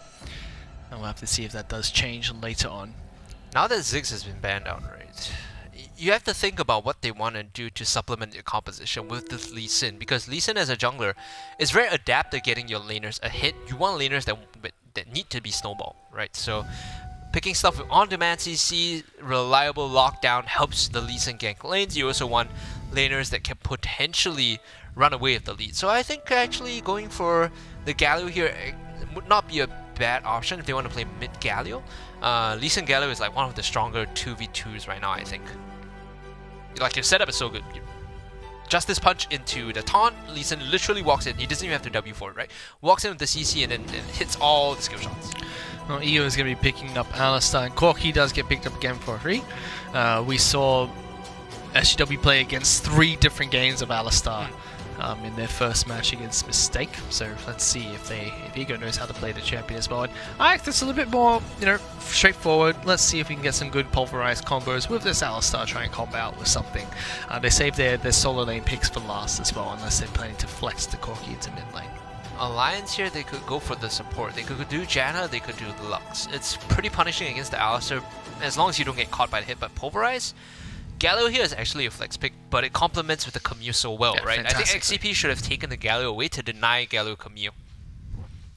I agree. I think denying it away from Alliance would be nice. Now they have a lot of different ways to try and fight against SGW. Wouldn't be surprised if Alliance decided, you know what, we can pick up Twisted Fate here again. That way they still have the 3 different ways to dive into the back lines. And then Colton Feet with the Kaisers were always able to get there too. TF is going to be so dangerous coming in. Like, not only do you have double globals, but also, like you said, opportunities to dive into the back line. Oh, get a Cinch coming in for CWJ. Is this what Mr. Iglesias was saying is going to be his special pick? Yeah, sure, I guess so, because Cinch is in a good place right now. If you think about the addition of Winter's Approach and Fimble Winter. Not impressed. Oh, wow. Okay. Yeah, no. I like it though, I like it. I like the tier items. It's not Teemo.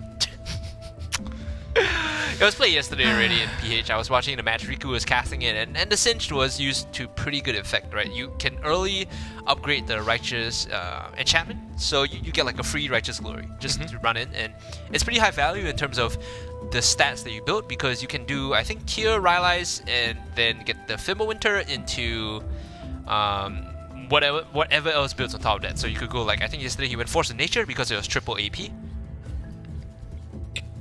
Still going for the Wombo combo here, SGWR. Yeah. Cannon gets picked up. The Cannon is like the answer here, I guess, against the Galio Camille. So they're worried about getting dogpiled, and they need some tool here to give them counter engage as well as safety, right? If they hit you with Hextech Automatum and Hero's Entrance, you need the Slicing Maelstrom and the Encore to pull them off. Last pick here, they need to commit to what they want to show is either mid or support. Raven could play this, or Rich could play this Galio. So they need to commit to a matchup that they're going to theorycraft about right now. Seraphine mid, what do they want to play against the Seraphine? Katarina, okay. Katarina, very good into Seraphine. She doesn't have a reliable lockdown until level 5, and even then it's easy to dodge away from the Encore. It also functions as tertiary engage, so it's very strange though. You're up against like Alistar, Lee Sin, Cannon, all very easy to knock you out of your ultimate. But I'm excited I'm excited to see what Raven does on a more linear champion for Katarina, because with Twisted Fate he was able to follow up very nicely on the initiations from Shinsekai, from Rich. He was like that tertiary engage coming out for the team. You're banking on like Cannon, Lee Sin, and Alistar to like use all their spells before you jump in, right? And if they use it on you, then well, Sinch is just gonna laugh and poison your backline. So it's 2 layers of danger. So I'm excited to see what Raven can do, because I think this is it's gonna be a very contrasting playstyle from what he did on his Twisted Fate in the last match.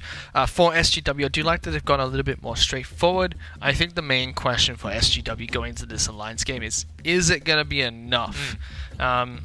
Because they were outclassed in game one by such a large margin that there's just so many different points of fault that they need to try and shore up in a 1-game turnaround against Alliance. That being said, SGW do only go down into the lower bracket, so they still have a few more games to see if they can make it into the top 4 of the qualifiers. And if they don't, they still have the opportunity to register for the next qualifier as well next week. Multiple chances, and I think I want to see them improve. I want to see this team which is built around the idea of nurturing talent, you know, building a roster of young players from different titles, you know, different backgrounds, and coming together to form a competitive team. First BO3 of today, they showed that they have what it takes to play against like your average, you know, puppy team. Against the structured play of Alliance, that is going to be a whole other question. And games like these, no matter how hard you lose the match, there's always a lesson to be learned. As long as you take that lesson with you and you bring it to the lower brackets to next week's qualifiers again, there's always value there. So I'm hoping that SGW, they push forward, they take it in their stride. Well, we're about to get into game number 2 of this best of 3. Let's see if they were able to find any of those learning points and apply it into this second match. But it is going to be still David versus Goliath here with SGW taking on Alliance, game number 2. Not the best cannon skin, but it will do. Blood Moon Cannon is by far the best. Meanwhile, Alliance looking for another death push setup again. First time Rich got caught out, this time he has the taunt. You say Rich got caught out, but did he really? Because he got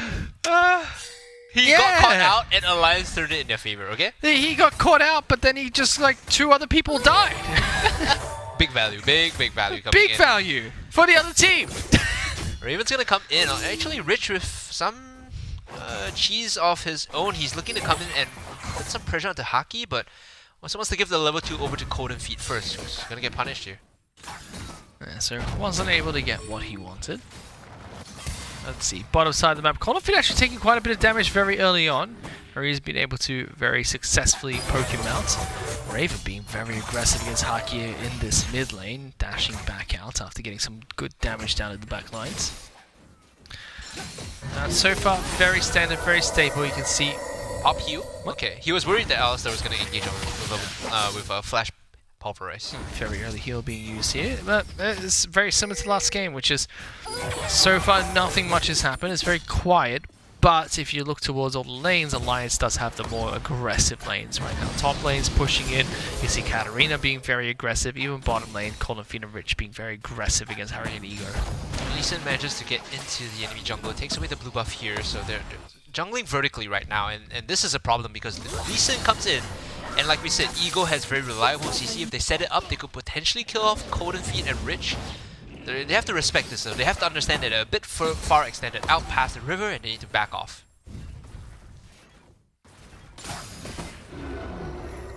Yeah, you can see that they're not even crossing the river. Yep. They know. They know. But so far, nothing much has happened. You can see that Shinsekai is trying to take some buffs away from Why Can't Chickens Fly at the moment. He's going to make his way over towards the blue buff and realize that that is actually gone. Yep. Shinsekai's actually still sticking around.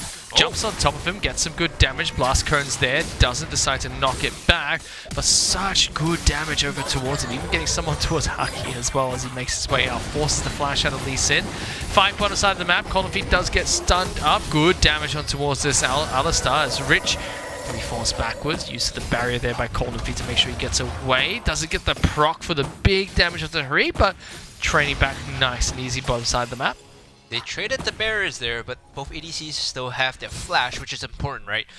When it comes to setting up for the ganks, it's always going to be the Justice Punch and the Hit Pulverize. And here comes Shinsekai. The Hari, he's trying his best to get some good damage, doesn't quite find it. Cold and Feet even jumping in for that final tick. Alliance playing it risky on the bottom side of the map.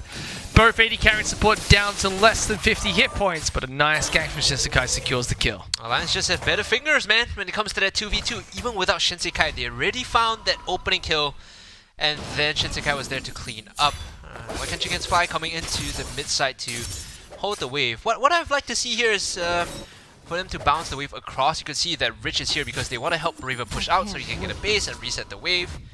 This is a classic move that you see in like League of Legends PC. Support comes mid, helps push us out, and then goes in for wards.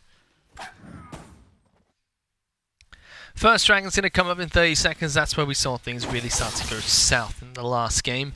To see if that happens here as well. CWJ just being really annoying here against XCP. Fight still happening bottom side of the map. Cold and Feet getting some good damage. Double taunt coming out from Rich, but Hari just simply backs away. Cold and Feet still trading quite nicely here against him. Gets the kill unexpectedly with Rich helping out. That Proto Bell got him into distance to allow him to close the gap, and Unexpected, but it works out. You can see it's a very cheap enchantment coming in. Alliance, a little bit of cheese coming in there for them to get that pick off. Great moves coming in from Rich, and now Shinsekai is here to push out the mid wave, get prio so they can possibly attempt the dragon, or maybe just set up for a kill here straight up. A very unexpected proto belt from Galio to help them pick up that kill. Bottom side of the map. Now, with the package and with this first dragon up, this could be the first big fight between the teams. Kennen is making his way down towards this dragon pit. A little bit late though. Might not be able to get there in time before they're going to be forced to engage. SGW are looking for it.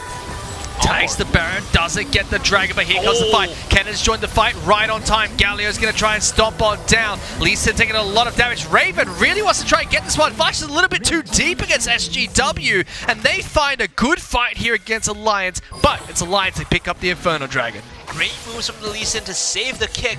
The moment Raven comes in, nope, out you go, and Alliance aren't able to connect on any kill, so Raven doesn't get the reset. Although they get the Inferno Dragon, that was a great start on the fight from Hiri and Haki. They hit the encore, they hit the package, they get the kills, and now they're looking for a bit more on the bot side. Rich getting such good damage on towards Ego, forcing him back. So as soon as Corky went to engage, no one else was there to try and back him up. He's going to try and go back to base inside this bush.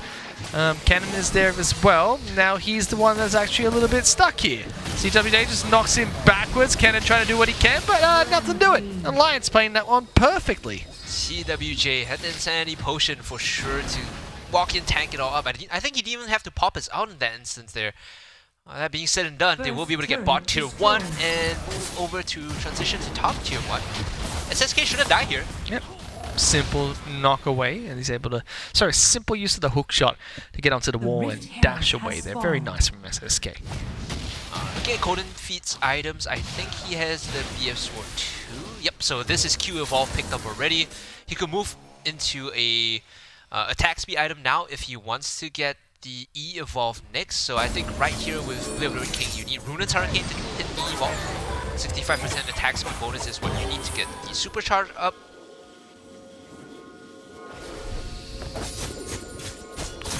But nice and slow so far coming out from Alliance. Not a huge lead in comparison to the last match, but still 4,000 gold up over SGW just 6 minutes into the game. Setting up for... Rich just punched the wall, but that's going to start a fight. SSK going to jump in first. Galio going to try and jump back in, but does get cancelled. The rest of the team now going to try and back up. Coldenfeet gets some good damage over towards Kree, who tries to dash on in towards the mid lane. A good taunt coming up from Galio allows him to pick up the mid lane. Now the bottom side of the map going to be taken down very low. SSK in the back lines, and there we go. That's the fight Alliance were looking for, but it's actually SGW who bite off a little bit more than they can chew, giving Alliance the opportunity. They got baited in, but you could see the big problem there was XCP slicing Maelstrom hit absolutely no one, and the Lee Sin should be going down here eventually under the turret. He was sitting inside the brush trying to be a bit sneaky, but Alliance found him out. Rich just flashes behind him, gives him a little bit of a chicken slap. They did get the kick there onto the Galio to cancel. Yeah, you can retire the name now, that's it. They cancel the heroes engage. That's why chickens can fly. Fortunate. He was about to fly, just got knocked out of the air, man. It's a kick to the face, he kicked his brother. But that's really the fight that Alliance needed to start to snowball thing. Kicked his brother, my goodness, that's an old reference. 8,000 gold lead is Alliance lead, so this is where it becomes a little bit too difficult to claw back from. Coldenfeet moving to straight attack speed, wanting that supercharge evolve as soon as possible, but right now you can see CWJ, he's playing on the bottom side, a bit of a split coming in with the ADC and support holding mid, whereas Raven is going to go to as the top side. He has a level up on the cannon, but still, you don't want to take this at face value, you don't want to man fight him because he can still disrupt the Death Lotus, just got to kite him out and do damage over time.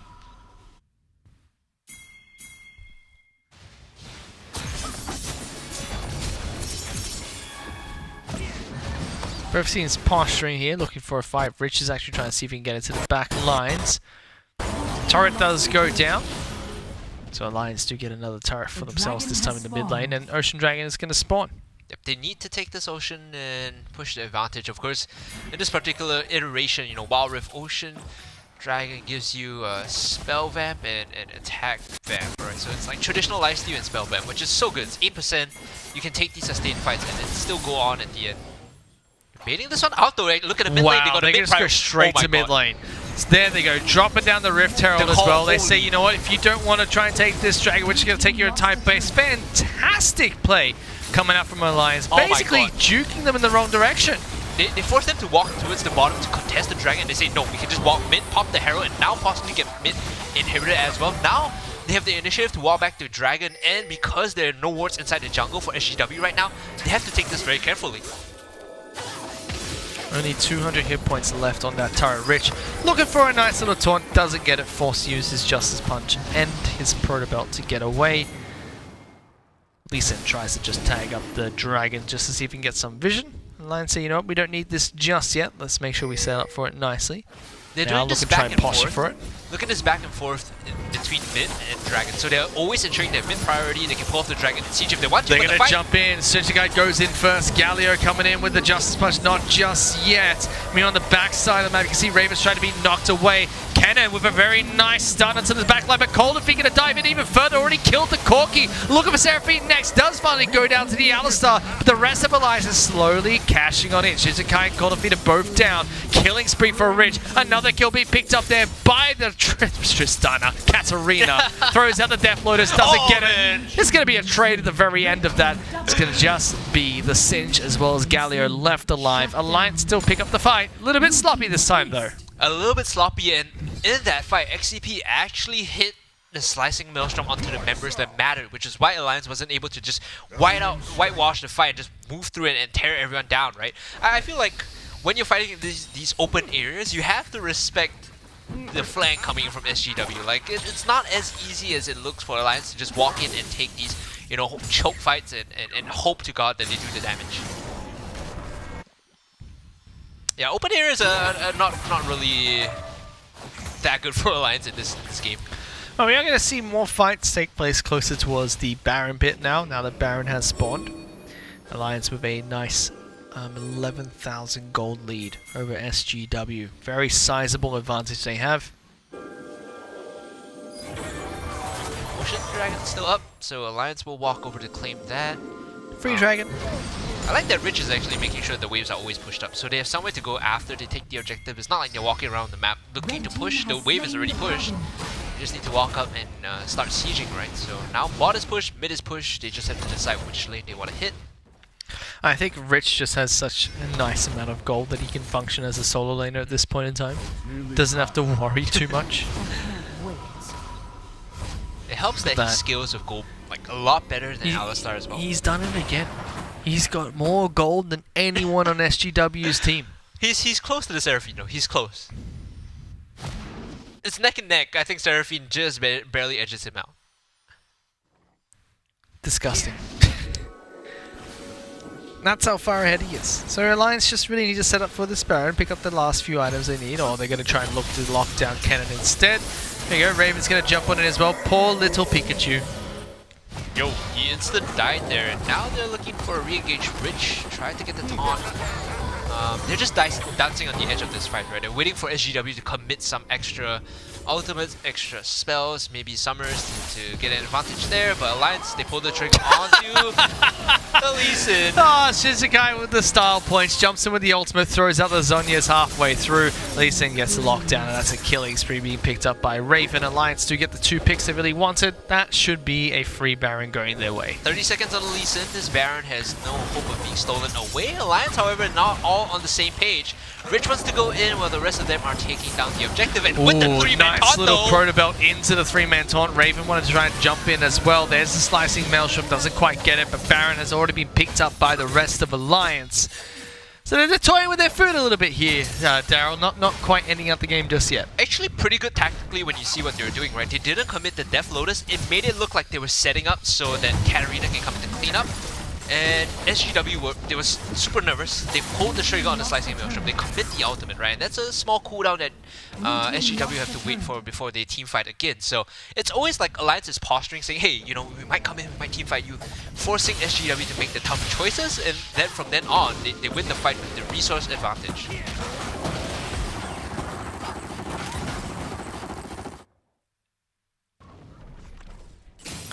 And it's just a matter of setup. 15,000 gold is lead. Wow, guys, my goodness. He doesn't have the evolved W, has everything else evolved, but the problem is that Zhonya's I think doesn't give any AP because it's an enchantment this time.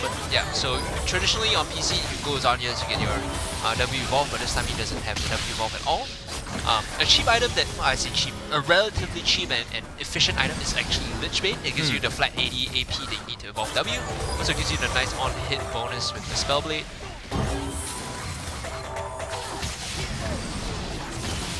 You can see Alliance just trying to trap them inside their own base. SGW looking to see if they can defend that top lane turret, but here comes Camille once again, forcing the dive. Galio's going to come in as well. Singe even throwing back the Corky. Big taunt coming out from Rich as well. This is why Alliance is so feared in this competition. They make the final push look easy. They pick it up 2-0 against SGW. Rich with that hero's entrance, so he gets the 3-man knockup first. Okay, pretty easy. That's a big AoE spell. Comes in with the 3-man taunt and just cleans up that fight for his team. This guy is so good. I don't know how you face off against Alliance and have a chance because they're so clean. The playmakers that need to make plays happen are all on the same page. The moment Shinsekai goes, Rich is just behind him, right?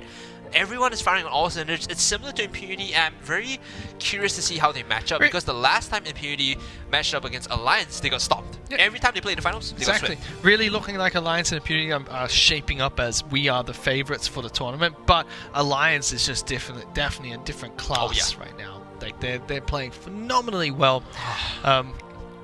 Really impressed with Rich's plays. Look at the money on this guy. He's actually got more now. Yeah.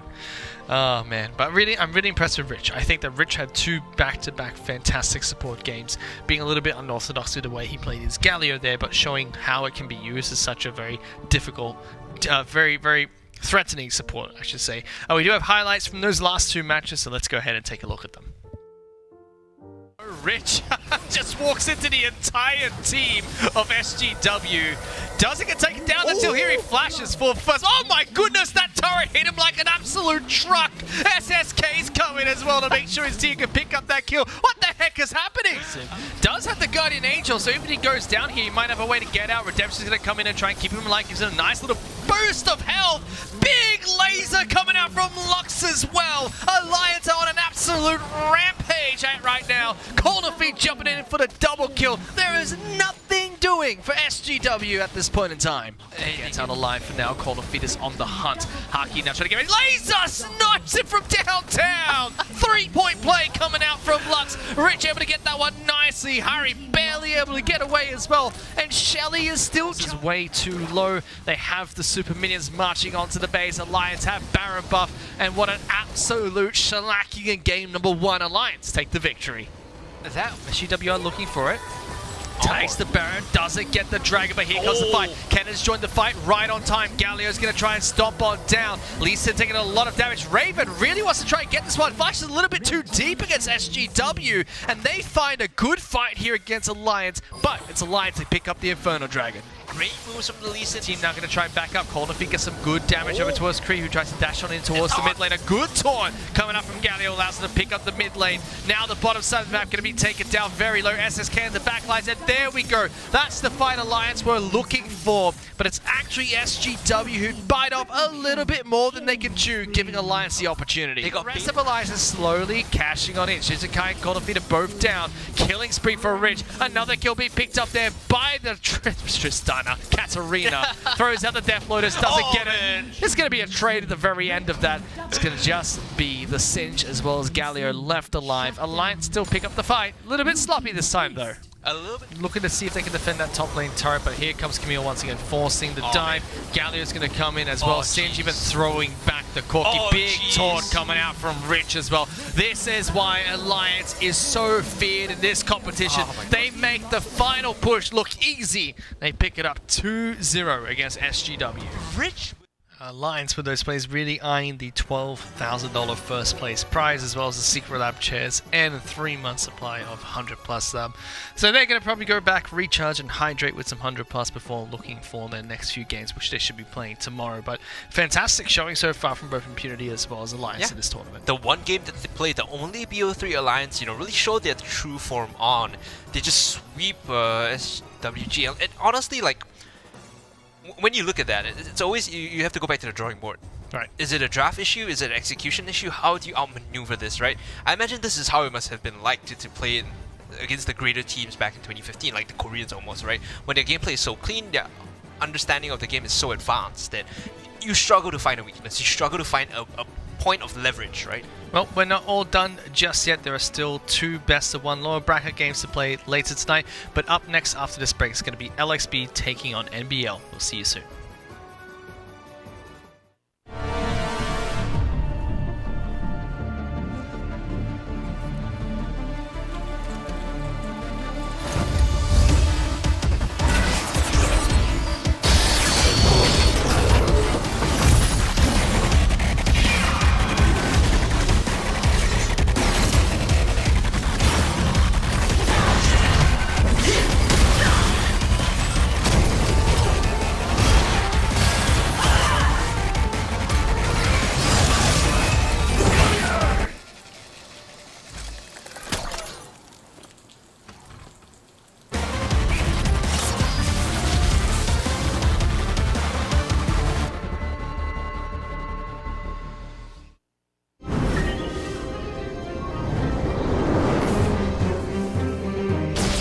Come on, you. Let's dance. I'm on it, Black Shoe! Time to strike. You think you can outshoot me? Captain Chemo on duty.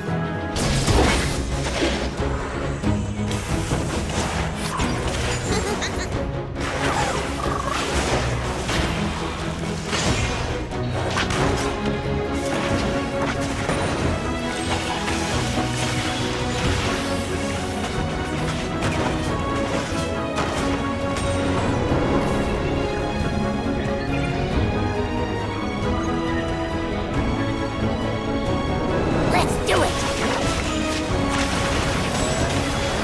Delta Sierra at 12 o'clock! Dust 'em, Hicks.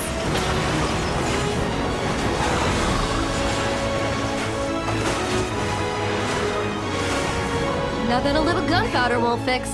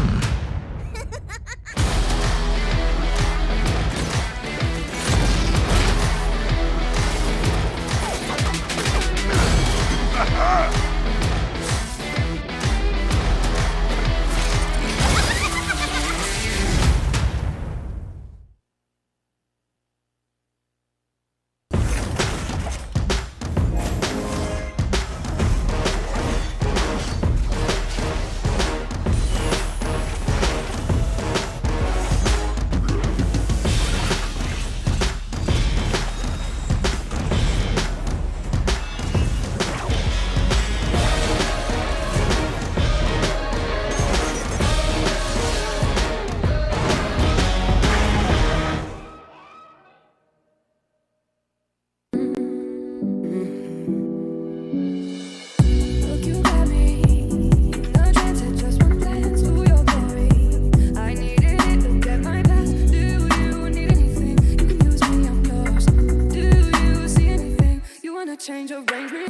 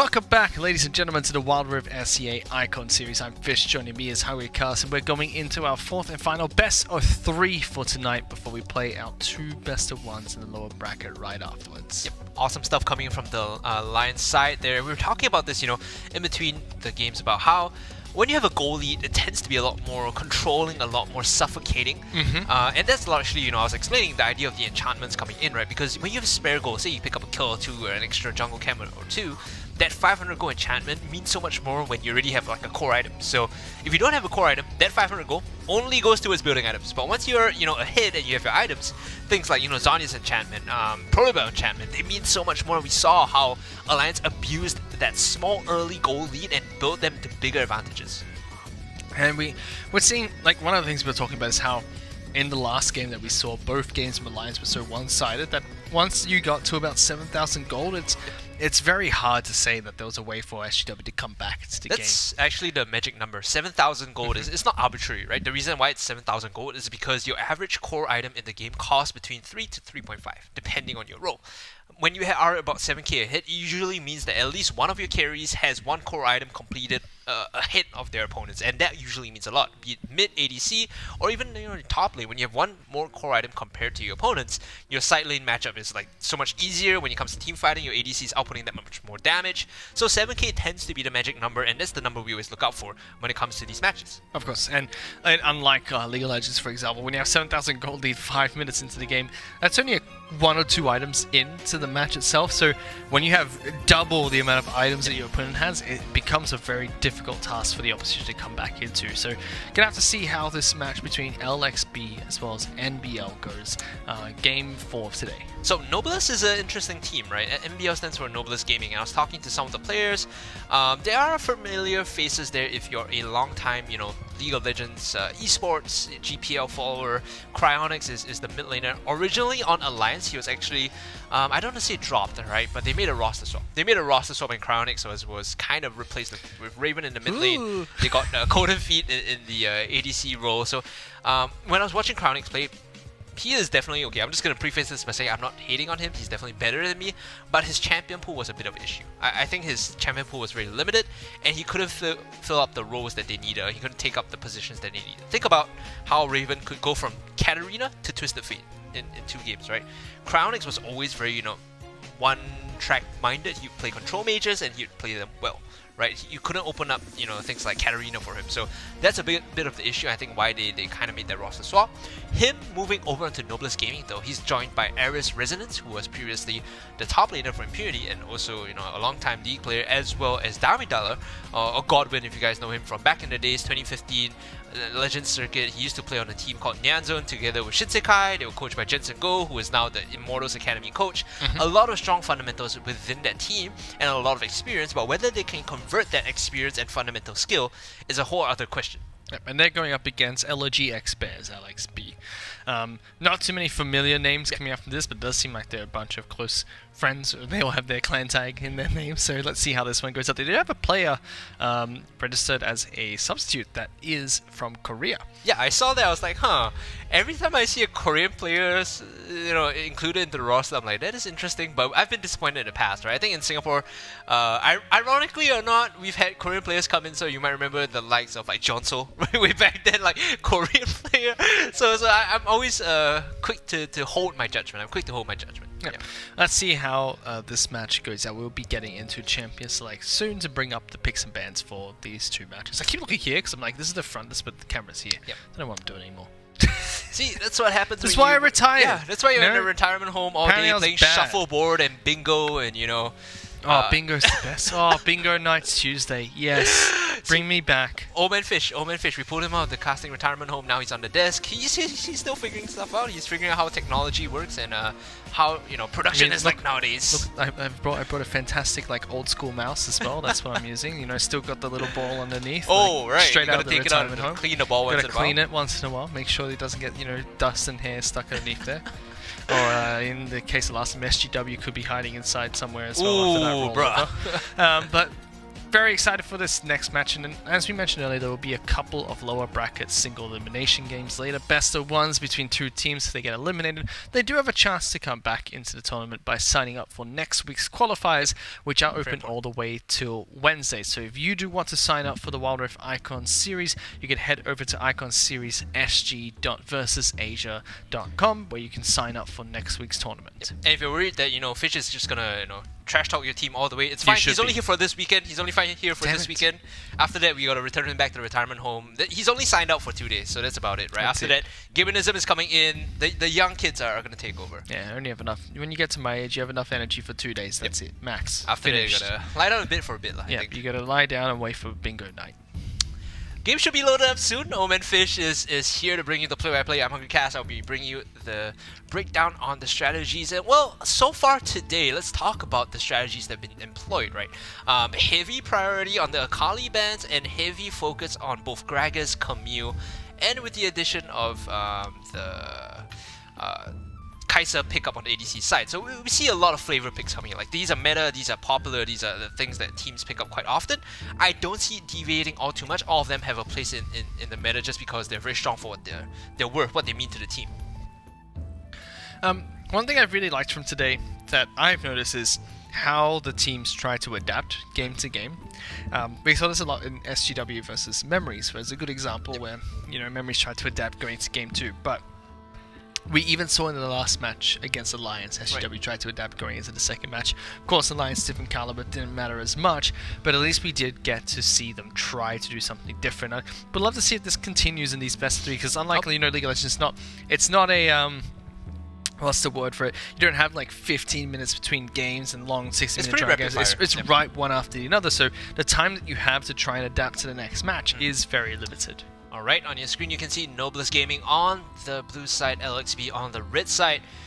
Right now, the bans coming in, it's going to be the Ziggs and Braum. So high focus on the Ziggs bans too. And right now, the state of Wild Rift, because it's only 2 bans, a lot of strong meta picks will make it through the pool. And I think that tends to be the issue when teams have a strong champion pool and strategies that they like to run, right? So even if the stuff that you want to play has been banned out, you can pivot immediately. Camille right now has been hovered and potentially going to be banned away by LXB. So yep, that's going to be taken out. And the last ban. I do love that Goblin's ID is high T help desk. Yep. I wanted to ask him like why, but I couldn't reach out in time. So Goblin, if you are listening to the stream or if you have a reason why, just explain it for us, please. And Cryonix returning. I enjoyed watching Cryonix back when. Back when he played League of Legends professionally. That was fun to watch him in the mid lane. Excited to see what he's going to do on Wild Rift this time round.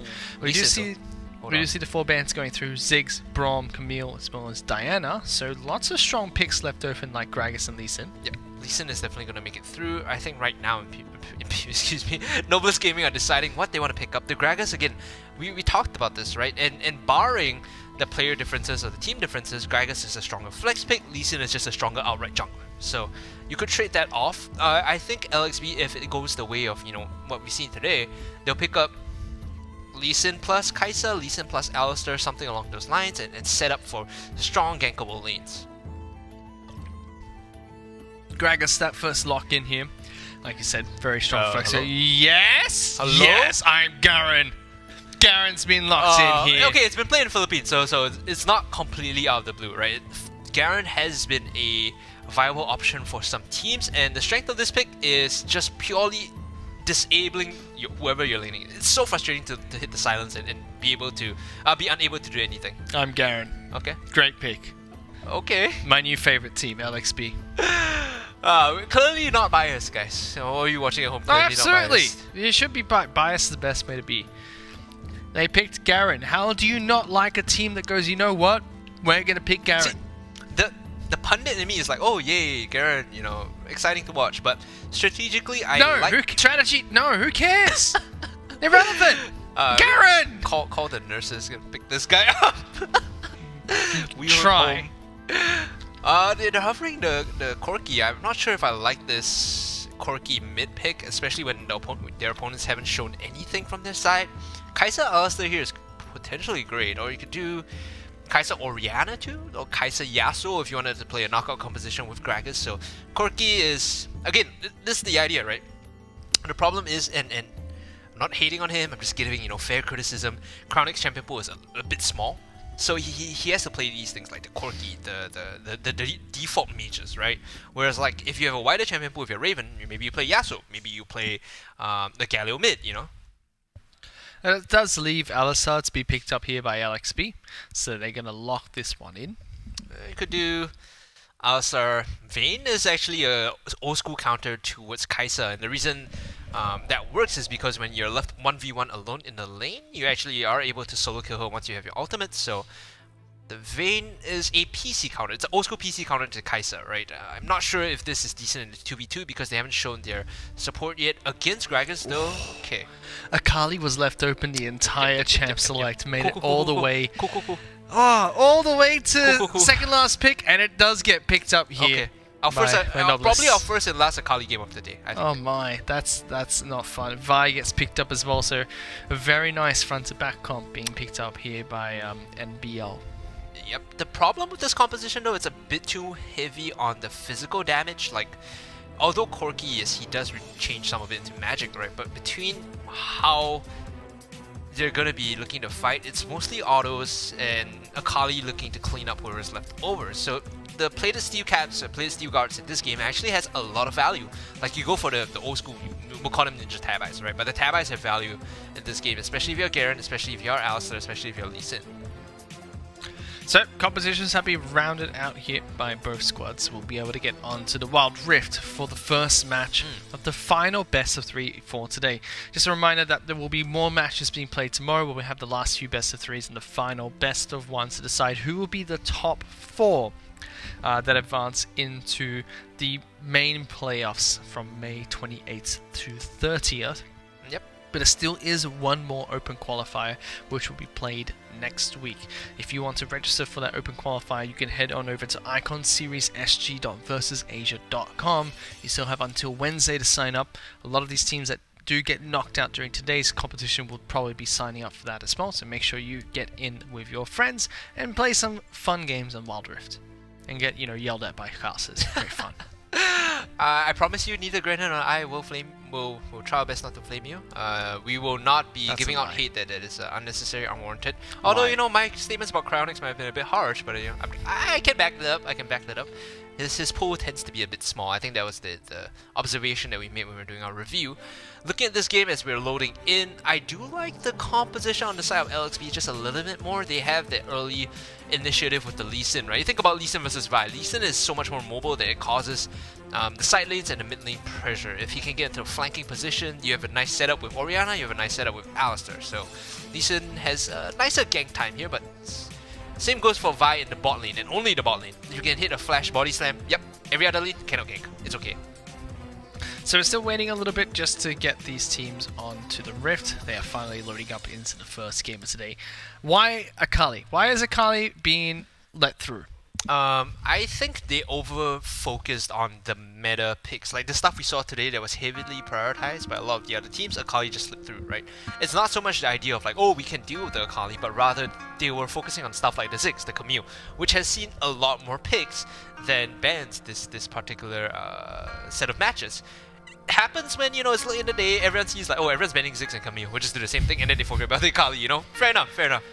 Perhaps it could also be, say, Garen doing well into Akali. Like, we got our Garen, they could pick Akali if they want. I mean, Akali's even running Barrier into this matchup as well. Well, top lane, most of the time you do want to run Barrier unless you're super certain that you can flex on your opponent. Like, the Ignite is a statement saying, I am probably better than you mechanically, so I'm going to take Ignite and try to solo kill you in lane. Ignite and Barrier pretty much cancel each other out in lane, right? So the idea is that, like, the Ignite gives you the additional edge. That guy oversteps, he doesn't calculate the health properly, and he dies to Ignite, plus the full combo. So that's the thing, right? I do see this matchup being a bit more sided towards Akali because when she joins team fights, her mobility allows her to get into the backline a lot easier than the Garen. Like, sure, in lane, he hits you with that silence, boom. It's gonna be tough for you to really do anything afterwards, but beyond that, Akali's a lot more slippery than the Garen. Man, he picked Garen. Stop making fun of him because he is absolutely the best player that is gracing us with his tournament presence here today. Clearly the best for picking Garen. By far, right? he picked Garen. Like, he could go 0-10 and he's still the best player here. Oh, that's some honest casting for you guys. Honest in Yeah, air quotes. Nice. like, Good stuff. absolutely. I don't understand. Like, you should never measure a player's worth by their skill in the game itself, but instead by the picks that they pick. Someone the more clip that, troll, the please. better. Clip that, please. The more troll, the better. Look at that, already silencing people and being a nuisance. That takes an absolute truck of damage afterwards for his troubles. Starting bottom side of the map, you can already see Vayne has been slightly zoned out. They did come to lane a little bit late for the bottom pair duo. Icebell's taking a bunch of damage from Arthur's top side of the map. He can't do anything! Oh no! He has to silence the honey fruit. He's gonna get punished so hard This- here. Eris knows this matchup very well. Like, there's a maximum range of when you can hit Garen, walk back 2 steps, come back in with the passive and proc your Q again, and he knows that range very well. He's making it so that Garen cannot walk up the trade against him.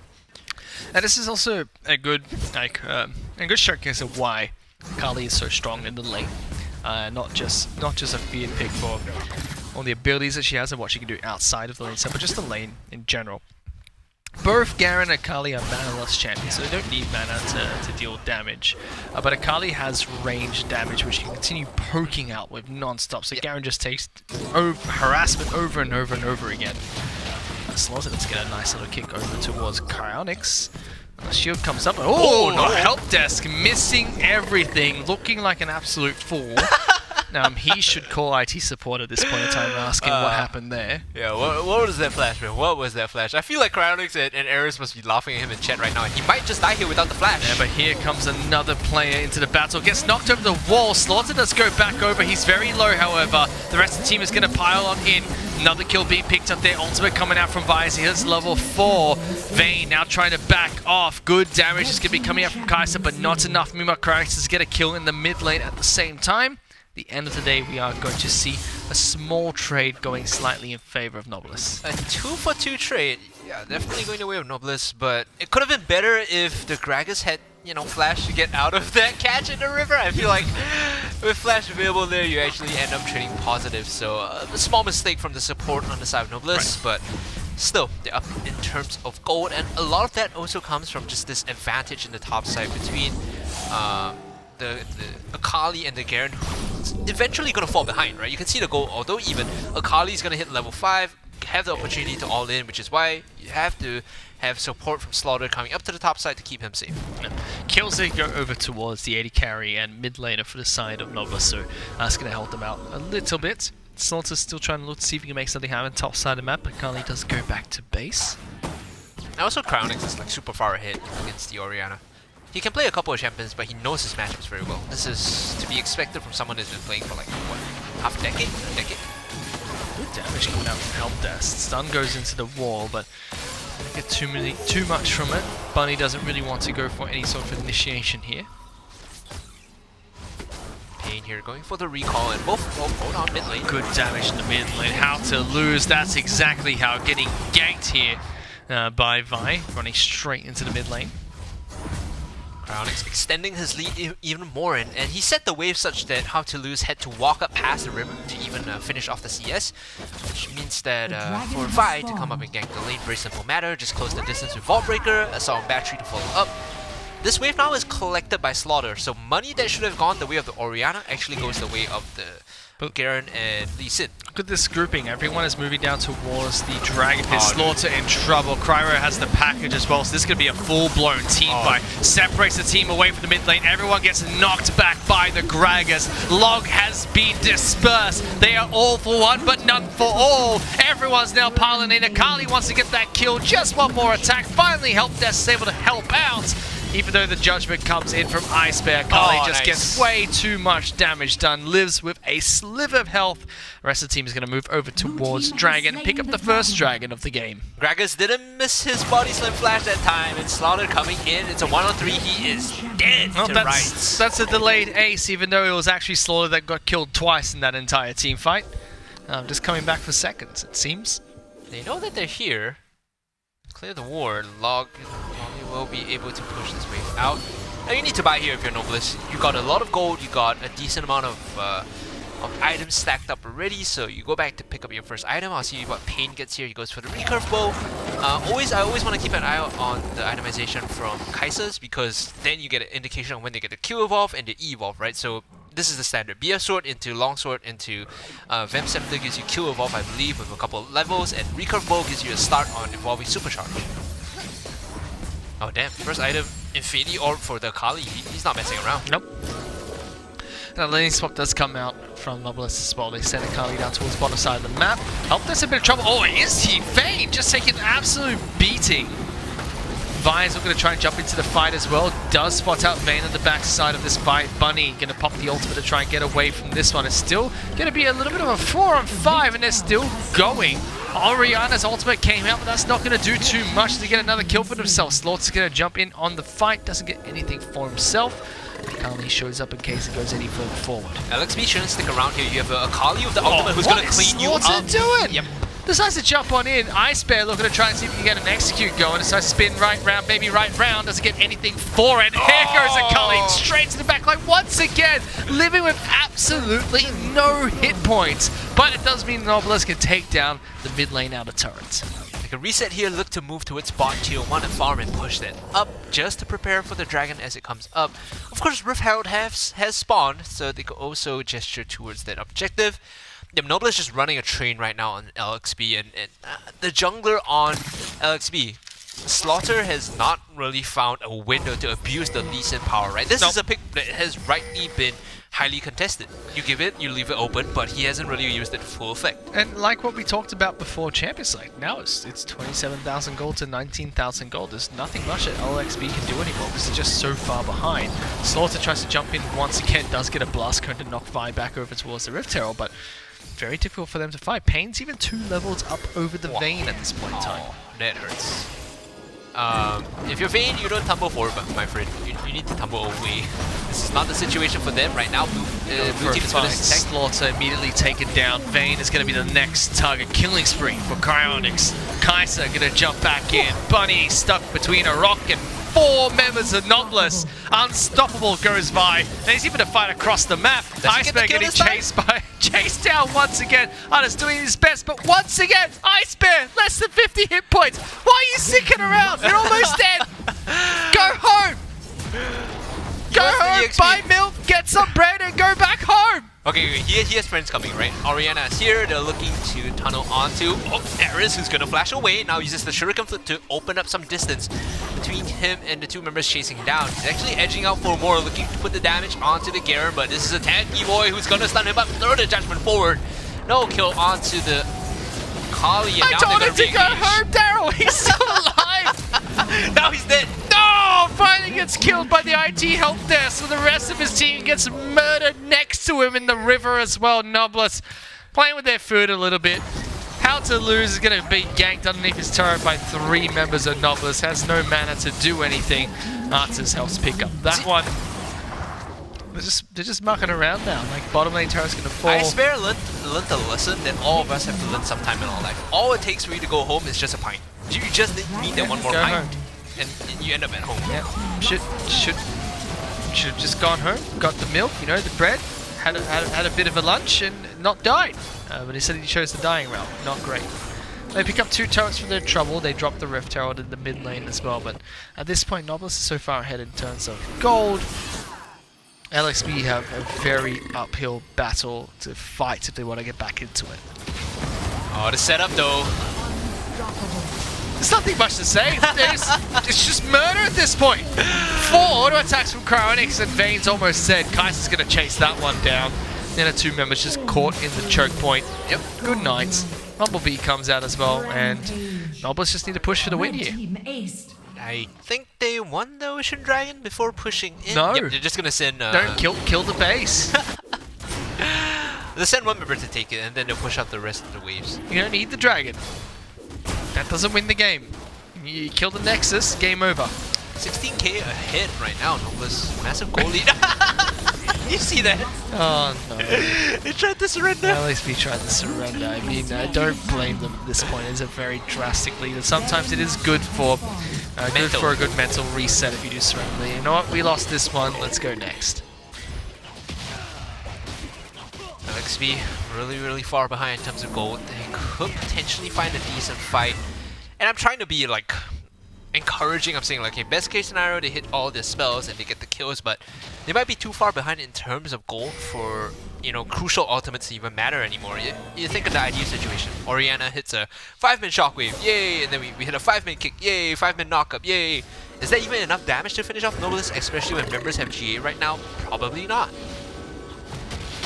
Only going to be able to find Slaughter once again.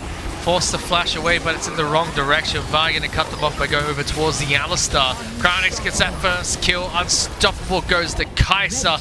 Vayne just gets tumbled back into the rest of the team. Akali's going to join the fight as well. There's nowhere they can go. Even towards the Nexus doesn't seem safe anymore because NBL are fighting between two turrets and they get the ace. There should be a game here. There's another 10 seconds on Slaughter before he respawns. But Nobilis with the wave, they need to tank this actually. Okay, it's fine. Second wave coming in, they should be on the Nexus after this, I believe. No, they're just backing out, playing safe. They have a 20,000 gold. No. No, this, no. Poor, oh. Where'd he go? I blinked. Oh, back in! Gets pulled in by the shockwave though, a good knockup. Pain His is in. teams are going to try and come on over to see if they can help him out. They finally get a kill with that Judgment, but it's through a Guardian Angel, so it doesn't quite do anything. Oh, that poor Vayne just stepped like 2 steps too far and just gone. Health bar immediately gone. Goal lead 23,000. Yeah, 23,000 right now. Infinity picked up for the Kai'Sa. All the core items that are necessary to close out this game. In the pockets of Nobilis, they just need to group up, finish this one off. They could opt to take the objectives before that. If you want to be super safe, you just take the Baron and then you empower the waves to push in. Of course, top inhibitor is already down, so there is super minions there. You just need to escort that in to close out the game. Yep, that is going to be a play. Crownix has the package too, so they can force the fight. Another refuse to surrender vote comes in. Oh, someone has a let's not give up attitude. 20,000 gold behind. Slaughter wants to steal this one, but just gets stuck inside. Crownix says, you know what? Let's use the package and go through. They secure the Baron buff. Vi is going to go straight on top of the Orianna. Garen's even getting kicked back here in the backside of the Baron pit. They can't even take down the Kai'Sa. Vayne wants to try and do something about this, but the help desk is here. He throws the entire IT support desk at him, and that's him falling down. Baron buffs available. Nobilis just have to march this one towards the Nexus. There should be a game for Nobilis here in 13 minutes in a very commanding fashion too. Only 3 deaths on the side for Nobilis, and they managed to push in for the win. So leaving the Akali open fish, maybe not the decision. And the Garen, although I support it in spirit, not so much in execution. Well, I still don't quite, like, I don't think the Akali was the main breaking factor there. I think Nobilis had a game plan going into it, and they found a really good fights and really good skirmishes around the Dragon Pit, utilized the package very well. Whereas for LXB, I just didn't see what their game plan was. Lee Sin was running around like a headless chicken, and the lanes just weren't doing well at all. And this Corki is a Cryonics classic, right? These mages that are adapted team fighting, that rely on being able to space out against their opponents and output an efficient amount of damage from range. No surprise that he excels on it. This is something that he played similar to how he operated in the past. All that said and done, you know, Nobilis, they finished game 1 in a very simple fashion. Like, they knew what they had to do to close this one out. Game 2 though, if LXB want to change it up, maybe drop the Garen? Drop the Garen, don't let the Akali go through. Yep. That'd be sad. Drop the Garen, bend the Akali, yeah. That might be a lot cleaner for them. I honestly don't think that Nobilis need to change anything coming into this one. I think that the way they played was perfectly fine. Just got to keep that one up. A couple of very minor errors, and I think they could be much cleaner trying to close out the game. They didn't need to in that last match because of how far ahead they were. They could have made 20 mistakes and still be fine in that match. But I think a good way to play these one-sided games is always have the mentality of what if this was Alliance, basically, or what if this was a Premier team? How would we close this one out so that when we do practice that, we go into a proper game against them, we know what we need to do. Yep, that is true. I mean, if you're going to be playing against the likes of Impunity, like Alliance, you need to shore up your weaknesses. And this is a team that came, you know, the components of this team came from the big teams, right? Came from Impunity, came from Alliance. So the fundamental building blocks are there. They just need to work on sharpening their edge when they want to play against, you know, the bigger teams in potentially what could be the finals of this bracket tomorrow, right? So there are things that they can work on. There is work to be done. And I would love to see Noblesse use the next game as a practice ground for them to improve. Right. Curious to see if there's any changes coming out from either team here. Like what you said, it's like a practice ground for Noblesse going to this next game. I think that they don't need to really practice so much the early game. I think that they understand exactly what they need to do. What I want to see in the practice is how do we close it out from there. Like, I understand that we're camping the bush to be a little bit cheeky and insta-kill the Vayne, but if you try to do that against Alliance, 5k gold ahead. Oh yeah, dude, Rich is just gonna like pro the belt, 5-man taunt you, and then you lose the fight.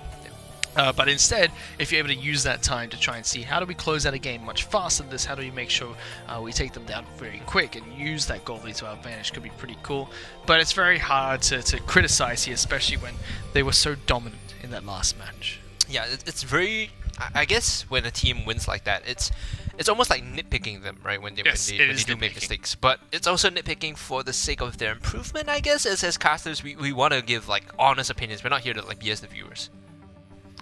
So we're just waiting for a couple of players to come back from their little break, and they'll be going into Champions Select for match number 2 of this best of 3. It is the final best of 3 for tonight, before we go into a couple of best of 1s to close out the day. And those will be the 2 lower bracket games, which will be single elimination matches. By the time, you know, this BO3 finishes, we'll know like what the semifinals are going to look like, you know, who's potentially in the running to be top 4, right?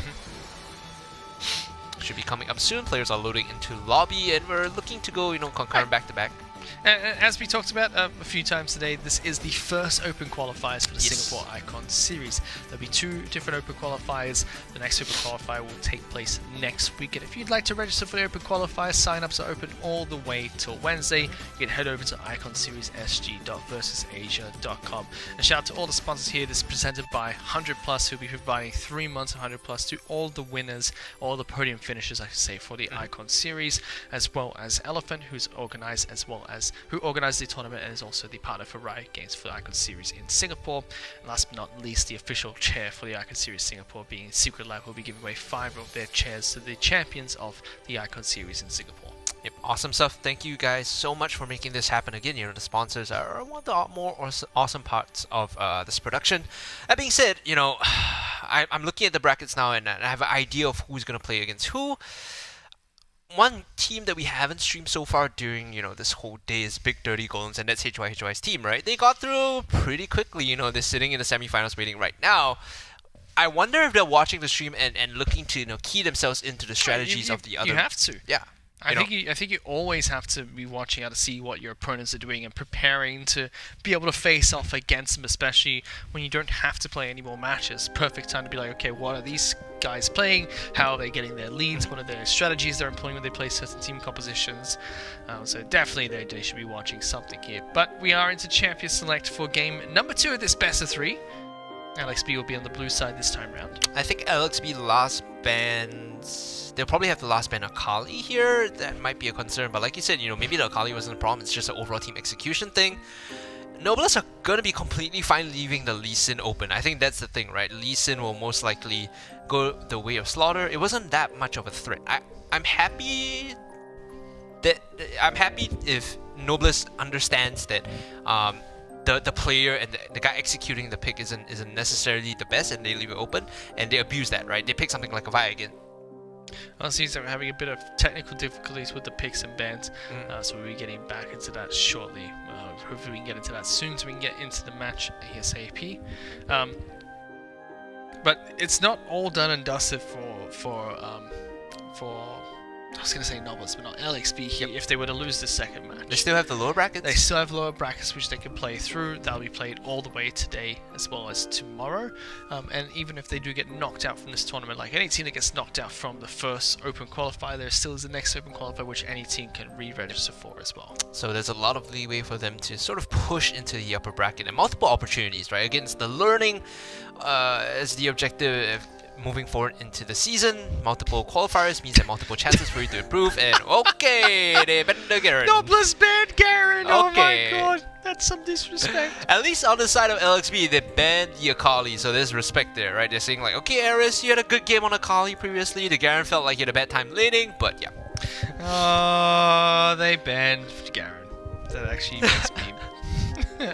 That's pretty funny. But now, because Noblesse is on the blue side, they will be able to get the Lee Sin or the Camille here. They should pick Lee Sin. I think Lee Sin is probably a why they choice. don't. Oh, Camille, okay. Okay, so they're saying, you know what, Slaughter, you can play Lee Sin again. That's perfectly fine. And I don't want to be too hard on LXB, but Slaughter's Lee Sin was not the best that we've seen in the tournament so far. Didn't have the early game impact, didn't have the setup potential of a Lee Sin that we normally want. And that's the problem, right? Normally when you play Lee Sin, you need to be the playmaker. Slaughter was a bit passive, he didn't have that much agency, and that's tough. You know, you need to be the one starting things off for your team. Well, first pick coming out for LXB now. We'll see that in a second. You have all those different opportunities. You can go You can pick the towards Lee Kai'Sa Sin. away, you could go for Alistar again. Jarvan is open still. Kai'Sa, like you said, Kai'Sa's open. Oh, Wow. The Xin Zhao tree never stops. And the Ziggs, which was banned out in game 1. Okay, a bit of anti-synergy here because Crescent, Vanguard, and Super Mega Inferno Bomb don't really interact that well. When you're knocking them away from the center of the Super Mega Inferno Bomb, it reduces the damage, right? So, otherwise, pretty decent early agency from the Lee Sin. It's similar to from the Xin Zhao, right? It's similar to Lee Sin that you set up ganks very well.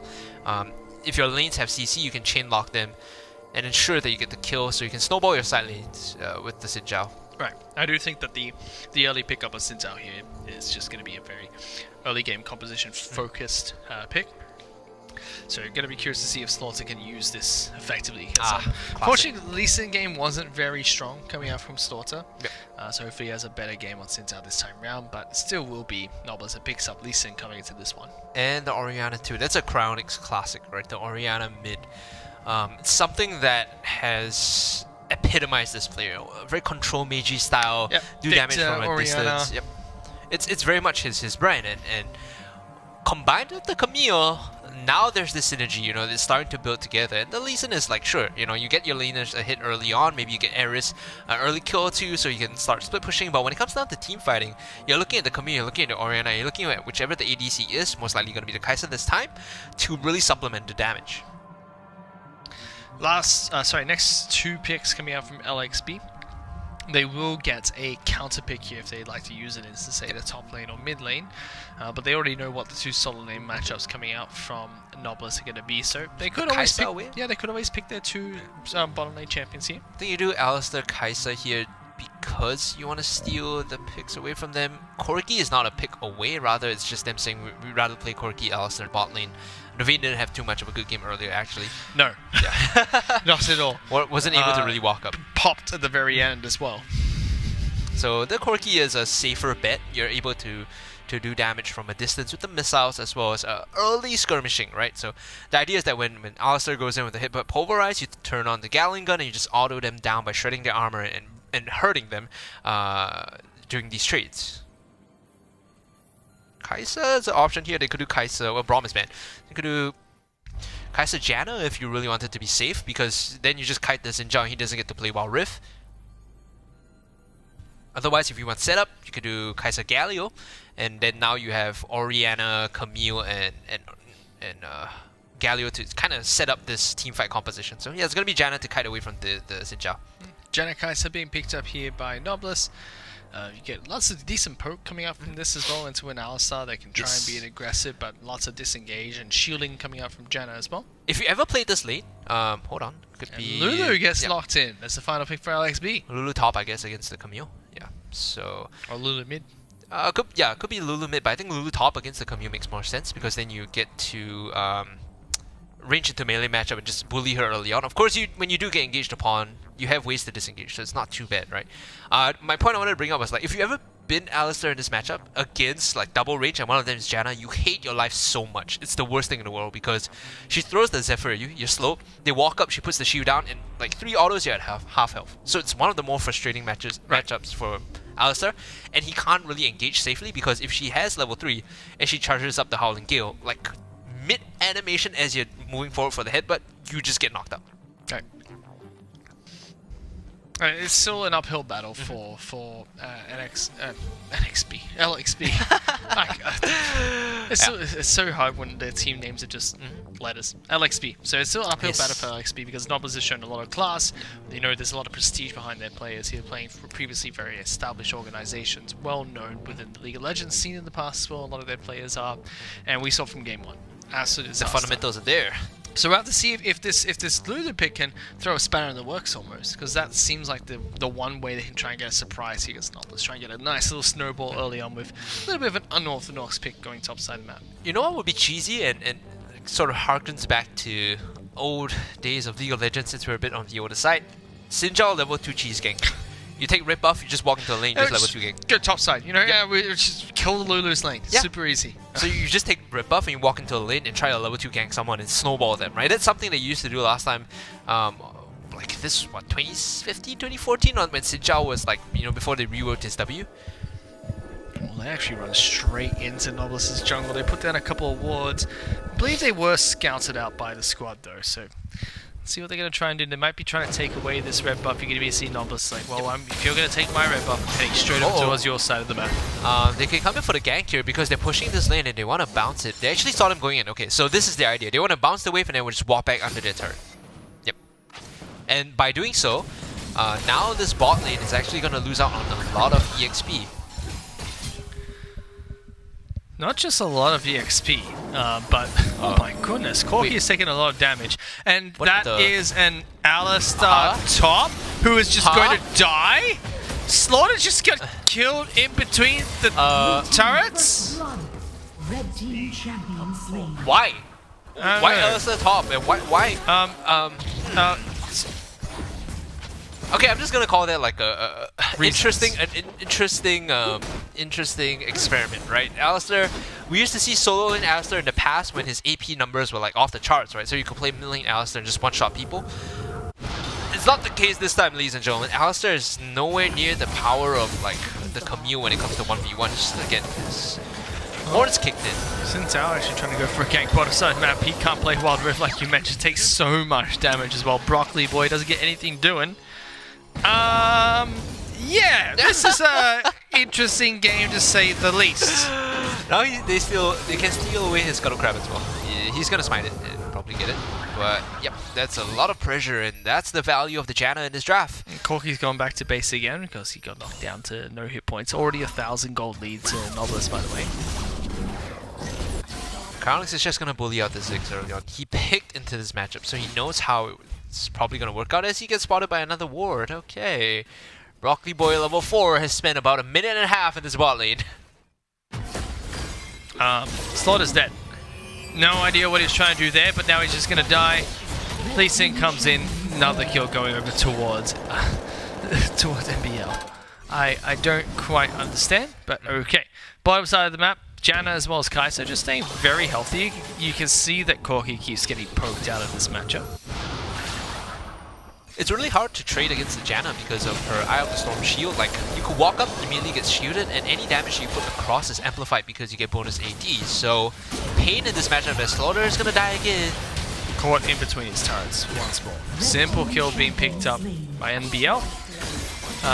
And this is gonna keep happening now. Alistar's under level, doesn't have enough gold to try and fight back here. They do get a kill return in the bottom side of the map.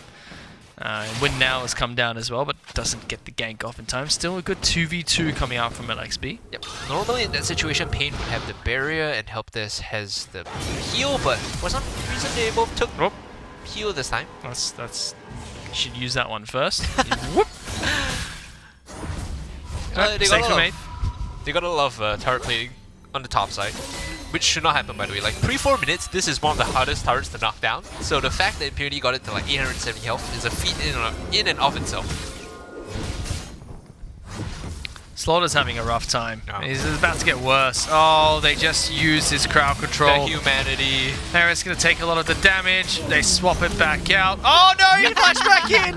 Ah, he tried his best, but he fat thumbed it, unfortunately. Went straight back in towards the turret, even called out Cryonics to pick up the kill topside map. Alistar is worthless at this point in time. There is nothing Alistar can do. Just to clarify, since we don't want to come across as too mean, the pick right now has no use in this competition. We don't mean anything by the player. He can't do anything. He can slam the ground. That's the purpose at the He has moment. ultimate. I mean, he could go in and be tanky. That's it. They're gonna start this dragon off, but they don't want to fight here because there is shockwave available on the side for Cryonics. As He's they still could going to go in. He does pop his ultimate as well as the slam, but that's going to be a simple kill being picked up first. Now they're going to pile on in. Aerith's going to jump in first. That's going to be Corky taken down.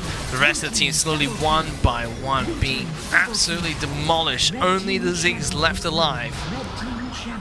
Everyone else taken down. That's going to be Dragon going over towards NBL. LoL and Slaughter was pretty tanky there. That fight tanked all 5 members for like 10 seconds. There's value there, I'm telling you. That's it. He just takes longer to die.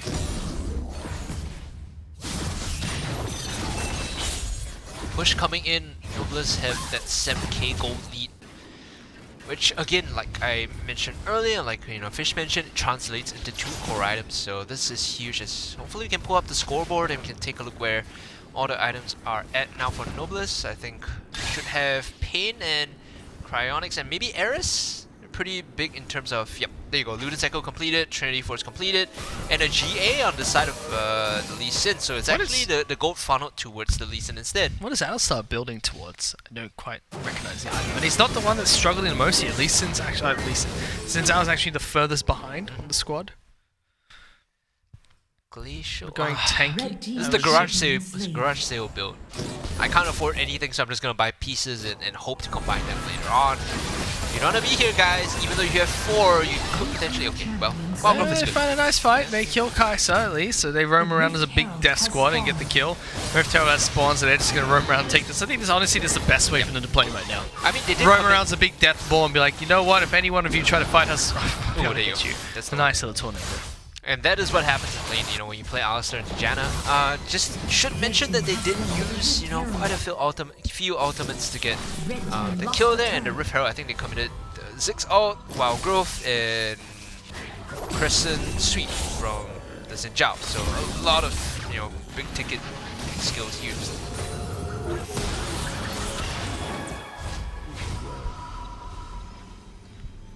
Broccoli Boy did pick up the Youmuu's Ghost Blade, so that is, him moving quicker across the map. I don't know whether it's a good thing or not, because the quicker he runs to his enemies, the quicker he might die. So it's like, it's a good item, but I'm not down for that, man. He is. Yeah, he probably is, right? I bought it. 9-3, almost a 10,000 gold lead here for NBL.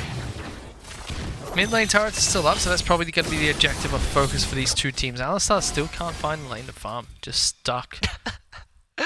3 levels behind Camille. Okay, I'm of the opinion that if you pick the solo lane Alistar and you're getting slapped, like, part of you kinda deserves it. I don't know, man. Okay, fight in the mid lane to kill off the Ziggs. They dive to tier 1 and they reset the aggro of Hextech off the I don't necessarily think the pick is bad. I just think the execution was horrible. That was a terrible pathing to try to get back towards the turret. Youmuu's is the Youmuu's, man. He ran it too quick. Death.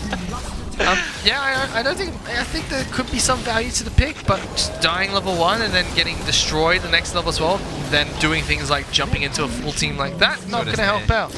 11,000 gold is now the lead in favor of NBL. Reset coming in as Noblesse gets their 12k gold lead sorted out, and they will pick up a bunch of items more as the Kai'Sa here has not really gotten to the E-Evolve just yet. In fact, will only finish off the Acadian Reign of 12, I believe. Meanwhile, a lot of the gold funneled towards Cryonics and the Lee Sin. So he's got a GA, he's got a Phage. Cryonics' second item, Death Cap. That's a big boy item.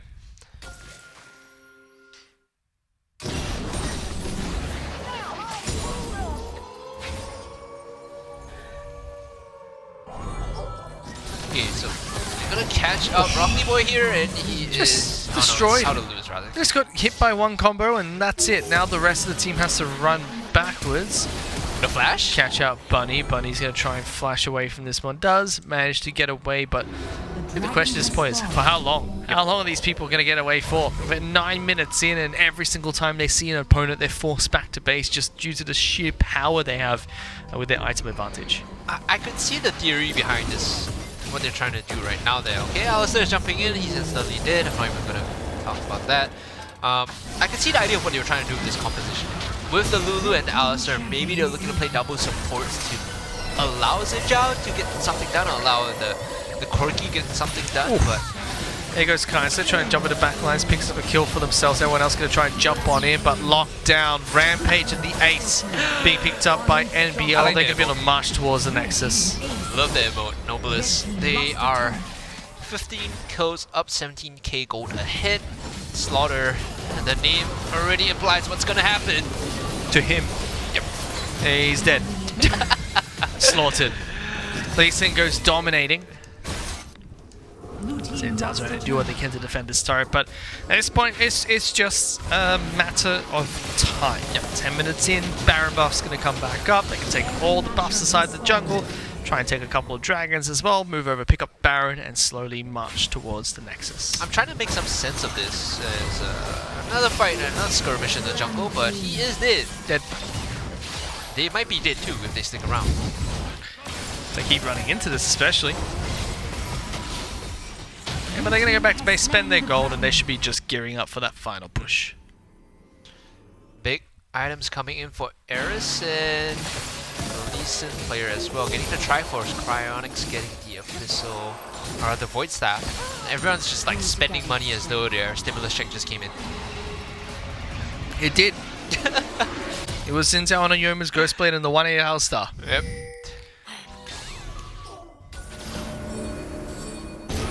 They even get the Shadow Enchant, I believe, so it's gonna spot some members out in the jungle. Nobilis, they just need to close this game out, right? They have so much gold and so many items ahead that they're able to just man fight this. And they're setting up for it. They're already moving over towards the Baron pit. They're going to take that nice and easy. Jumping in. And here's a fight. They're already taking down the Corki. Now looking to try and make short work of Lulu, which they do. Pain jumping in very aggressively. Doesn't need to worry too much, but that's 2 kills already, so they move straight back over towards the Baron. Like that they managed to pick up some members before they full commit to the Baron. Right now, though, they might just get the jungler who is going to die here. Unless he can do something about it. Nope, the rest of Nobilis coming in. That is a dead Zinzao. Soon to be. Oh, nice moves coming in, though. Kicks back the Ziggs. Ziggs is going to go down as well. Guardian Angel keeps Lee Sin alive a little bit longer. Is able to find the Alistar. And decides not to continue chasing. Instead, he goes back to help the team smite the Baron away. Baron gets picked up, and NBL once again playing their food, just slowly taking down everyone every second they get. 21,000 gold in the lead. Saw that flex coming in from the Lee Sin. Gets the clean insect off, which is admittedly a little harder to do on Wild Rift, because during the animation of the resonating strike, you need to time your ward hop or your safeguard, and then hit the kick on the way out. So, mad props for him. You know, bit of practice coming in. Dragon is up, they want this mountain, and they're still taking this slow though. There's no reason to rush, even though they're chunking members out. He's dead. Oh, misses the shockwave, but I don't think it matters too much just because he's further forward. Pain, gonna look for another kill. Again, Inferno Bomb does do some nice damage, and Lee Sin finally getting caught out. Ooh, Kicks him back into the entire team. The heals that are coming up from Jan are just keeping everyone alive as well. Nothing doing, they just go straight back towards the mid lane. Oh my goodness, that's Alistar's health bar gone. Okay, now you have to back off from this tier 2. LXP, they need to heal and make one final stand, as the Shadow Enchantment is going to come out and spot the members defending under the tier 3. Now they're going for the final fight though, LXP, they need to defend this. Camille's into the back lines, already taken down 2 turrets, going to be destroyed, and with the Baron buff marching on towards the base. Nigh impossible here for LXP to try and defend, but NBL going to take it even slower, go back to base first. They're setting up for the death rush again. It's gonna happen again, Fish! No! Okay, it's spotted by the sweeper. They learn from their lesson. Oh, but they find Zinzao, he's just dead. Oh, one more hit would have been enough. Hey! Pain is able to jump in towards the circle of death, get a kill, gets away from the Mega Inferno Bomb as well. Minions are streaming in the top side, and there are 4 Baron Empowered minion cannons there. So they should get the kill onto Slaughter here, and now they should be able to close out this push. Baron buff has worn off a little bit, so that's a bit unfortunate. Here comes Kai'Sa. Teleports straight back in towards the base. There goes Camille, looking to try and dash into the backlines once again. Big shockwave coming out from Cryonix to try and pick up the kill, but doesn't get anything for his troubles. Defense is coming out now from LXB, but is it enough? Nexus is below half hit points, just need a couple more attacks. They're waiting for the wave to come in, right? So you can see the super minions streaming into mid. Love the tenacity on the side of LXB. No surrender, we fight until we die. And yeah, I think there was an overcommitment on the side of Noblesse. Oh, of course! Could have finished it off. Eris and Lee Sin player there just being a bit too over-eager, and now Pain might die. Pain is a gunblade as well. He was building one moment. Pain decides to say, you know what, I can take this 3-on-1. Let's go. Kites backwards a little bit further, so they're going to try and jump on in as well. Too many people. Can't deal with that many, can't deal with that much crowd control. That's another teleport coming in, by the way. Now Janna's looking to see if he can solo off this Corki. I actually have full faith in Janna here. Meanwhile, Camille's looking to try and do what they can. Tornado's being charged up by Janna, looking to try and fight this Corki. Still doing a good job so far. Over the wall, can he go? Janna gets it! Solo kill for the IT help desk! Bing, bing, bing, bing! Turn it off and restart it, turn it back on again! Oh, man. The support. Slaughter's in some trouble. He's trying to defend this space. I mean, this has gone on for 10 minutes more than it should have so far. But it doesn't look like it's ending anytime soon. Oh, that's an inhibitor is gonna fall here. Okay, Fish, okay. The super, no, dang. The Mega Minion's coming in. Tries to go for a big kickback again. Cryonix decides he's gonna do a bit of a hula hoop. Hits no one with that ultimate. Thought he's meant to be good at control mages. That didn't prove me otherwise. But the Nexus is down to 1,000 hit points. A couple more attacks is gonna be enough. And that's going to be it. MBL make their way towards the next day, take down LXB 2-0. Yep, that means that LXB will move down into the lower bracket. And, well, you know, this upper bracket sort of semi-final, quarter-final is looking to be quite spicy moving in. You know, we have some of the... We have Impunity, we have Alliance, we have Big Dirty Golems, and we also have Noblesse. And all of them have some star-studded rosters coming in. A lot of veterancy in the lineups. Alright. Still, just a sort of lacking coming out from MBI. I think they played that one very clinically from start to mid-game. And they got a little bit loosey-goosey towards the end and decided, you know what? Right. Just they turned on the Benny Hill theme. We're like, you know what? Just kept going from there. Because even see they had a downward trajectory of gold at the very end as well. Yeah, but you could see it almost like stagnated to a point. I'm like, okay, there's only so much gold we can get from this game, and they were running it down a little. You can see. We do have highlights from that match, so let's go ahead and take a look at the plays from those two games. So this is going to be a full-blown team fight. Separates the team away from the mid lane. Everyone gets knocked back by the Gragas. Log has been dispersed. They are all for one, but none for all. Everyone's now piling in. Akali wants to get that kill. Just one more attack. Finally, Help Desk is able to help out. Even though the judgment comes in from Ice Bear, Akali just gets way too much damage done. Lives with a sliver of health. Rest of the team. Akali, and I told him to go home, Daryl. He's still alive. Now he's dead. No! Finally gets killed by the IT help desk, so the rest of his team gets murdered next to him in the river as well. Noblesse playing with their food a little bit. Oh, the setup though. There's nothing much to say. It's just murder at this point. 4 auto attacks from Cryonix, and Vane's almost said Kai'Sa's going to chase that one down. Then the 2 members just caught in the choke point. Yep, good night. Bumblebee comes out as well, and Noblesse just need to push for the win. It's in a very commanding fashion too. Only 3 deaths on the side for Noblesse, and they managed to push in for the win. So, leaving the Akali open, Fish, maybe not. Slaughter's having a rough time. Oh. He's about to get worse. Oh, they just used his crowd control. The humanity. Parent's going to take a lot of the damage. They swap it back out. Oh no, he flashed back in! He's trying. There goes Camille. Looking to try and dash into the backlines once again. Big shockwave coming out from Cryonix to try and pick up the kill, but doesn't get anything for his troubles.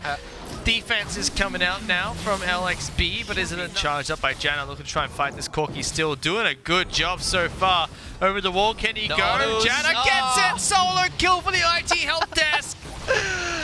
Hit points, a couple more attacks is going to be enough, and that's going to be it. NBL make their way towards the next. They take down LXB 2-0. Yep, clinical game coming out from Noblesse in that match against LXB. And that's all the upper bracket games that we have played for today. We still have a couple of lower bracket games to come up later on, but for now let's take a look at the upper bracket results from today's matches.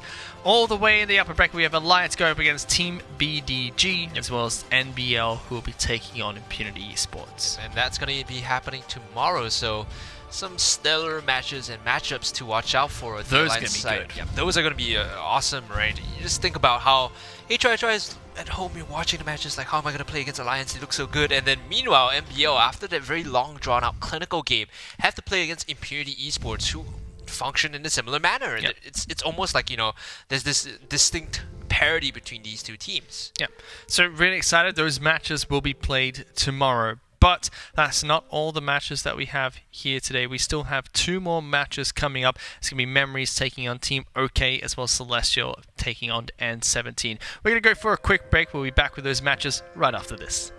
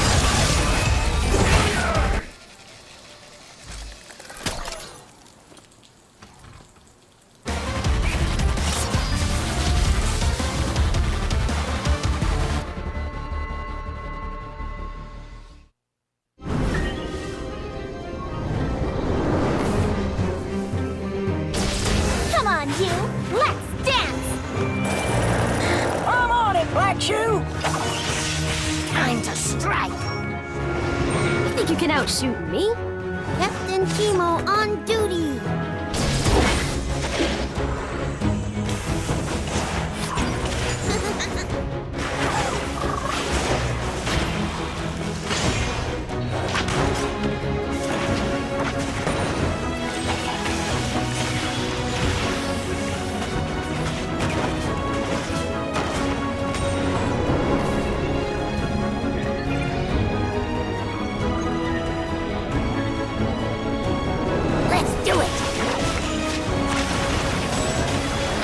Delta Sierra at 12 o'clock. Dust picks.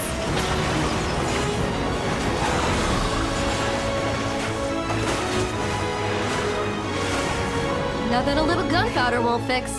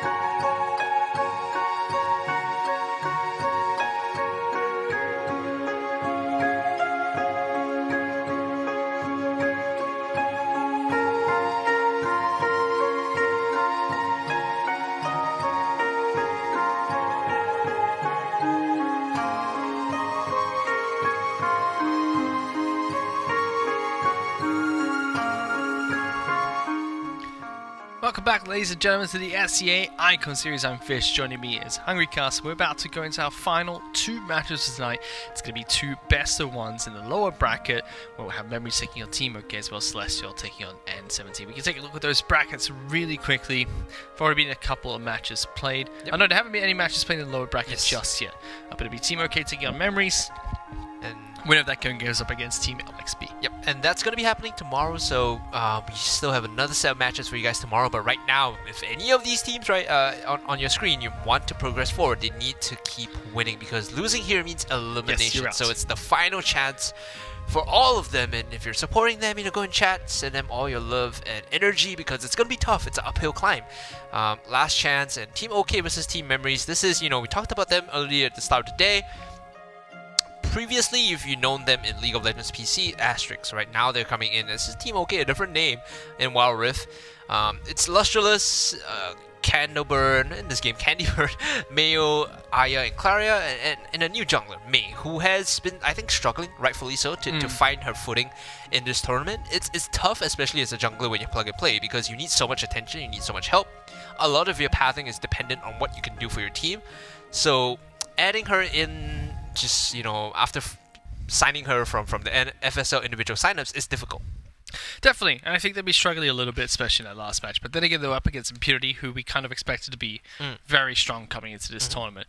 So still very curious to see how Team OK perform here, because just seeing that Impunity really shut them down, start to finish. So now they might have a better chance to prove what they're made of going into this match. But even if they do get eliminated from this lower bracket, you still have a chance to sign up for next week's tournament and make your way into the top 4 of those qualifiers to make it into the playoffs that take place on May 28th to 30th. This is the Wild Rift Icon Series Qualifier 1. It's more next week. Head on over to iconseriessg.versusasia.com if you would like to sign up or learn more about the Icon Series, which is proudly presented by 100+, organized by Elephant, who are the official partners of Riot Games for the Icon Series in Singapore, as well as Secretlab, the official chair partner for the Icon Series. I've had 600+ as well. We've been casting. Yeah, I'm not keeping tab, but Fish is going on a rampage right now. He's just burning through these, and rightfully so. The whole because fridge by me. I can drink all of them I can. It helps him cast. It helps him keep his voice in check. I'm old. I need hydration. I don't know how geriatric people consume 100+ in that amount, though. It might not be very good for you. I'm just putting it out there. Don't you tell me what I can and can't do. He's hitting the rebellious Omen stage, Exactly. Once again, thank you so much to 100+ for making all this happen and making sure that we are able to keep ourselves hydrated. It's really one of the more effective drinks that you can have, right? Love to 100+. keep your voice in check. But it's not just presenting this tournament, but also sponsoring 3 months of 100+ for all of the top 3 podium finishes at the end of the Icon Series in Singapore. There's a $20,000 cash prize with $12,000 going to the winner, and the winners of the competition will also take home 5 Secretlab chairs as well. Yep. So again, thank you to Secretlab, for also sponsoring the presents you can see on your screen. The Omega Series and the Titan Series. People have asked me, what's the difference? The Titan Series is basically a bit bigger, right? So if you're like Fish, what I use. Yep, and you need a bit more, room to navigate your big butt. Big Boy Titan. Big Boy Titan is for you. Of course, the Omega Series is what I have because I'm trying my best to keep in shape. I'm trying my best. So unfortunately, the day I need to move up to the Titan Series. I need to move up to the Titan Series, that is when I'm going to be a bit concerned. But Fish, he's already there. He's already there. Wow. You insulted me with my own Secretlab chair. There you go. It's a roundabout. So thank you, Secretlab, for allowing me to sneak that one in. These are the KDO ones that we're sitting on. What size are they? Are they the Omega or the Titan? I think it's the Omega. I might be on the... they're both Titans. See? Okay, See, and you thought it was an Omega and you calling me fat, huh? Hey, I have a lot of space here. You can see I'm very comfortably resting, right? Fish is like... It's about your perception of the size of the chair, not the actual size of the chair that counts, Daryl. We should have the players loading in. Fish is taking a lot of offense if you guys don't realize. He's yes! Call me I fat came on again. retirement for 2 days. I've just been insulted non-stop by you. If the chair fits, I'm just gonna put it out there. If the chair fits. Respect your elders, Daryl, okay? You only get old once. I've missed this. I've missed, I've not. I'm happy that This we was a pulled you mistake. out of the casting retirement home so I can not gonna call show you up fat. tomorrow. I'm just gonna be casting You here do it solo. alone. I'll call Grant and try and get him over. We can try. I'm not sure how successful that might be, but we can try. Yep. We are going to go into one of the last games that we have tonight in just a second. Memories are going to take on Team OK in a single match. Loser of the match does get eliminated from the tournament. They can sign up for next week and try and make it in through the second qualifiers that take place next weekend. It is a do or die here. Losing means elimination, although you do get the second chance like Fish mentioned. It's always good, I think, to just try and push and vie for that top 8 position, which is exactly what Team OK want to do. You know, they're vying for top 8 largely because of the blue modes, you know, that have been sponsored, and it's something that you want to use to kind of buy out the roster and give you more leeway in solo queue if you want to play. I know some people have issues, you know, they got to play consistently to build up their champion pool, so yeah. Oh, we're into that match. It's going to be Memories taking on Team OK. No changes coming in from the Team OK lineup or the Memories lineup. We got Jungle Gap and Diamond Hands coming back. All right. Unfortunately, no more Why Can't Chickens Fly this time, so we're just gonna be working with Diamond Hands and Memories. They've banned out the Akali. Okay, Team OK here, they're looking for potentially a Gragas, potentially a Camille ban. I think those might be. Yep, it's gonna be the least. I still think that against Memories, you just ban out Alistar because that's all Diamond Hands is used. That's or what maybe every... Diana. Yeah, you know, ban out Diana. Diana's fine, but I just feel like every composition that Memories have made so far has focused on Alistar as their pick of choice. So ban Diana, I think Diana is also an option because, well, so to talk about those 2 points, right? Alistar has been the primary engage tool. Like, the weakness of Memories so far when you watch them play is that it's always Diamond Hands that's engaging, and that is very predictable. Teams have started to, you know, position around the Alistar, like baiting him in almost so that they can re-engage, and that might be a crutch that Memories ends up, you know, falling to. On the other hand, Alex has mostly played Diana, and even then, as a potential primary engage, Alex has not made his mark on the game so far. Second ban to come out from Memories is going to be Katarina, taking that away from Candy Bird. Not really. I wouldn't say it's a champ that needs that ban, but okay. Glad I should be a coach. Alliance. Glaciox is trying to steal your job. Kick him out. Well, he didn't surprise me today. So fair enough. Do you need an assistant coach? If you need a coach, Alliance, I will make sure you surprise people. You might lose, but you will surprise. Promise. Like, guaranteed. Okay. It'll be so shocking. They go through the Alistar ban and like they're listening to, you know, Team OK. They've got this on lock right now. Diamond Hands is gonna have to play a different support this game, but similar to Alistar, it's gonna be Braum. You know, they function not so much hard engage, but you still have the option to start fights for your team if you want. Right now, they're looking potentially for a top lane pick for Sabo. I think, okay, the Lulu here is a flex pick. We saw the power of the Lulu in the support and potentially top lane position. What top lane? It was top Alistar. Top Alistar. Hello? Right. In my head, I would have liked it to be We've seen Lulu there, support, that's it. Then we had Unlucky. a feeding cow top. Unlucky. It was roast beef by 4 minutes. Like 1 minute. It was sped up. Yep. It was well done at 8. Well done Easy. at 8. If you eat well done steak, you are a monster and you should be disgusted by yourself. And that's all Daryl eats. Camille's been locked in here for Team OK. Waiting to see what their second pick's going to be. Diana. So they do take it away from Alex. So they actually hit both the notes we mentioned. You know, they removed the Diana from Alex and they removed the Alistar for Diamond Hands. So this time, if you can't play Diana, play Annie. Okay. Yes! I see it. I get it. That's what we want. It's a good pick. This composition is actually pretty straightforward though. Very straightforward composition. You just flash in, hit them with Tibbers, and then if there's anyone left over to fight you, use Wild Growth and then run at them. Annie. Yes, Annie's such a good pick. All you have to do is just hit all your buttons and they die. Yeah. Fantastic. That's what LS is as well. Like, if you look at it from a strategic standpoint, from a tactical standpoint, Annie teaches you everything. It teaches you how to engage, how to space, and how to bully your lane opponents. So just I do enjoy the pick. Go in and just dead them. It's if like you dead how, them, they can't win. It's like how if you play TF, you need to learn map awareness, right? Annie teaches you how to bully your opponents. You don't need map awareness. You've got a giant bear. You just you're dead. Everyone dies. I don't think that's the sound. Yes, it is. It might be. They get the Fiora for Sabo and they pick up the Vayne here. So it's going to be Vayne Lulu bot lane, a classic hyper carry scaling composition, but looking at their opponent's lineup right now, I don't think this Vayne is going to have any space to really get any work done, because if you move forward and you want to auto, you're gonna be in for either a taunt from the Galio or a force engage, you know, body slam flash from the Gragas. So this might be tricky here. Yeah, they're gonna be able to get a good hyper scaling AD carry out of that Vayne. But I do think that Team OK do have the more well-rounded composition. I think is the right way to say it. I mean, I see Galio, I see Camille, I like. Very easy to execute, low margin for error as long as that ult goes on someone squishy, right? Just don't put it on like, maybe the Fiora is not the best choice. Like put it on Annie, put it on Vayne, you should be fine. Even if there's wild growth there, should still be able to one-shot him with the follow-up from Galio and Diana. And you got strong picks to go with it. I mean, Gragas and Ezreal, very strong picks to go with the combo as well. Diana's a great pick as well. So very excited to see. I'm actually, after casting all these games, I really want to play Wild Rift. I feel like that's the thing, right? play Every time I Wild Rift cast later. enough Wild Rift, I'm like, let's go home and play some ranked. And then my support plays Master Yi jungle. I'm like, okay, yeah, it feels about right. That's why you play Annie. It's like, okay, and just Tibbers. Win. No matter the position, 80k, Tibbers. I'm one of those, Top like, lane, Tibbers. I'm those classic like Jungle? Southeast Asian. Tibbers. I'm one of those classic Southeast Asian players that I'll play like Assassin's mid only, so like Zed, that kind of No, nonsense. Tibbers. Why play any champion when you can have Tibbers? Well, we'll see if Tibbers actually helps Team Memories find their first win for today. I say first win, right? They need this to stay alive. Tibbers!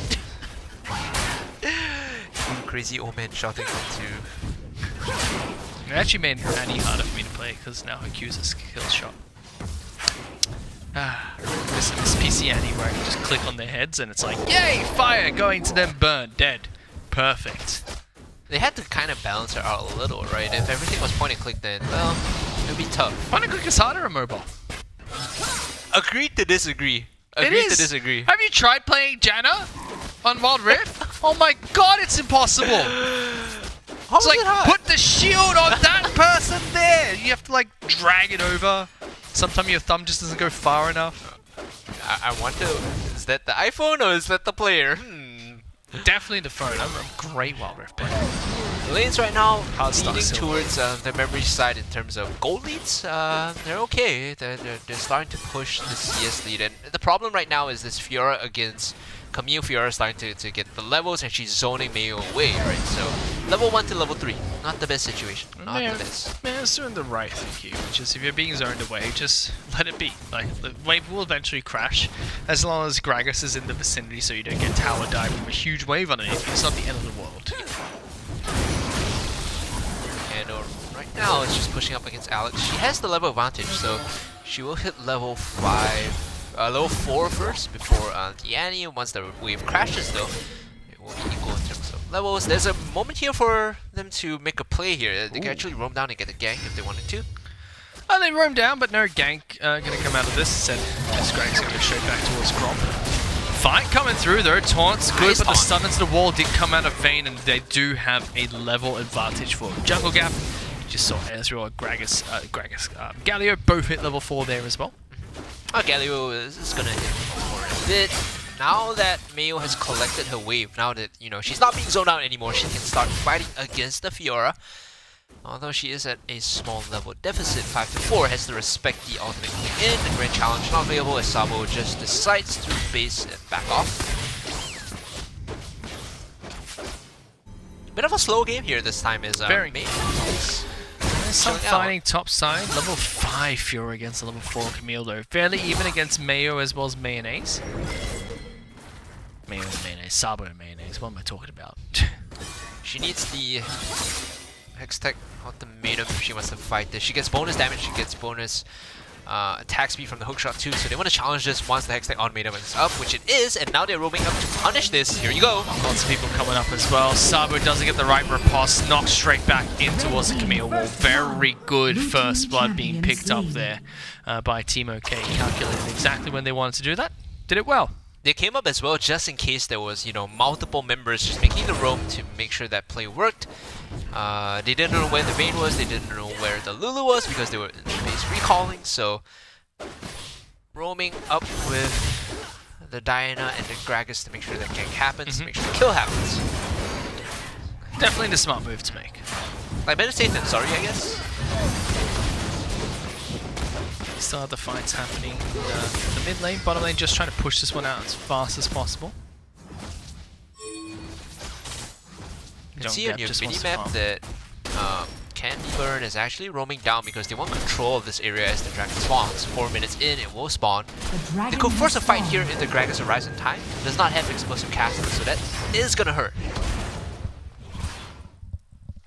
Camille is heading back to base as well, so there's always a chance that Camille could just path down towards bottom side, so if there is a fight, Nice, good call. he could go for pick, but are they in? I thought they were going to try and back off. Fiora does have a chance now to try and take this mid lane turret. So although Camille does get down towards bottom side of the map, Fiora's going to be able to split push away at this turret. They could just give up this Cloud Dragon, or Gabby could try and slide over Steel. That's not the play, don't steal back. this. They could Go force the in. fight onto the Graves before anything, and now they will pick up a free kill too. They full committed in actually. Alex using the Timbers. May is falling very low, will be able to get out. Can't even focusing the Annie down. Clara coming in for the assistance, but all that time, the Fiora was getting free time alone, and she will be able to claim the top tier one. So a lot of gold going the way of Sabo, but a global buff going the way of Team OK. It's bonus movement speed, 7.5% in combat, 50% out of combat. Pretty solid, allows them to rotate around the map that much quicker. Still, now this Fiora is in a position to punish the Camille despite Mayo getting a kill earlier. Yeah, I think Gabby had an opportunity there to try and be a bit more creative with that play, especially with the Tibbers there. It's just such raw power that even 2 on 4, 2 on 5, you could try and get a pick before you die. And I don't think the steal was quite the right play for just the Cloud Dragon this early in. Doesn't get it anyway, but still very even between the 2 squads. I think there are like only 2 dragons you should really contest it hard for. One is Mountain, the second being Infernal. Like these 2 just give you so much raw stats that it's worth contesting even if it's almost gone. The rest is like, don't even bother looking, man. Just play across the map and just go somewhere else and take the jungle.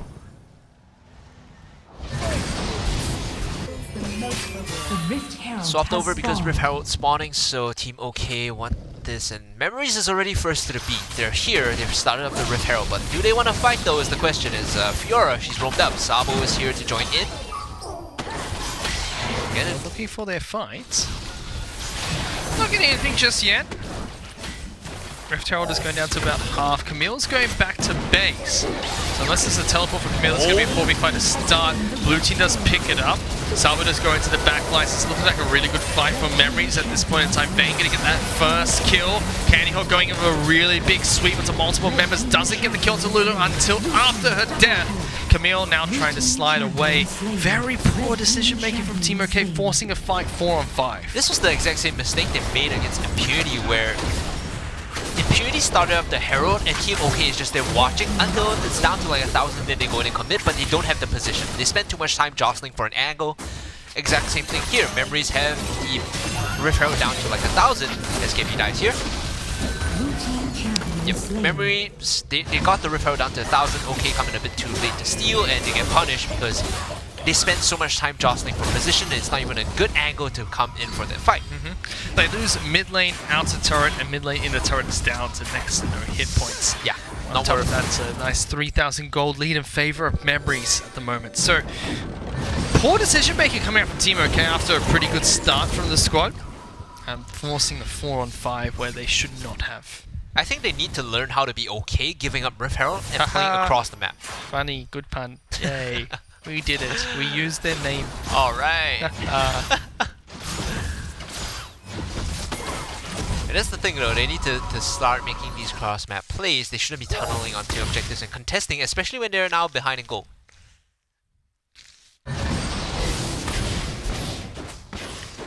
Curious what they can contest next. Probably going to be the next dragon that comes back up, and they are putting their mid lane down towards the bottom side of the map. Top laner, sorry, Baron laner has gone up towards the Baron lane. I keep saying top and bottom lane. It's a habit, right? from the old days. When you watch it in competitive mode, it is lined up towards top and bottom side, so but they are splitting their resources up just to try and farm up as much as they can. Mountain Dragon comes up in 15 seconds. Camille is not close enough, and Gragas is going back to base. So probably going to be very difficult for them to contest this. They're going to be able to get this bot tier 1, especially because Gabby has finished off the Guardian Angel. You can play a bit more aggressive. knowing that first you've got an Angel, second you have Wild Growth behind you. So they're trying to force onto this Fiora, but they might not have enough damage to kill him off before the Wild Growth. So I think OK, they need to back off. Team OK here doesn't contest this mountain. They go to the top side, they push top tier 1. Oh, they're looking for the fight. Vayne, a little bit. Oh, they almost got him. Finally locking down the Vayne. Nice. Too far forward coming up from Memories. The rest of the squad pulled back by Diana. Candy Horn with the big crab patrol. Sabo trying to flank in from the backside. Looking at lockdown almost. Does get it. Big Galley ultimate comes on through. Guardian Angel has been popped. Trying to bring back one of Memories' teammates back to life. Camille trying to run away. Candy Horn is going to fall. And although it looked so good to start, Memories collapsed nicely to turn it around 2 for 4. Yeah, that was a great outcoming from Candy Bird, but still they don't have the damage. It's not a position for them to fight. They expended so many of the ultimates trying to kill off the Vayne and eventually succeeded, but after that they have no more bullets left in the chamber. It's unfortunate, you know, they overcommit for the Mountain Dragon, and again, you know, this is something they should have been doing. They should have been moving to the top side, clear their own top half of the jungle, push top tier 1, clear enemies top half of the jungle, and you just give the objective without fighting now when they are 5k behind because they took a bad fight. Baron Nashor has spawned. Items coming in. And killed Vayne at the very start as well. Still were not able to get enough done in that fight. The thing is, she's not the main DPS. The main DPS is Annie and Fiora. Because Fiora managed to pick up like solo turret goal, solo plate goal, and a bunch of kills before that. The Vayne is just there, like if she survives, she does damage. If she dies, it's not like the end of the world for Memories.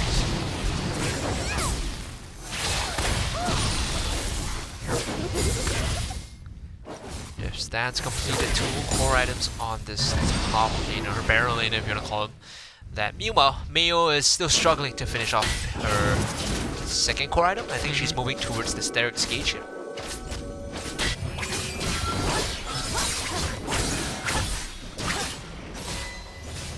Everyone just passively farming. Of course, it's going to be Memories that takes more of the map control right now with a 5,000 gold lead. Trying to secure red side of the map. Make sure they get ample vision so they can push for a proper Baron contest. The good news now is Almost has gotten the upgrade from the Mana Mune, so it's now more mana. It's going to do additional damage with each Mystic Shot. Yeah, each Mystic Shot and the Trinity Force as well, right? You need one more item though. At this point, you still feel a little weak as the Ezreal. I think one more item is going to push Almost to the point of doing significant damage in team fights. So you could go, they're not very tanky, so Blade King is probably not the play here. You could go for just straight up raw DPS, BT, it's not bad. Keeps you alive too through the initial burst, so Bloodthirster might be my pick here. Baron's angry. One's on it though.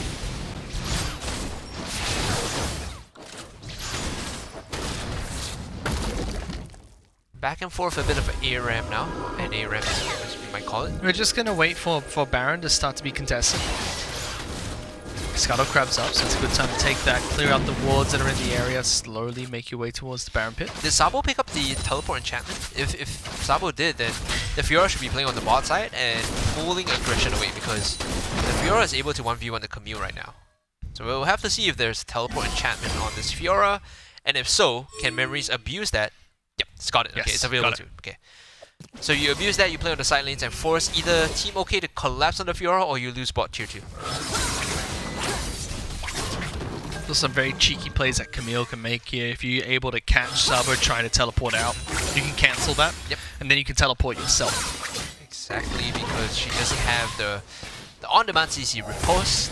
It requires you to block some version of CC in order to stun and align. Still, pressure's on for this Camille. Just in time, Candy Burn almost caught out by the rest of Memories. Team OK are stalling out quite nicely. They're not getting too much for themselves, just a turret so far for their troubles. You know, Diana's showing bot side. This might be the signal for Memories to start Baron unless she hides back into Fog again. I thought she was going to go for the challenge on the Fiora. These kind of map states tend to come about when teams don't abuse their side laners properly.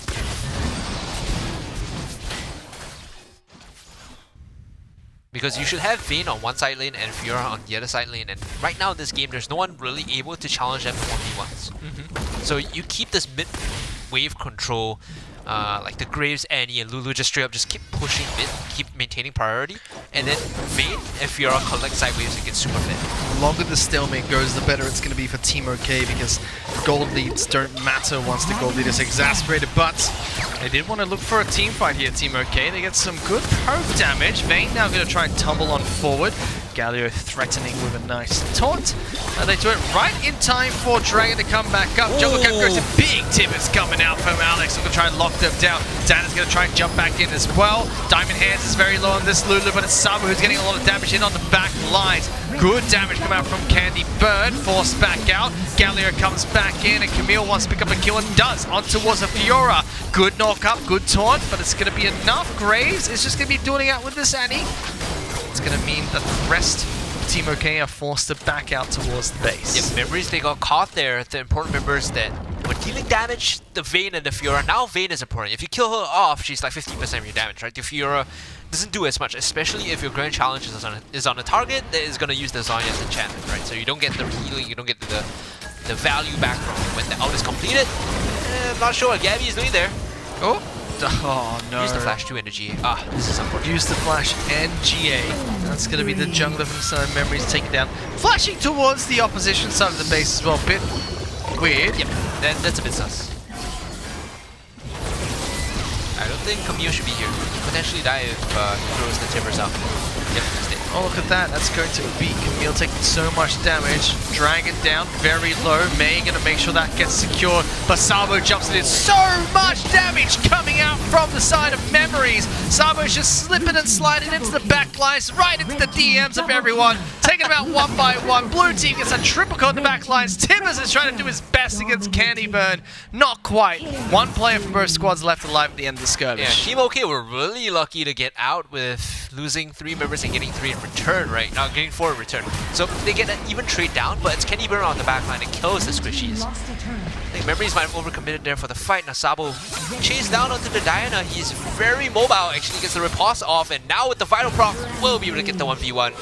Yep. This guy should be in the side lanes. Use your TP, abuse it. You can see how no one is really matching up to him, and if they want to win the game, you play Fiora on the side lanes, and then you threaten Baron. They still have a 4k gold lead here, Team Memories, and that's exactly what they're going to try and do. Take this Baron before the rest of Team OK can get in position. Gragas is going to be able to get here in time, but he doesn't actually go to try and scout this one out. Oh no. This is very cheeky coming out from Team Memories. No one from Team OK has any idea this is being done. That's too little too late. I mean, they're all missing on the map. You have like one guess as to where they can be, right? Hey, look at that. Even someone's like, we got that. Throws out the questionable Pingu. We just got Baron. How did they not stop us? The moment someone on the map has respawned and they're missing for like 20 seconds, the whole team is missing for 20 seconds, you have to guess that they're on Baron. Like, no one is, they're not taking the buffs, you know, they can't be clearing jungle for no reason, and no one is walking up to ward. It has to be an educated guess that they're on Baron. Items completed on the Memory side, they've extended their goal lead to 5k. This Fiora now has 3 core items, has 4 rather, with the Spirit Visage to boot. Now, although there is healing reduction on the side of Team OK, this magic resistance from the Spirit Visage actually hurts Canover in the 1v1. It also hurts Clara and Mei, so this Fiora is a split pushing monster. Big fight taking place in the mid lane. They've caught out Lulu. Team OK, despite being up against the Baron buff from Memories, still able to find these good picks and force fights that Memory shouldn't be forced into. Meanwhile, Split Push takes down one turret topside of Matt Graves. Might be able to get out of this one for his life. Might be able to get out of this one with his life, I should say, but May's going to continue following on through. Candy Burn is there too. Redemption comes in for the heal. Oh, no one takes it. Why? The value though. You get free healing. So Memories still take down a top lane turret. 7k gold lead ahead, but it doesn't really feel like it. Team OK are fighting back quite well here. The problem is they're mis-executing, right? Who they sent to the side lane was the Graves, and yeah, sure you're pushing, but there's no reason for the Graves to be split pushing when there's a Vayne in the game, and Vayne is infinitely more valuable in the 1v1. It's also easier for the Graves to disengage because he's a lot more mobile than Vayne when it comes to holding down the fort with 3 members in mid. So if you look at me, you ask me, okay, Hungry Cast, what's your opinion on this game right now? What's Memories doing that's right or wrong? they're mis-executing the 1-3-1 composition. When you have Vayne, you always want to play on the side lane. When you have Fiora, exact same thing. They're not fully utilizing this 1-3-1, especially when Vayne has Zhonya's enchantment. For her to play the side lanes is that much more valuable because her team can rotate to come up and save her, and she buys time with both the Zhonyas as well as the Flash. Team OK, however, just recognize that their opponents are like not executing properly, so they punish them whenever they overextend. Well, they do have a dragon coming up in 15 seconds, Infernal Drake that they can try and contest for. I think this is Elder here coming up. Should be Elder already, if I'm not wrong. No, it's just, yeah, it's Infernal Elder. Oh, this is a big one. The Elder Dragon has Yep, spawned. they want that bonus damage coming in. Elder Infernal Dragon gives you 12% increase to all damage, right? It's just a flat amount, regardless of AP or AD. The final amount of damage you're doing plus 12%. That is insane. And Memories get it. Not yet. They still have to take this one down. 6,000 hit points on the dragon.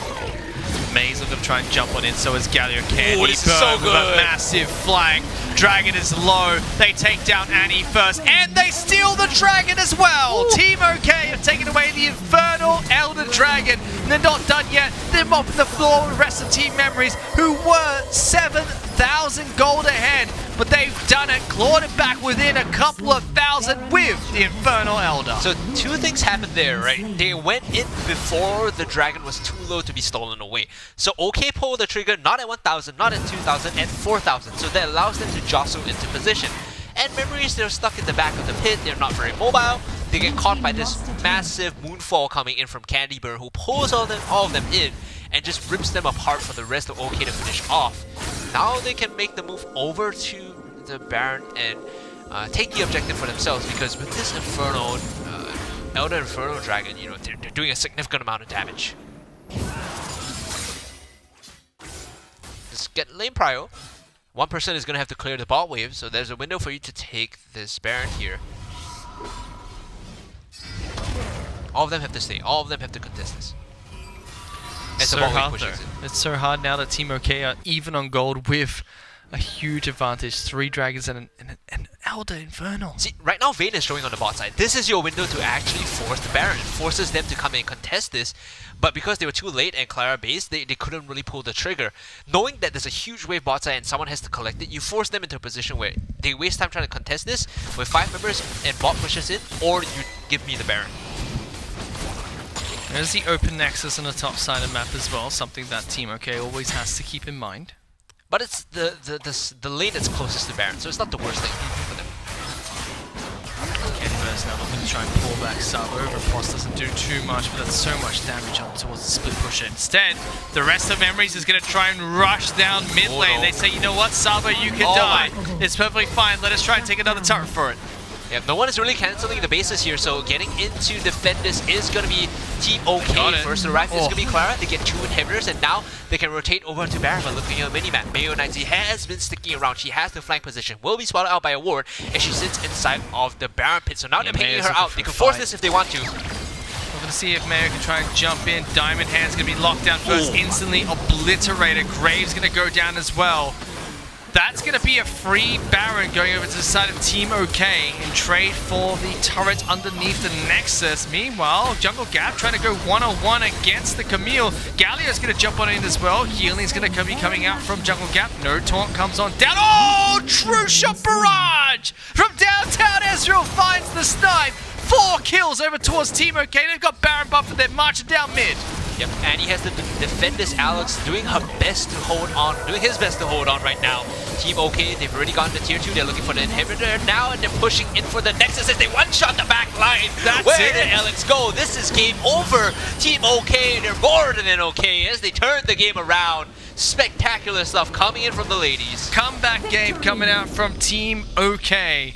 They're able to pull a fast one against Memories and pick up the victory. They'll be advancing further through the lower bracket. Unfortunately for Team Memories, they will be knocked out here, but they do have a chance to re-qualify through next week's qualifier. Very good stuff. I like the sequence of plays in the late game. I'm not sure who was the one that made the call for Mayo to stay back as they all went to defend, but her flank angle on the Lulu, on the Annie, was so important for them to force that fight, right? Once they killed off the Graves, free Baron, Any overextends, they kill him again. 6,000 gold lead here for Team Memories, and they weren't able to pull it off. Losing the Infernal, then losing the Baron as well. Yeah. That's a yikes. Like, getting caught in a bit of a Diana always feels bad, especially in this iteration of League, right? And while Rift, her Moonfall is a bigger AoE, the longer channel, which is like insane because it lines up nicely with the Dragon Pit. Let's take a look at the highlights of that game between Memories and Team OK. The latter came out the victors in this one, and yeah. Automated is up, which it is, and now they're roaming up to punish this. Here you go. Lots of people coming up as well. Sabo doesn't get the right riposte, knocks straight back in towards the Camille wall. Very good. Rift Herald is going down to about half. Camille's going back to base. So unless there's a teleport for Camille, it's going to be a 4v fight to start. Blue team does pick it up. Sabo does go into the back lines. It's looking like a really good fight for Memories at this point in time. Vayne going to get that first kill. Candy Hawk going into a really big sweep into multiple members. Doesn't get the kill to Lulu until after her death. Camille now trying to slide away. Very poor decision making from Team. Little bit. Oh, they almost got him. Finally locking down the Vayne. Nice. Too far forward coming up from Memories. The rest of the squad pulled back by Diana. Candy Horn with the big crowd control. Sabo trying to flank in from the backside. Look at the lockdown almost. Does get it. Big Gallia ultimate comes up through. Guardian Angel has been popped. Trying to bring back one of Memories' teammates back to life. Camille trying to run away. Candy Horn is going to fall. And although it looked so good to start, Memories collapsed nicely to turn it around 2 for 4. Yeah, that was much damage. Dragon down very low. May gonna make sure that gets secured. But Sabo jumps in. So much damage coming out from the side of Memories. Sabo's just slipping and sliding into the back lines, right into the DMs of everyone. Taking them out one by one. Blue team gets a triple kill on the back lines. Timbers is trying to do his best against Candy Burn. Not quite. One player from first one down. 6,000 hit points on the Dragon. May's looking to try and jump on in, so is Gallia. Candy this is so Burn with a massive flank. Dragon is low. They take down Annie first, and they steal the Dragon as well. Ooh. Team OK have taken away the Infernal Elder Dragon. And they're not done yet. They're mopping the floor with the rest of Team Memories, who were 7,000 gold ahead. But they've done it, clawed it back within a couple of thousand with the trade for the turret underneath the Nexus. Meanwhile, Jungle Gap trying to go one-on-one against the Camille. Gallia's going to jump on in as well. Healing's going to be coming out from Jungle Gap. No taunt comes on down. Oh, true shot barrage from down. Already gone to tier 2. They're looking for the inhibitor now, and they're pushing in for the Nexus as they one-shot the back line. Where did Alex go? This is game over. Team OK, they're more than OK as they turn the game around. Spectacular stuff coming in from the ladies. Comeback game coming out from Team OK. Well played coming out from Team OK for the huge comeback against Memories. They'll progress further through the lower bracket. We'll see more games coming out for them tomorrow. Fortunately, that's the run ending here for Memories. They can still sign up for the next tournament, or the next qualifier, I should say, that takes place next week. They have until Wednesday to do that. But it's come down to the final game of tonight. And it's actually 2 teams that we have yet to see play today, which is going to be Celestial and N17 playing our final best-of-1 lower bracket knockout game. I'm not really a sneakerhead, but I feel like N17 is like a reference to a pair of basketball shoes. I'm a bit like out of touch with this, right? So are they? I feel like Fish is going to find out real quick. Let's do a big Google. That's no? a big... Okay, no, that's a big... yeah, that's a big no. Okay. Nothing. Big miss on my part. We haven't really seen either of these teams play, but the fact of the matter is, like, they haven't been broadcasted, right? So moving into the lower bracket, they have this hidden advantage of people not really knowing their background in terms of what they like to draft, because they will only have to display one game, which is coming up, to showcase, you know, their draft tendencies as well as their playstyle. Yeah, this is the only game that they have, and just like what we talked about with Memories as well as Team OK. If they get knocked out here, they can still qualify through next week's qualifier. This is only the first week of the ASA Icon Series. The top 4 teams will be moving into the playoffs, which will be played on May 28th to May 30th. The winner of those playoffs will receive $12,000 as well as 5 Secretlab chairs and 3 months worth of 100+. But there are 2 qualifiers, and both qualifiers, the top 4 will be advancing into those playoffs. Yep, the playoffs will be happening later, like you mentioned. I think it's May 28th, like you said. It starts on that date, and right now we're trying to lock in the teams into the top 4 for this week and next week to determine, you know, the playoff bracket, and that's gonna be exciting, right? Because so far the caliber of play from the higher tier teams, I say higher tier in a very loving way, the teams that are, you know, expected to be placing higher, have been very clean. They have been very methodical, and their understanding of the game is there. But the more inexperienced teams, the ones with younger and less veteran players, tend to be a bit more messy, even their draft when it comes down to identifying their win conditions, like we saw earlier. Memories, they knew, they drafted a 1-3-1 composition with the Vayne in the side lane and Fiora split pushing. They didn't do that at all, and as a result, they got punished. That shouldn't be the case. You need to know if you're playing Vayne, Fiora, who's going where and how do we assign the lanes, right? That comes with veterancy, that comes with experience, that comes with someone calling lane assignments, so that's sorely lacking this time. Very curious to see what's going to happen coming into this final match as well, just because we haven't seen these 2 teams play yet. So we don't have any information about what they've done in the last few matches that they played, just who the players are, and we'll have to see what happens in that first match. Yep, this should be coming up soon. I believe the players are in lobby, so we should be jumping right in. So far, I just want to ask you, Fish, looking at the day 1 of qualifiers 1, Alliance. Alliance? Yeah. Okay, do you finish? I was about to say, which team do you hate the most? No, I'm kidding. Same. Both answers are correct. Yeah, Alliance has been really impressive so far, right? The importation of, not importation, but like the roster swaps, removing Cryo, putting Riven in mid lane. Having Cold and Feed and Rich in the bottom lane is just a huge level up on any team, I think. It's very difficult. Very, very difficult to, what's the word? Very, very difficult to go up against that bottom lane matchup if you're any team. Was impressed by Impunity as well. I think that the way they basically dismantled Team OK in their match today was quite impressive. Yep.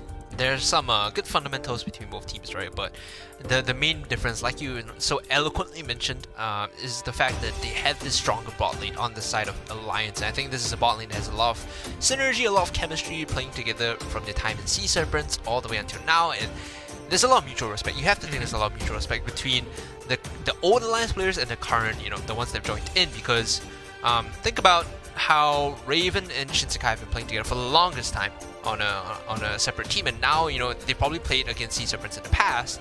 You have to have this level of respect for League PC players that now you come in. This is your roster, right? Yeah. There's that established track record for the bot lane of Alliance right now. So we'll be getting into that match very shortly. Apologies for the delay, ladies and gentlemen. But while we wait, just wanted to talk about the Icon Series in general. It is presented by 100+ as the main sponsor of the event, organized by Elephant, the official partner of Riot Games for the Icon Series in Singapore. And we also have the official chair partners of Secretlab, which we are sitting on right now. Fantastic Nice. League of Legends chairs. And KDA in your case. Yeah, I specifically asked for the KDA chair, so big fan. Yeah, of course. Riot Games is such a big music company. It's great that they make video games on the side. Hey, come on, man! They're making a new fighting game, from what I heard as well. So there's gonna be all stuff coming up in the works for just the side music projects, side projects music from the production music company. Yeah. It's all about the music. Just side KDA Records, projects. Riot Records, not Riot Games. We'll be getting into picks and bans very shortly. I think the biggest bans that we've seen consistently throughout the entire night have been bands like Akali, Gragas has come up from time to time, Lee Sin. You get the occasional Camille as well, right? So those are high priority, and again, to explain, the current pick ban system of Wild Rift is such that eventually one of the top tier picks are going to be let through, and you kind of have to respect what your opponent prefers and draft around that. So the idea is that with 4 bans total, you could either look to target ban your opponents, or you could look to ban out what you consider strong. Something's gonna get let through, Like right? target banning Garen, good target ban. You could do that. You could do that, or you could leave it open and your opponent picks Garen, just loses the lane to Akali. That is also a choice. Still waiting to get into picks and ban. Fortunately, we still have a couple players not ready just yet. But I think they were caught unaware. We have like the Twitch stream of the last game that's still going on right now. It's such a huge comeback coming out from Team OK. Like 7,000 goal behind, really fought back, played it nicely. Huge flank. MVP definitely going over towards Mayonnaise, who got a fantastic flank of Camille. Yeah, and just to reiterate, this team is like Lustreless is not playing, like Jolene is not playing, but this is the team that is famous for being the asterisk lineup from from League of Legends PC, which comprises of Lustrous in the jungle. So Mei in this case is a new player that they picked up from FSL individual signups that they tried to plug and play. She's getting, a bit more synergy with her team. You can see they're starting to get on the right foot together. So I'm happy to see this from the side of Team OK, hoping to see them move further in the tournament as well as the brackets develop. So yeah, that was definitely an exciting game coming towards the end. I was so surprised when they took the fight in the Inferno and they called it at the right time, because in the past, they've always been mistiming the challenges. They go in too late, the enemy team smites it, they burst it down, and now you're stuck in a fight that you've committed to. You use your gap closers to get in, right? This time they take it easy, they walk in. And it was a really big fight that they chose to pick as well. Diana playing perfectly in that final Infernal Dragon fight. The huge flank coming out from Camille secured that match. And this is going to be the final game of tonight. But we do have more matches taking place tomorrow, where we have the 2 semi-finalists in the upper bracket. Both winners of that semi-finals will advance into they will advance into the playoffs on May 20th and 30th. The losers of the 2 semi-finals will go into the lower bracket, where they still have a chance to try and qualify for the last 2 spots heading into that playoff match. So we'll be looking out for the top 4 here from this qualifier 1 to make it into the playoffs, and then of course next week we'll be looking for another 4 teams to make it into the playoffs, rounding out at 8 teams each, where we have our playoff bracket coming in. That's going to be updated as time goes on. Of course, if you guys are interested in keeping up, do follow this channel, follow all the social media outlets, and you have all the latest drops on all the updates coming in. Players are still in lobby, but we're waiting for the game to go, right? I think with the last game, I get a bit antsy because I haven't seen any of these teams play, so I'm hoping that we can jump in About to knock both of them out in a second. Alright. Grandpa Fish is mad. You don't like him when he's mad. Missing bingo night, come on. This is true. It's almost his bedtime, guys, But I go over to those teams' house, like, hello, what's going on? Where's your picks of bans? I want to see what you're going to ban out. I'm just going to ban Akali and Gragas. I can do it for them anyway. Akali, Gragas, I'll draft their Global, we have an understanding this is going to be banned. Akali, Gragas, Camille, and Lee Sin. Okay, done. Go next. But it is going to be the last game. And like we said, we haven't seen these 2 teams play yet in this tournament, so very excited to see how they perform in this match, and potentially the team that does get knocked out from this final match we could see again in next week's Icon series.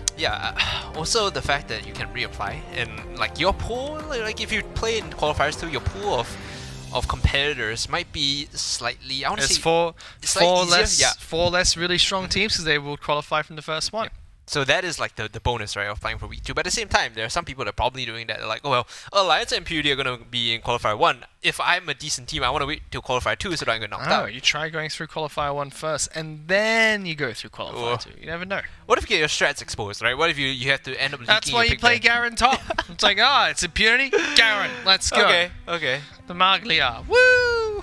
We're finally into the Champions Select here. Final match of the night is going to be N17 taking on Celestials. We had Nugget, we had Spaghetti. We had Spaghetti, now we have Nugget. Nugget's a boring game. Boring name. Mediocre. Spaghetti, top tier. On the side of Celestials, nothing too untoward, I think. Nothing really surprising, nothing food related, so Matthew's not really impressed. See the bands coming in, it's going to be Gragas first, Akali, probably next on the Celestial side. And like we called out, like we've been memeing, there is a sort of pull here in terms of tier 1 bans that teams tend to take away. Lee Sin is one of them. Camille, maybe not so much tier 1, but tier 1.5. Akali is going to be hovering, and of course, there you go.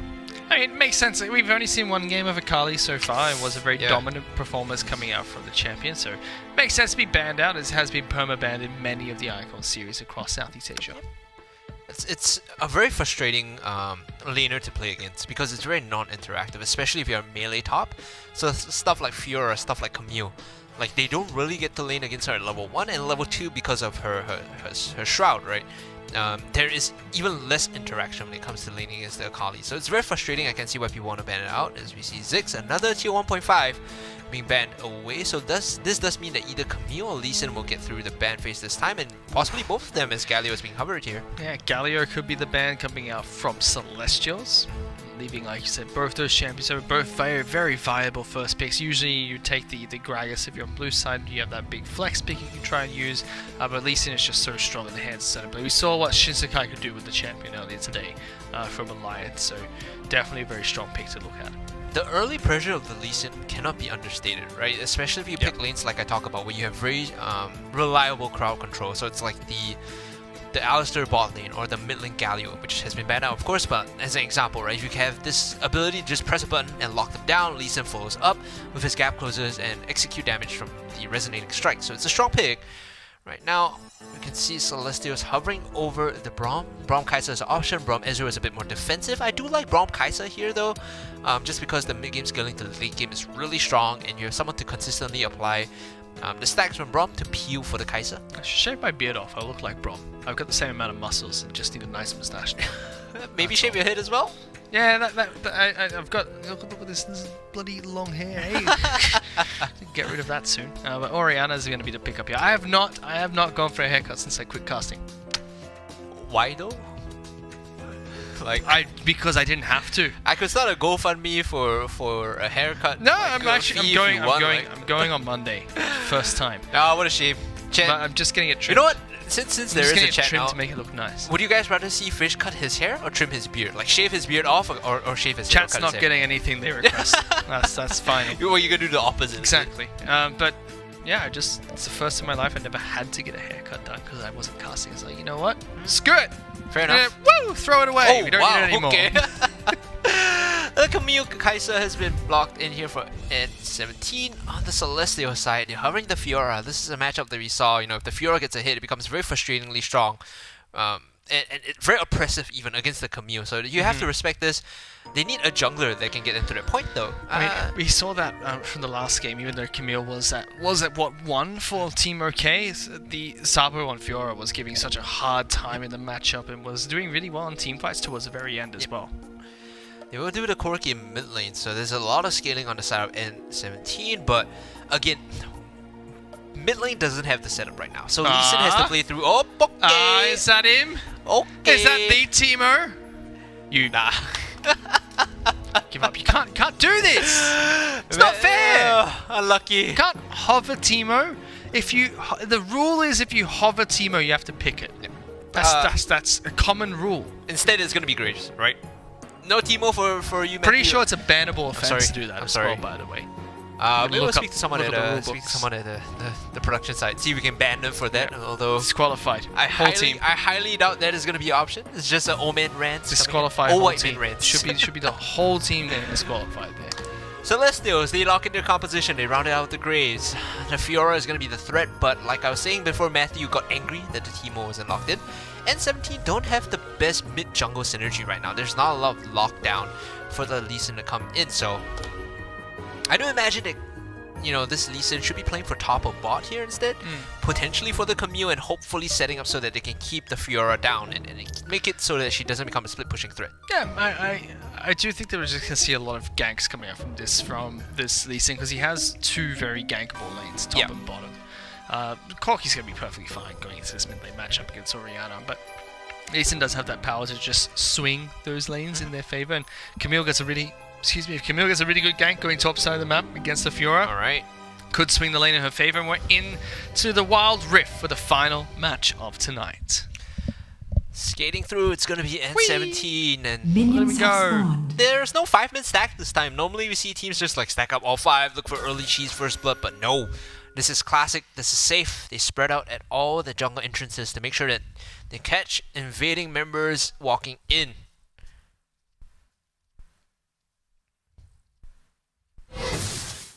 Nice. You're off to a great start there, missing your first skill shot at the end. Well done. That's got to be tilting. Yep. Like, you know, you line it up, you think about it like, yep, first thing to do, just mystic shot this first minion as soon as it's in range, bang, and you miss. And it's like, wow, what do you do from there? You started off with a bad foot. Ooh. Gonna have to force the smite out. They were a bit worried that Young was trying to be a bit cheeky there and see if he can get a nice little steal against Lee Sin. Sometimes you can do smite a bit early. second time's the charm. Second time. Elwyn hits it. Did it? Yeah. Pats on back. There you go. Meanwhile, Nico is going to be zoning his lane counterpart out, and we saw this happen the exact same way previously, right? Oof. Because you have to take the tactical sweep, I believe your level 1 trading potential isn't there against the Fiora, so you basically relegate it to sitting and collecting the waves and hoping to get level 3. Fiora's passive just makes her very strong in the lane this time, because as soon as the Vital's in a position, that's it. Oh, very nice gank coming out there. Corki down very low, missing the final attack with the ball. Would have been the kill, but just threw it out a little bit too far away against the Corki. They will still better push this one in. It forced him to miss some of the waves too, so that is pretty important and pretty valuable because that's going to cut into his scaling, but instead he will stick around because Alistair has made a journey of fight and steal the buff away. Okay, not buff, rather camp. Cape just flashed there. Cape was just like, you know what, Lee Sin's scary, I don't like it. I don't like it. Maybe he thought that he was looking for the insect there, but failed to notice that Lee Sin's level 3. Interesting. CSG tried to be a bit cheeky with that invade. Trying to flash the progress. And their top side of the map, Nuggets doing pretty poorly against Nyoko at the moment. Nyoko doing well on this Fiora, forcing Camille back to base. Yeah, as Nico starts getting, you know, these EXP and item leads, Nugget is only going to be in a worse position, so he's going to need help, he's going to need it soon. Lee Sin and Alistair roaming up would solve that problem. I guess you normally see this in regions like LCK and LEC where the lane isn't going too well, you just call the jungler, call the support up to make that gank happen. And of course, being Ezreal, you could like literally just, you know, there's no kill potential if you get the Alistair and the Lee Sin up there.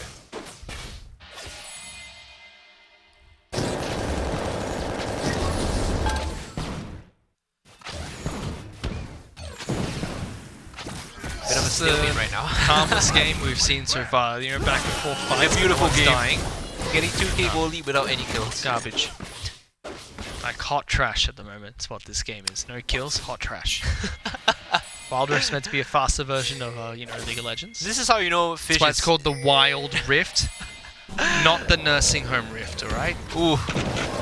You can tell Fish is a real like Southeast Asian caster because he wants to see people die. Yeah! Yes! Absolutely! We were like groomed in this environment where people fight no matter what. Even if there's nothing to fight for, we still fight. Minions are boring! Do anything? Look at it, just look at this cannon. Dead. Doesn't do anything, it's not exciting.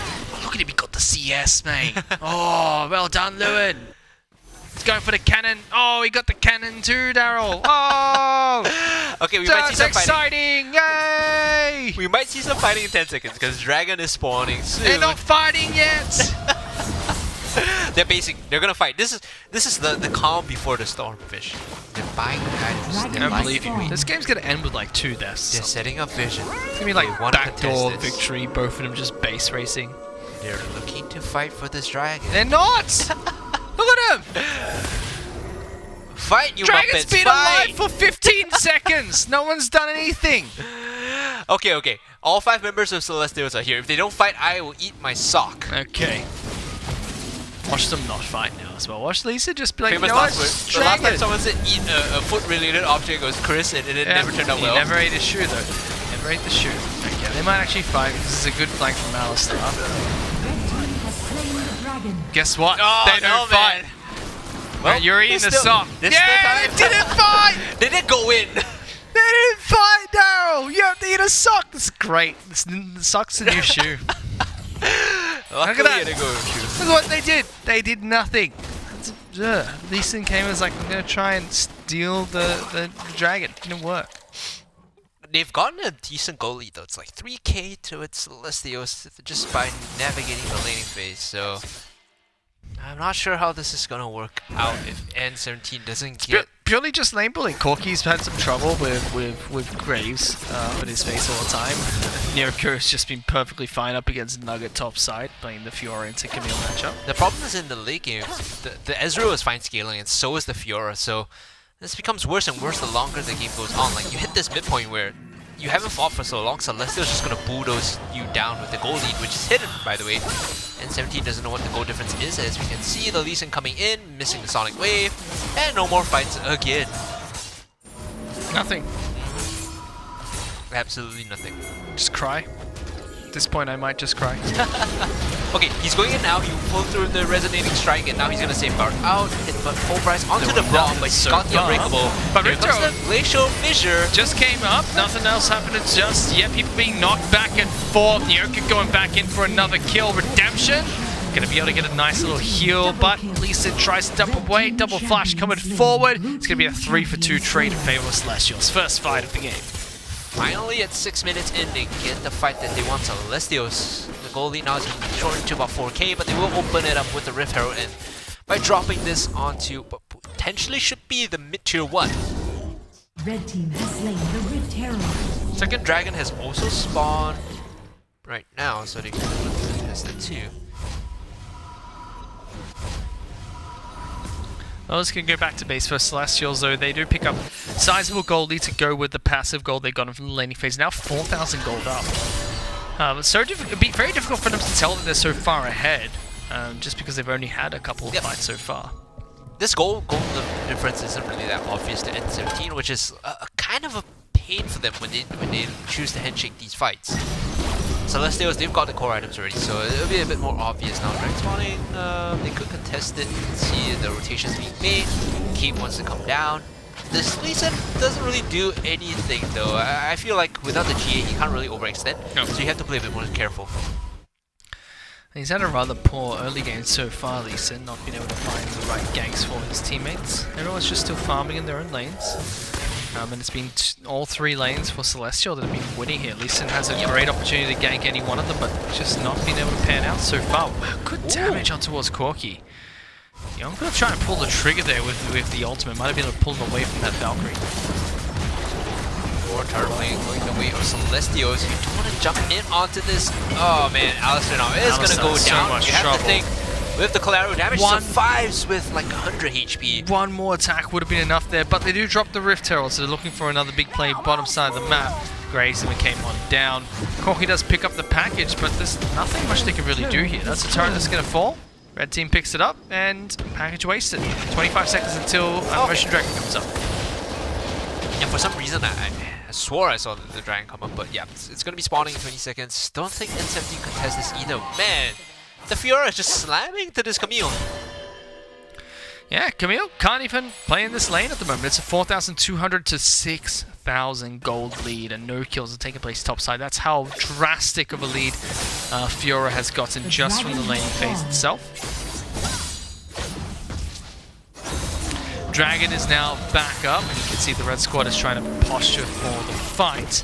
Fiora's going back to base, so you could see a teleport being picked. Nope, stays in lane, so doesn't go back just yet. Celestial are going to try and take on this dragon. Would be a 4-on-4 if they force a fight. Oh no, okay. Well, that's the package burn, so now it's going to be really difficult for Corki to get into this fight. Only way they can do it is try and go for a steal. Teleport is coming in from Corki. Oh my goodness, they don't steal it, but at least it takes so much damage. True Shot Barrage laying in on the backside of the rest of the team. Corki is in trouble, and what turns from just a dragon take into a full-blown team fight. 9,000 gold lead for Celestials 9 minutes in. This is bad. Now they can take the Baron 2 once it spawns, and I mean, all they need to do is get control, right? 30 seconds, you take down mid-tier 1, and then you move over to the Baron, and Nugget already has a beat on it. They want to move over to control the objective first. Still, they're playing for the lanes as opposed to the big bad objective, which is fine too. Ezreal is pretty massive at this point. Muramana Triforce at 9 minutes in. He's going to base and pick up another big item. Has the Glenvis Greaves too. More gold.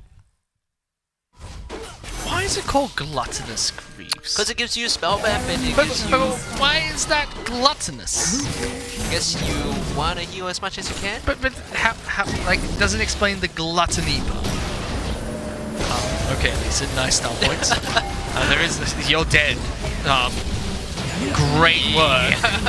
You got your Yeezys dirty, so I'm not sure what that was all for. Meanwhile, Redemption even coming out to zone them away from this turret. That was a 3-on-2, bottom side of the map, and they won. Yeah, they won the 3-on-2. They still zone him away, and that's the value of the scaling Ezreal. He's at a very nice point now where if you want to jump him, Braum is going to throw out his Winner's Bite, easy proc on the stun. They just kite backwards because of their mobility, and there's really a lot of CC that you kind of have to fight through if you want to get onto the Ezreal.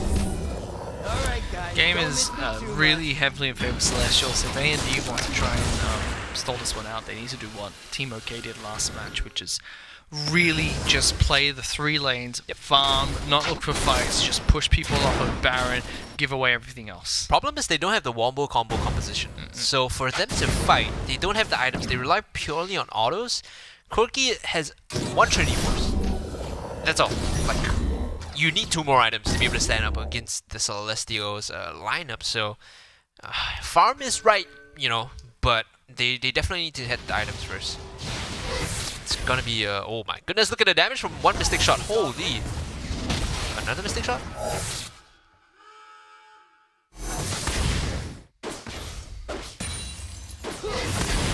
Just holding this mid lane. Both Lewin as well as Mystical are just very happy to camp down in this mid lane. Nice and easy for them. He wants a blade ranking. He's moving towards that direction. So once they siege this one up, it should be going down. Look at that. Shipping it down, we saw them earlier take a 3-on-2 and they were perfectly fine in doing so. Forget again, very low, Here we go. true shot Nice. barrage. Knocking them even further back. CSG just using Ezreal as like a one-man pro composition, saying, you know what, just gonna poke you out, take the turret, rinse and repeat. And he's not really running out of mana because he did build the more mana earlier, which is standard, right? He just No. literally just throws Qs at them. That was such a great. Blue team lost the turret.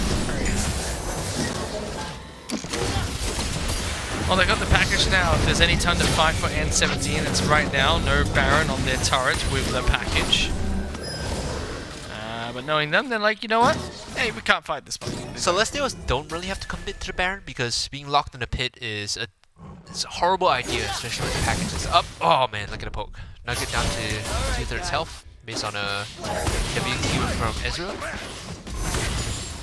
Alright, guys, don't miss me too much. Fun stuff. Imagine playing against this oppressive Fiora Ezreal composition. Like, you wanna split push? Nah. Can't. Fiora's just gonna 1v1 you. You wanna defend? Ezreal's just gonna poke you down.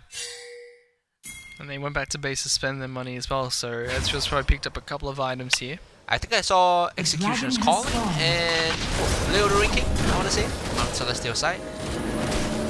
This dragon though, do they really wanna contest? I remember what happened the last time they did They this. can't. I don't think they can contest here, so that's going to be a Deja vu.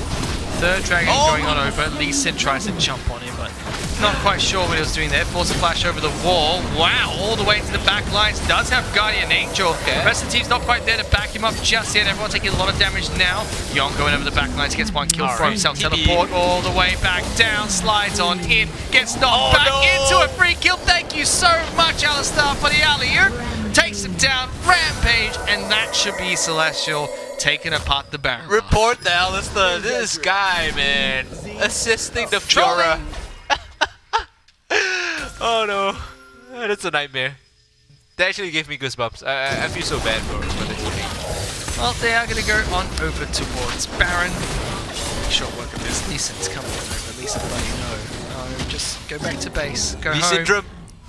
Take it. Oh, that's disgusting. Look That at was that half his hit shot, point. man. Red He has team Shockwave up right now slain too. Baron Oh. Nashor. So he could use it to just literally one-shot the Lee Sin if he gets too close. So that's Baron also being picked up here by Celestials. He'll be making short work of this top lane turret. Blue team lost the turret. Rest of the team has gone back to base to regroup. Only Lewin, who is yet to buy, probably has a decent amount that he can spend here, but Yep. I don't think it's going to matter so much. They're over 20,000 head. This is the largest gold lead we've seen today. It is indeed efficient. Looking at the items, he's gone. Yep. Oh, why do you gotta do that to him? Even tilts him by stealing the wolf. The humanity. Even this, okay, so the support right now, Mystical has 2 core items. That's like more than, equal to most of the N17 lineup. Yep. This hurts to see. You hate to see it, man. Siege coming in. This is gonna be taken down pretty quickly with the AP on the Orianna and damage from the Ezreal. So right now, Nexus is Are they pushing for a win? exposed. I think they could. They just hold it here and wait for the cannons to start sieging it Yeah, down. they've had enough. They're actually trying to see if they can chip down at this Nexus. More minions coming in. Alistar's going to try and jump in as well. Brom says, alright, let's start this final fight. Nexus down below half health. Lewin saying, you can fight. I'm going to try and hit that Nexus. And Celestials finish out in style, taking down N17. They didn't even look nervous at all when it came down to the final fight. They knew what they had to do. Empowered cannon minions. Well played. Just sits there and autos with the range. And it was very passive from the very beginning. I think Celestials just did a good job with 3 winning lanes, kept everyone occupied. Lee Sin couldn't get a gank off, and Graves was just shadowing everywhere Lee Sin went to make sure that he kept the overextended lane safe. Nyoko did a fantastic job, so did Lewin. I think Nyoko and Lewin did so well in their lane itself. Nyoko making sure Nuggets stayed down the entire match, and then Lewin was even taking 3-on-2s at the very end. very solid stuff coming from Celestial. It's just one game, but looking at what they brought to the table, I'm relatively impressed at their temperance, right? The ability to know when to fight, when not to fight, when to scale up. And the window, like I called out during the pregame, like Ezreal and Fiora, they scale very well. It's 2 items each to get them to like lane bully and game bully, right? Very little you can do against the Ezreal who's just throwing Mystic Shots that chunk you for half your health. So Celestials understand that win condition, like we don't have to lose anything before that. We just farm, go even, and then once we hit that point, boom, full steam ahead. Yeah, just from farm alone, 24,000 gold was the difference between the two teams. So very, very well played. We do have highlights from that last match as well, so let's go ahead and take a look at those in the final game that we had tonight. Through the resonating strike, and now he's gonna safeguard out, hit but full price onto the bomb, but he's got the unbreakable. But Here comes the glacial fissure. Just came up, nothing else happening just yet. People being knocked back and forth. Nyoka going back in for another kill. Redemption gonna be able to get a nice little heal, but at least it tries to double away. Double flash coming forward. It's gonna be a 3-for-2 trade in favor of Celestials. First fight, I think the only way they can do it is try and go for a steal. Teleport is coming in from Corki. Oh my goodness, they don't steal it, but at least it takes so much damage. True Shot Barrage laying in on the backside of the rest of the team. Corki is in trouble, and what turns from just a Dragon take into a full-blown team fight. 9,000 gold lead for Celestials 9 minutes in. This is bad. Not quite sure what he was doing there. Force a flash over the wall. Wow, all the way to the back lines. Does have Guardian Angel. Okay. The rest of the team's not quite there to back him up just yet. Everyone taking a lot of damage now. Yon going over the back lines, gets one kill for himself. Teleport all the way back down, slides on in, gets knocked back into a free kill. Thank you so much, Alistar, for the alley-oop. Takes him down, Rampage, and that should be Celestial taking apart the Baron. Report the Alistar. They just hold it here and wait for the cannons to start sieging it down. Yeah, they've had enough. They're actually trying to see if they can chip down at this Nexus. More minions coming in. Alistar's going to try and jump in as well. Brom says, all right, let's start this final fight. Nexus down below half health. Lewin saying, you can fight. I'm going to try and hit that Nexus. And Celestials finish out in style, taking down N17. They didn't even look at... Graves wasn't even there at the final moments of that Nexus explode. That's how far ahead the Celestials able to get. Congratulations, then they move further through the lower bracket. But before we close out today, let's go ahead and take a look at the 2 brackets that we have. First, it's going to be the lower bracket, and this is where we will start our broadcast tomorrow. It's going to be Team LXB taking on Team OK, as well as Team SGW taking on Celestials. And we do have 2 more games in the upper bracket as well, and those are going to be the 4 teams you saw earlier. Alliance taking on Team BDD, as well as Team NBL taking on Impunity Esports. The loser of these 2 games will drop down to the lower bracket to play against the winner of the 2 that we just showed you. The winners of these 2 semi-finals in the upper brackets will advance into the top 8 that will play in the playoffs on May 8th to 30th. Any team that does get eliminated from either today or tomorrow's matches does have another chance to qualify through next week's qualifying. And if you at home want to try your hands at Wild Rift Esports, you can head on over to iconseriessg.versusasia.com, where you can sign up for next week's Open Qualifier as well. Yep, what's more to say? Fish pretty much covered everything. Tomorrow we'll be starting the stream, I believe at 1 PM. It's going to be us here again, bringing you the lower brackets. Going to be best of 3s, or best of 1s, excuse me, all the way through. And you know, last chance for everyone in the lower bracket to make it through into the upper bracket. And of course, waiting for us in the upper bracket is Alliance, is Impunity, it's BDG, all the big teams, you know, hoping to clinch a spot in the playoffs. That's right. This has been the Wild Rift Icon Series Qualifiers, day number 1 of the first qualifier as well, which is presented by 100 Plus, organized by Elephant, the official Riot Games partners for Icon Series in Singapore, as well as the chair partners of Secretlab, who provided these awesome chairs for us to be sitting on today as well, as presenting those chairs to the winners of the tournament as well. Yep. $20,000 up for grab for the top 3 teams at the end of the playoffs from May 28th to 30th.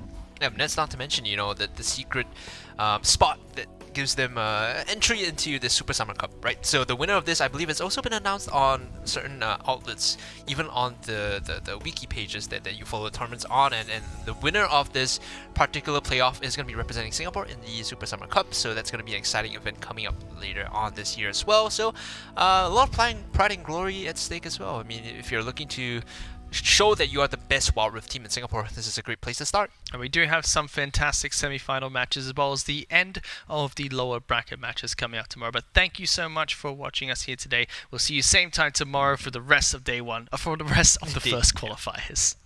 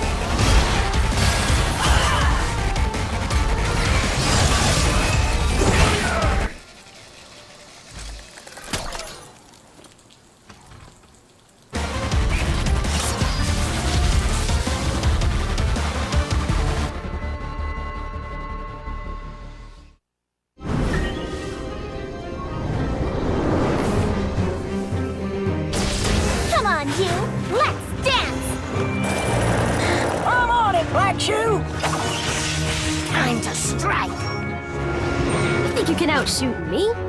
Captain Chemo on duty!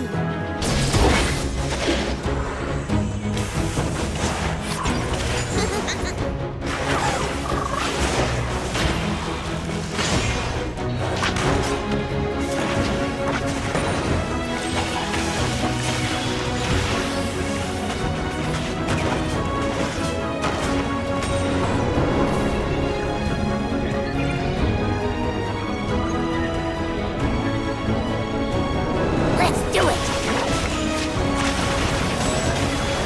Delta Sierra at 12 o'clock. Dust 'em, Pix!